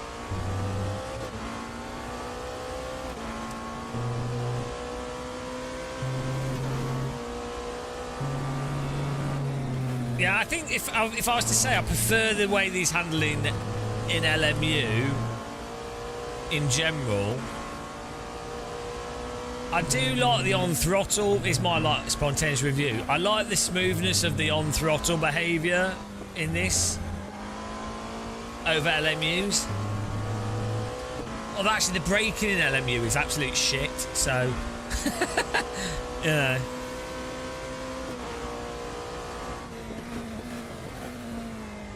Like, you just brake at a defined amount in LMU because there's no feel for it whatsoever, and if you go over it, it just ploughs. But then I found RaceRoom has like much more of a drawn out kind of tyre response behaviour. It's not as snappy.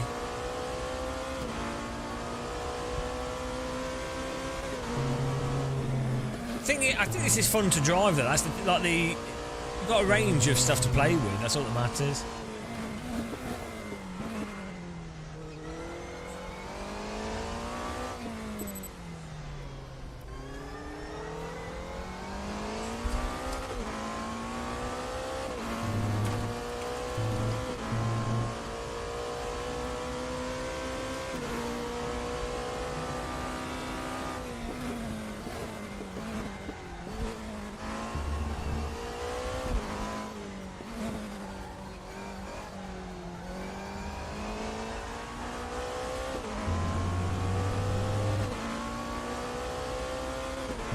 Sounds good, actually.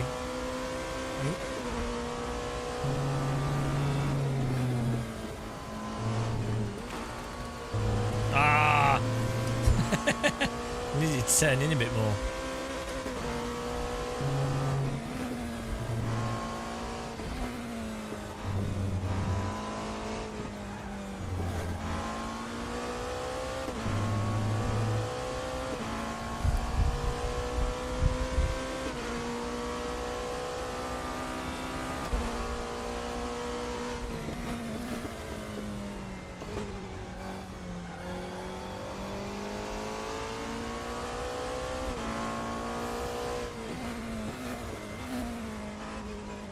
Hang on, what's the time here? Oh shit, we could sign up to it. We do the next race, do one more lap. The MX5 race.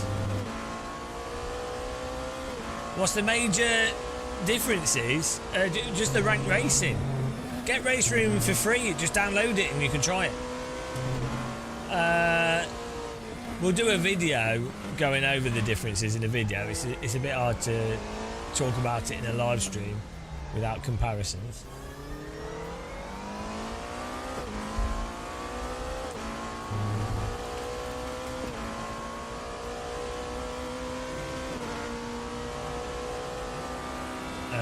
You'd have to check on the RaceRoom website.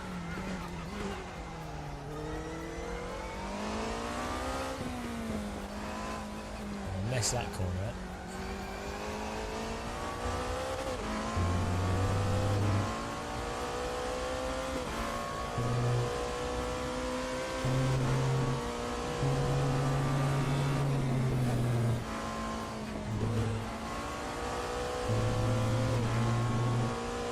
I prefer AC's handling. RaceRoom has better curbing and better suspension and better netcode, and now it has ranked racing. AC has generally better tyre behaviour and better force feedback for detail, but it doesn't have any online ranked racing built into it. You could do low fuel motorsport's good with AC.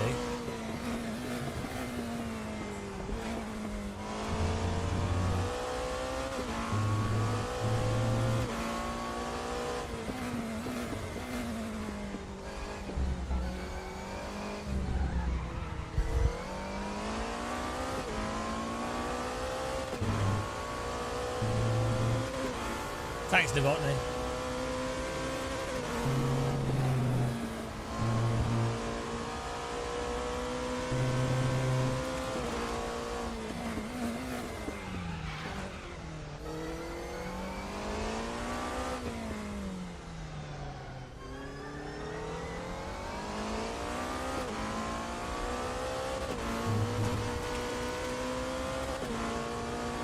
Two minutes.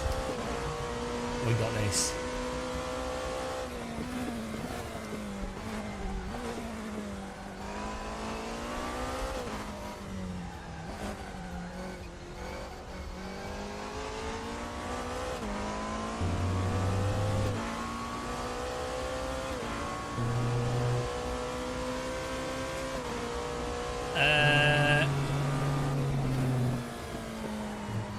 LMU's force feedback is better than RaceRoom at high speed, but at low speed RaceRoom is better than LMU.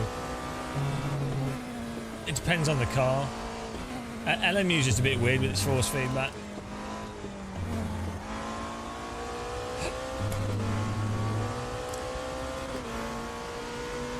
Yeah, I registered already.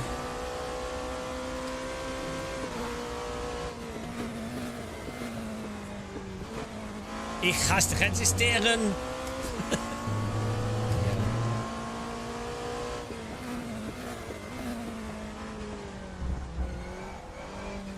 Wow, we'll do that faster.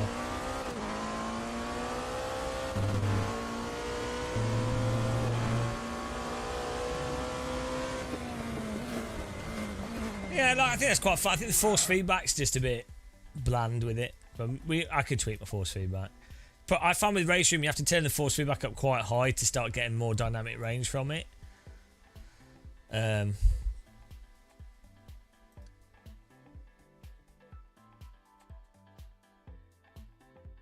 Is it this one?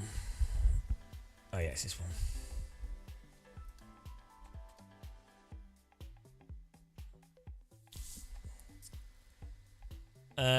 No, you don't want to use dynamic damper because it will just still be damper. You're better off just having no damper even in the Moser settings.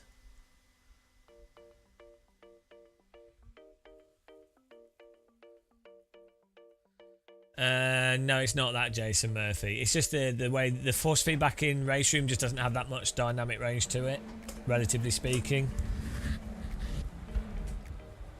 You have to run quite high force feedback in the sim. Also, the tyres in RaceRoom are quite like gradual in grip, coming and going as well, so that's going to be reflected in the force feedback.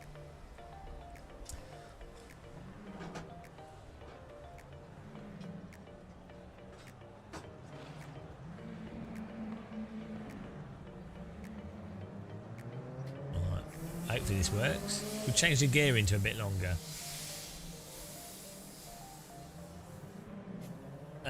Yeah, it depends on the wheel. Like any sort of, yeah, it depends on the wheelbase you've got. Some do have that issue where the rotation doesn't line up. You might have to set it manually, but you know, if your experience is pretty obvious when that's happening.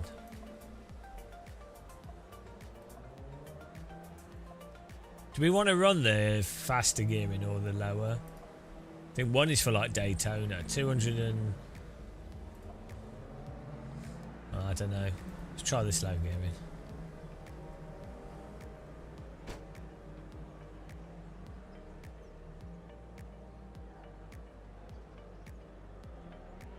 Beautiful.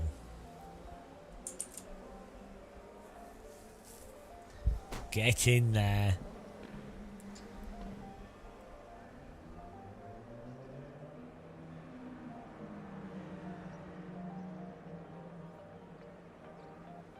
We could bind, actually, we could bind a...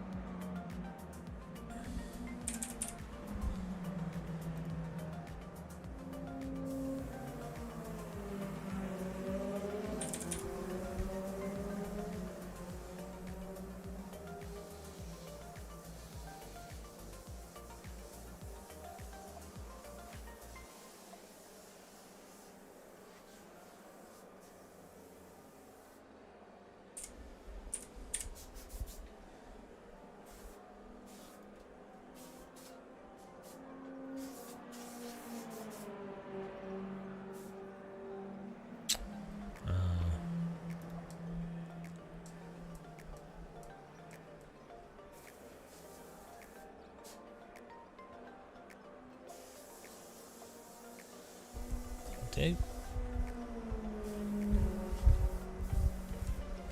Is Matt Malone in here again? Is he? Don't see him. Matt Malone! It's Matt Malone in the server! Here we go! Is he just doing this MX5 all night? It's Matt Malone night. Hello, Ultra Salty Dan. Oh man, I'm exhausted.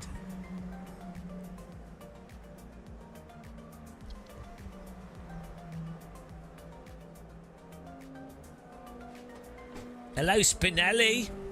Spinelli!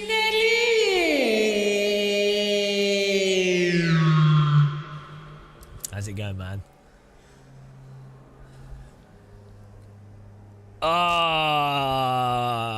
might be getting a pre-built PC.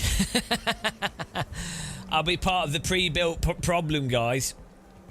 Pre-built's well good for people without time. My sister always buys pre-built PCs. Pre-built's fine, to be honest. Now, actually, these days, it's actually better. Like, it used to be you'd get ripped off, but nowadays it's like, actually, pre-built's, like, the price is normally quite fair. Like, you normally just pay like £50 to £80 for the computer to be built. And to be honest, if you've got a normal job, like if you've got a normal job and normal life, and you have someone that already knows the decent components, which most places do, that do good pre-built, so you'd have to check which place does a good pre-built, and they install Windows and have it all ready, and it's all together, £80 is like, actually, like, even if you paid £150 premium, it's not bad, right? Like, sure, if you're like into PCs, building it is better, right? Like, I enjoy building it. I enjoy the suffering of menus and windows, but like, I can totally see why for a lot of, especially like, there's a lot of people doing sim racing that just don't want to, they don't really like PCs, they just want it to buy a computer, you know, they don't care about USB or RAM speeds or all this shit, you know, they just, also they don't have the time to fix it either, so that they would rather have a company be able to fix it. Whereas, so in the past, you would get absolutely ripped off, and there was so much, the PC variability across the components was huge. Like, it would make such a difference. If you got the wrong CPU and the wrong graphics card, you would be screwed, right? Whereas now, if you're spending 1,500 on a PC or £1,000 on a PC, it's going to be like, you could have a somewhat generic SSD, somewhat generic RAM, and a 50-70 equivalent graphics card, and it's going to be like 10 or 15 FPS different to if someone dialed it in absolutely perfectly, and that difference could be the same as if you're using the right overclock XMP profiles, or you set Windows up correctly, right? So yeah, that's the thing. It's and then if you were going to pay for Windows legally yourself, that's already 80 quid. And then, so, you know, it's worthwhile knowing how to fix stuff and basic things, though, just because there's a whole bunch of things that you can fix it yourself very quickly. But you still do get BS systems with like the power, they skimped on the power supply, or the cabling's absolute shit. But a lot of the pre-builts are actually pretty good now, to be honest. Let's this guy go here.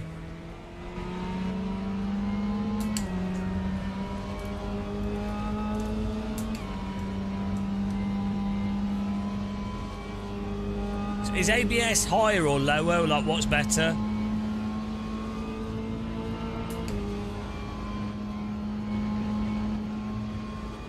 Well, I mean, what's weaker and stronger? It's different in every bloody sim.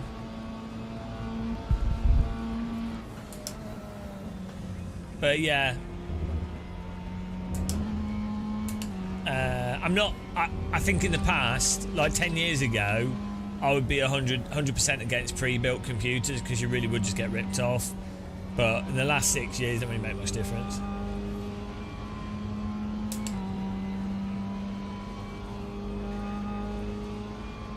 The reason, my very first computer was a pre-built PC, and I had a problem with it. This was with a Voodoo 2 and an AMD, like 300Hz AMD, and it took them 2 weeks to fix it. And that was what got me into just fixing stuff myself. It's like ridiculous, 2 weeks to wait to fix it.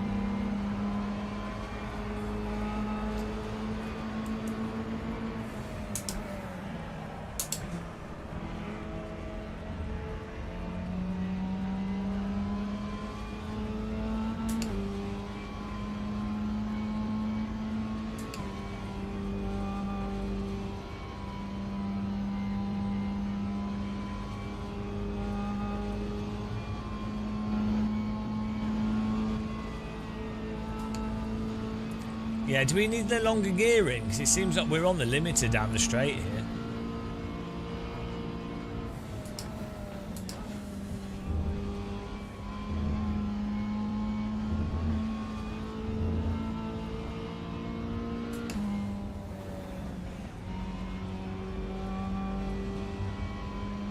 Well, the Voodoo 2 only had 12 megabytes. I think we'd have had like 64 megabytes in the PC, maybe 32.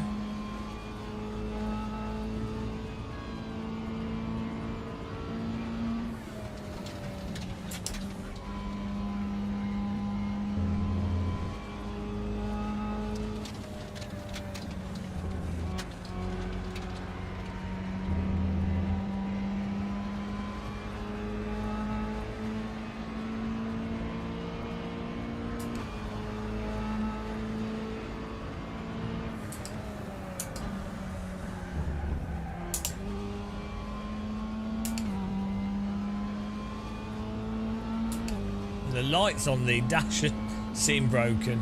Don't know what's going on here.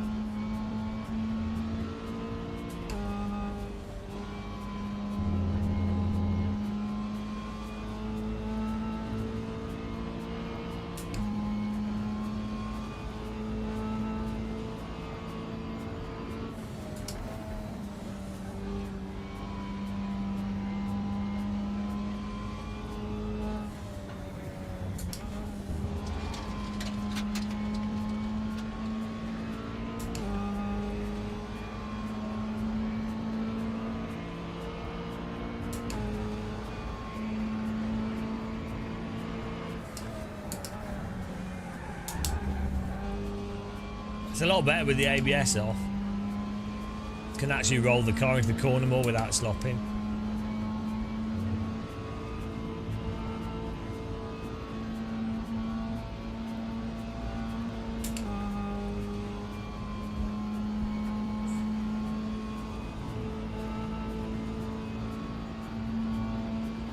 Yeah, ATR used to be really good and then they went a bit rubbish.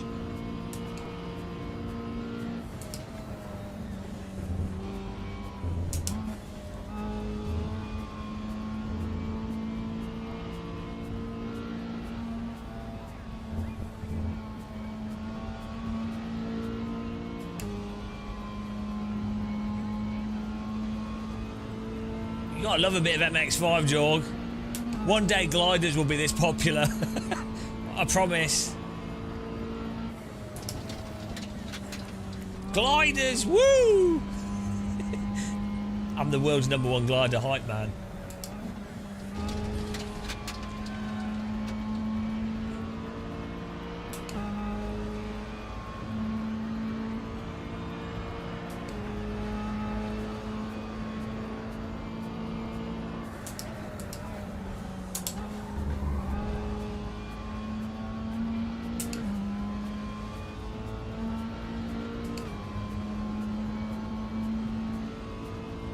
Where does the RaceRoom one sit?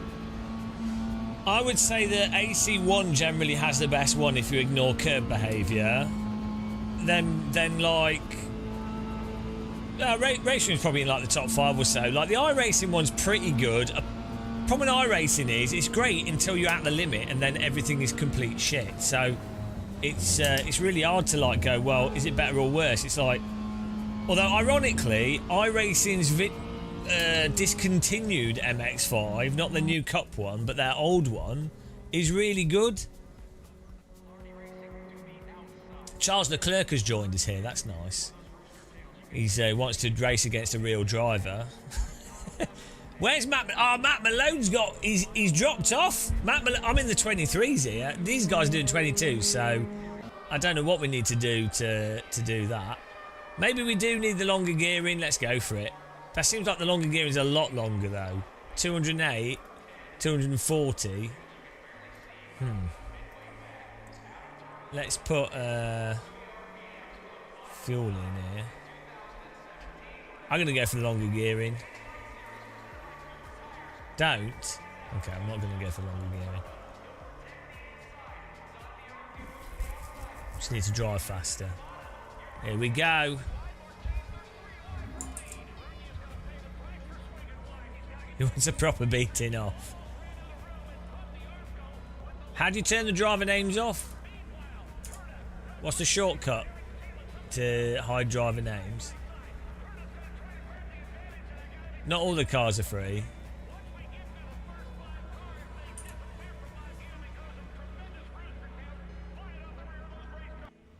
Oh, we're going.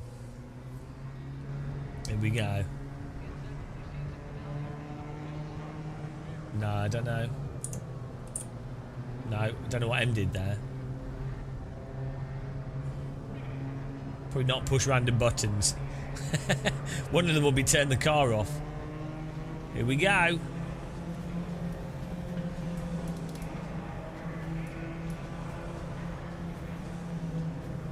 Time to go racing. Thank you, Stony MC. I'll add you to the list. Thank you. Thank you very much. Unterstrich Elon. Expo Fansuo. Thank you.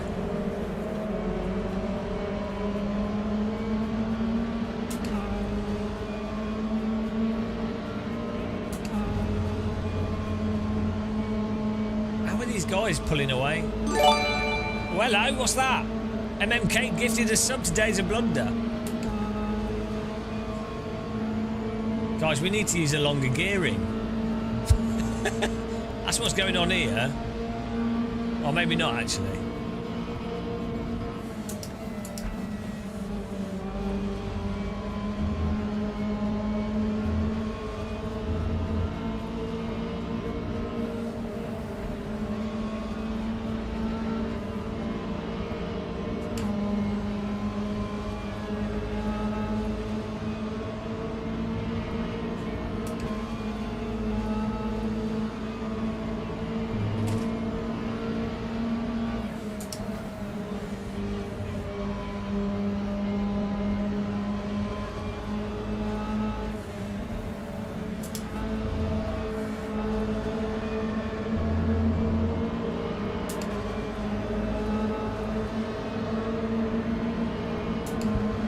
D hides the names.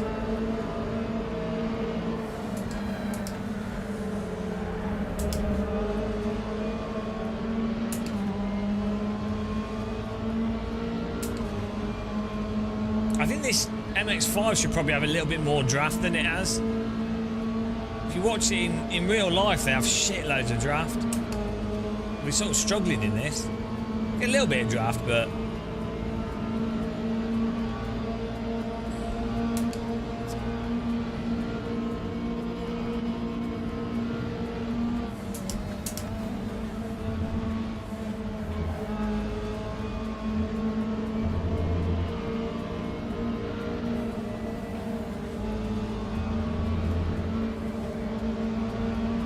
the other cars are being pulled by the cars in front of them.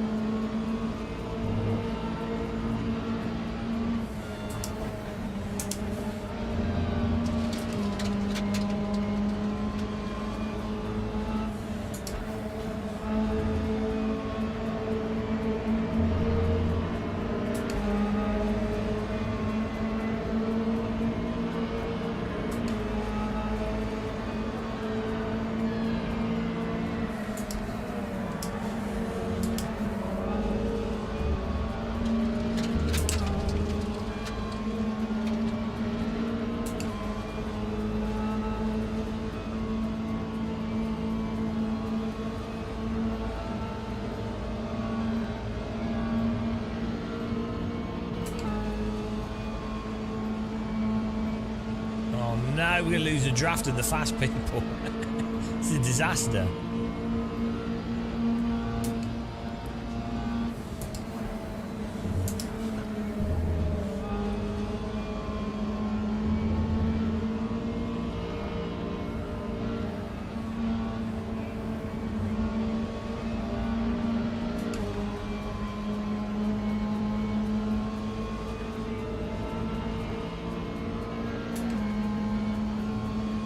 Not sure if you can get back with them without the draft.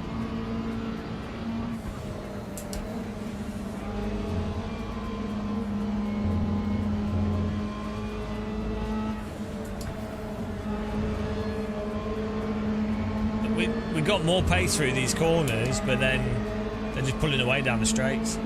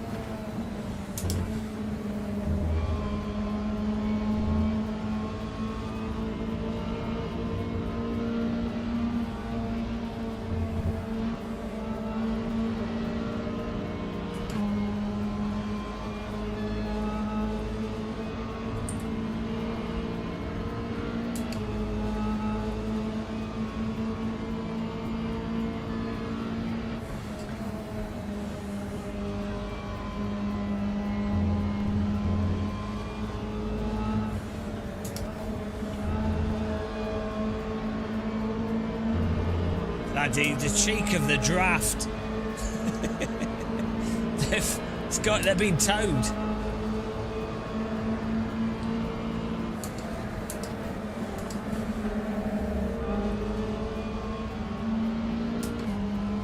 Got way better pace through the corners here, and then they get towed back up. Okay, that could help us. Carnage.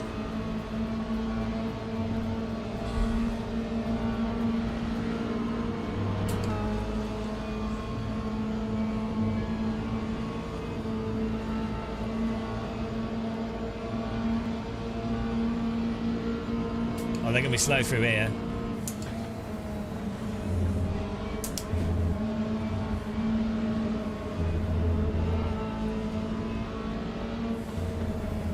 There we go. We got some battling happening. That's what we needed.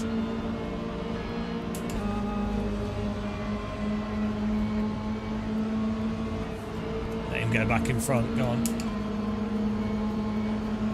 These two guys are going to be slow, then we can push this guy through.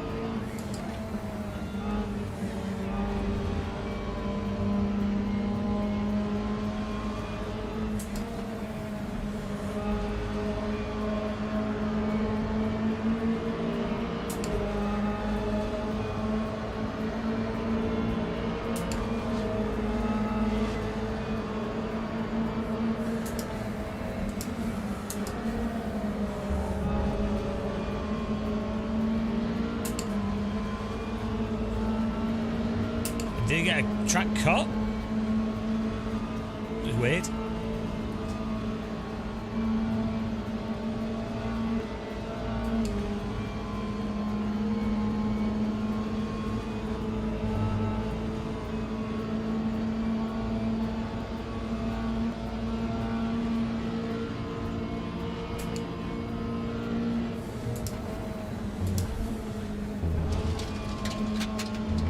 Where's he going? He's going to have to slow down for that. Serengeti Joker lap.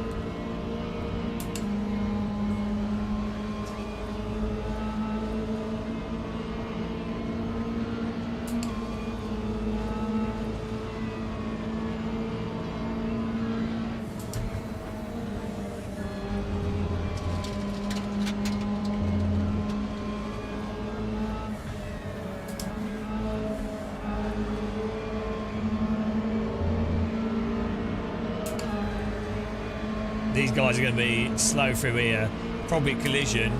Hopefully we can get a run on them.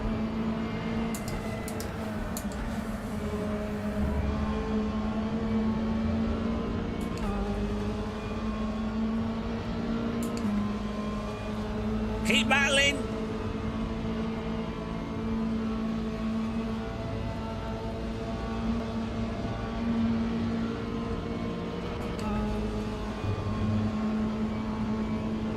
How's this guy behind us so quick? Is that the gearing? Is that just running the other gearing? What? Okay. How is he so quick on the straight? That must be the gearing. This car's just way faster. I'm here. I'm going to hold my line. Why are you driving into me, you idiot? Come on, that's shit driving. I'm holding my line so he's compromised through the corner and he just ploughs through. That should have pit manoeuvred him. He deserved to be pitted there. Maybe I have damage or something. I don't know why we don't have the straight light speed.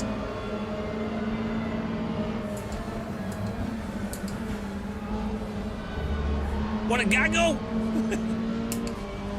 Bumper to bumper! Row, row, row your car. No, we didn't do anything to the setup.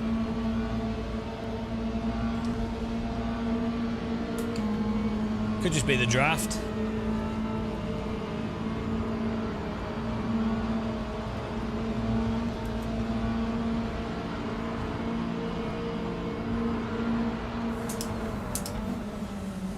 He ain't making that, and he's going to drive straight into me, thank you. Saw that coming a mile away.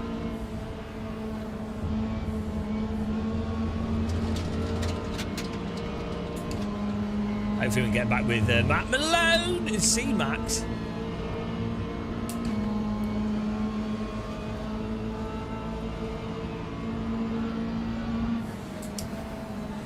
No!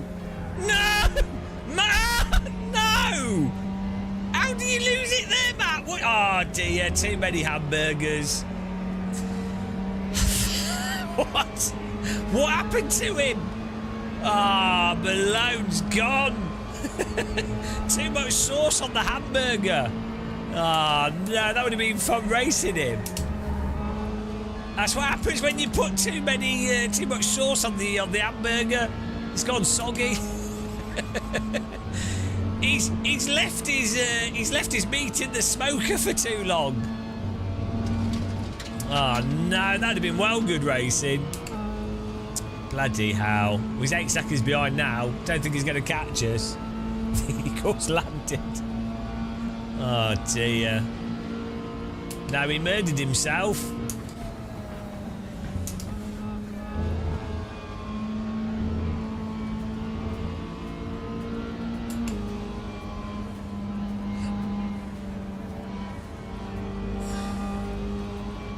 He bought the wrong health insurance.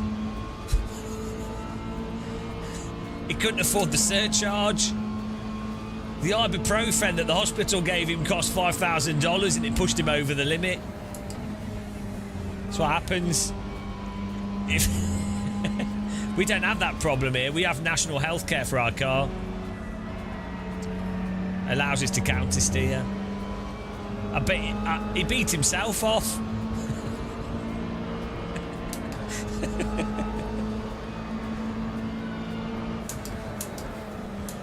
I got to watch it though, so it was good. It's all right.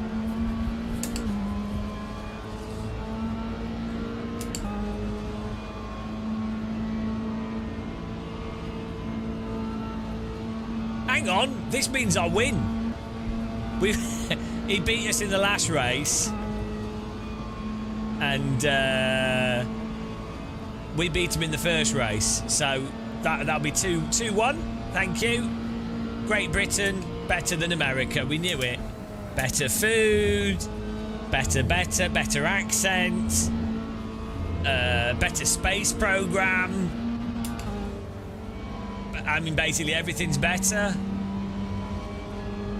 The pace car is out of control. UK number 1. Order. Thanks for following, guys. Thanks for subscribing. Appreciate it. Welcome.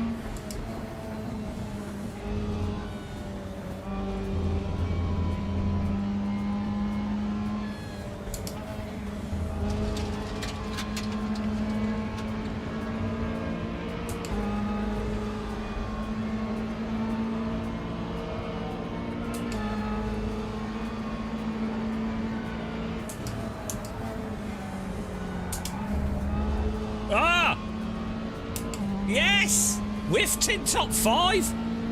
UK number 5. Pure skill. P1's 9 seconds ahead of us. Whatever he's doing it better than us. I don't know. I've got the German edition of the wheel. I don't know why.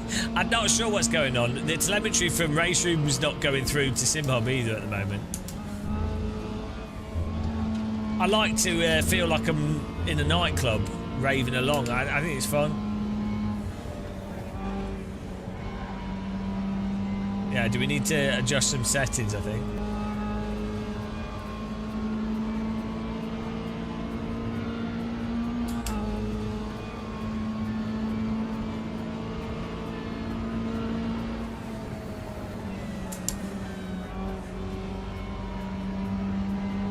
How is he so fast through these corners? I'm well slow through the corners. No! Right, okay, we got 6th, I think.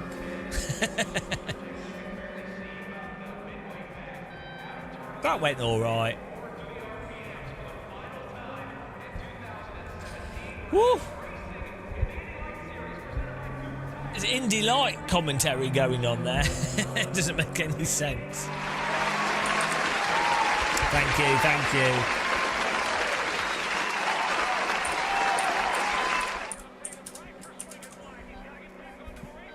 Thank you.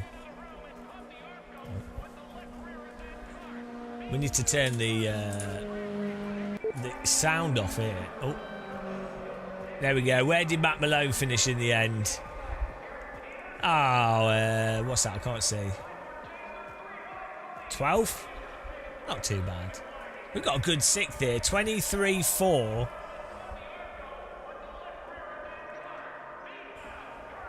We're getting faster. 22 8 is pace.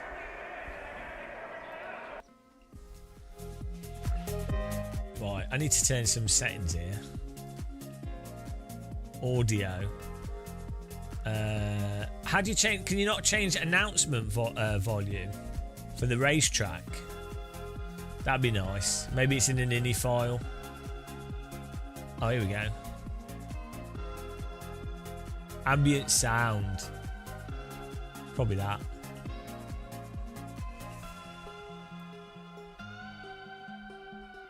Probably gets rid of the birds as well, though.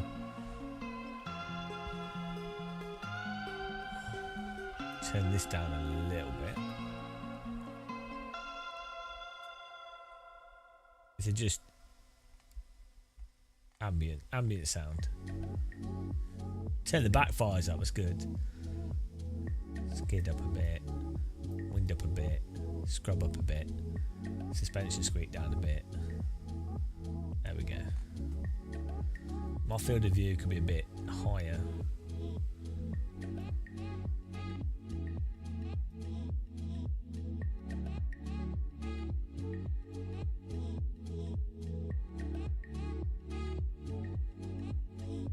There we go.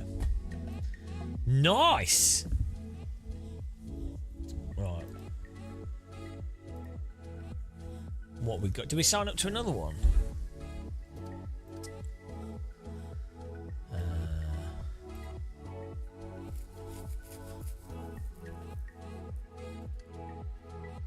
Oh, is it now? Woo! I might have a break, guys. My brain's cooked. For 5 hours. But it seems really good so far, to be honest. What's the time? Oh, it's 9 o'clock. I guess we started late today. I was wondering why I feel so exhausted. Really good fun. Really good fun racing. Nice to see lots of people signed up as well to these races. You can't eat now. I just need I think part of the camera smoothing in this game makes me a tiny bit motion sick as well. So I'll have to work out what's going on with that. I think it's probably the roll or some bumpy thing. Just need to tweak some settings. That normally makes me really fatigued, not mentally fatigued. But yeah, no, it's awesome. Really good fun. We'll definitely have to do some more hot lap practice. Yeah, it's really entertaining. Great racing with Matt Malone. Obviously, he's an idiot. No, because if I do another super touring, it'll be like another half hour, and then another half hour, and then I'll be dead. We'll probably try and do some more soon though. I need to. We'll definitely be checking out Microsoft Flight Sim update with our force feedback joystick, and I've got a sim rig to build. And what else is happening? There's too much happening. There's bloody. I mean, Evo doesn't need covering because it's the same as the beta, but we might boot it up and give it a blast just to see if there's any differences. I don't think there are. We've got a sim rig and sim system to build, but I'm still waiting for some of the components to arrive. So that's going to be a whole like 2-day live stream. What else is happening? We need to add a name. Who was it? Someone donated. We need to add them to our Sim Racing Expo bronze tier. Check on my phone who that was. Yeah, someone did a donation.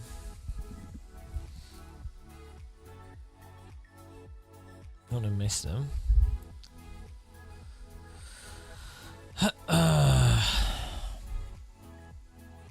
You could all, yeah. Well, I'd recommend watching the American. Stony MC. We need to add him onto here. So thanks for that. These, as I say, all the donations we get at the moment, basically we're treating as sponsorship for our Sim Racing Expo coverage. So anybody that donates will have, like, if you go on our YouTube, you'll see the card that we'll have. So basically, all Sim Racing Expo content will say at the start of the video, sponsored by Game of Muscle viewers. But I mean, we've already, basically, thanks to people being mental generous, we've already like covered. We've already covered all our transport costs and everything, so that's good. So it's, you know, it's all awesome. But I really appreciate it. So thanks everyone for doing that. Yeah, we'll be back for some more stuff. I really want to do some glider flying. Maybe do some glider flying around Japan would be awesome with the new Japan update, and maybe in VR as well. I don't know how that works for streaming, but yeah, there's so much to do. All the companies bloody they all release stuff at the same bloody time, which is not ideal. Yeah, I might send you to Matt Malone. He's a good guy. We can rub it in his face that we beat him off. We beat him off really hard. But yeah. Thanks guys. Thanks for watching and taking part. Really appreciate it. Great update. All right. Great update by RaceRoom. Rank racing, I think it's great. You can see with the MX-5 especially, really good fun. Be interested to do more of this. Nice to add it into the mix, really. Like you don't have to just play one sim. It's nice to be able to play RaceRoom, iRacing, LMU, you know, and do the rank racing, and then still do community racing on AC, which is, you know, we can have the fun, super fun content there. So it's awesome. This makes it a lot easier for people to justify getting into RaceRoom now. Like, you might as well get the MX-5 and Watkins Glen, right? You'll have a good time. RaceRoom right now should do a sale like their normal Black Friday sale on all the content. This would be a very good time for them to do that. Maybe they're waiting for it to get polished a bit more, but that'd be a good time for them to do it, to get, so people can just buy that and get into it. But yeah, thanks for watching, guys. Give Matt Malone some love. He's an awesome streamer, and I will catch you guys all soon. Have a good night. Maybe see you in Hell Let Loose as well. Bye guys. Bye guys. Goodbye.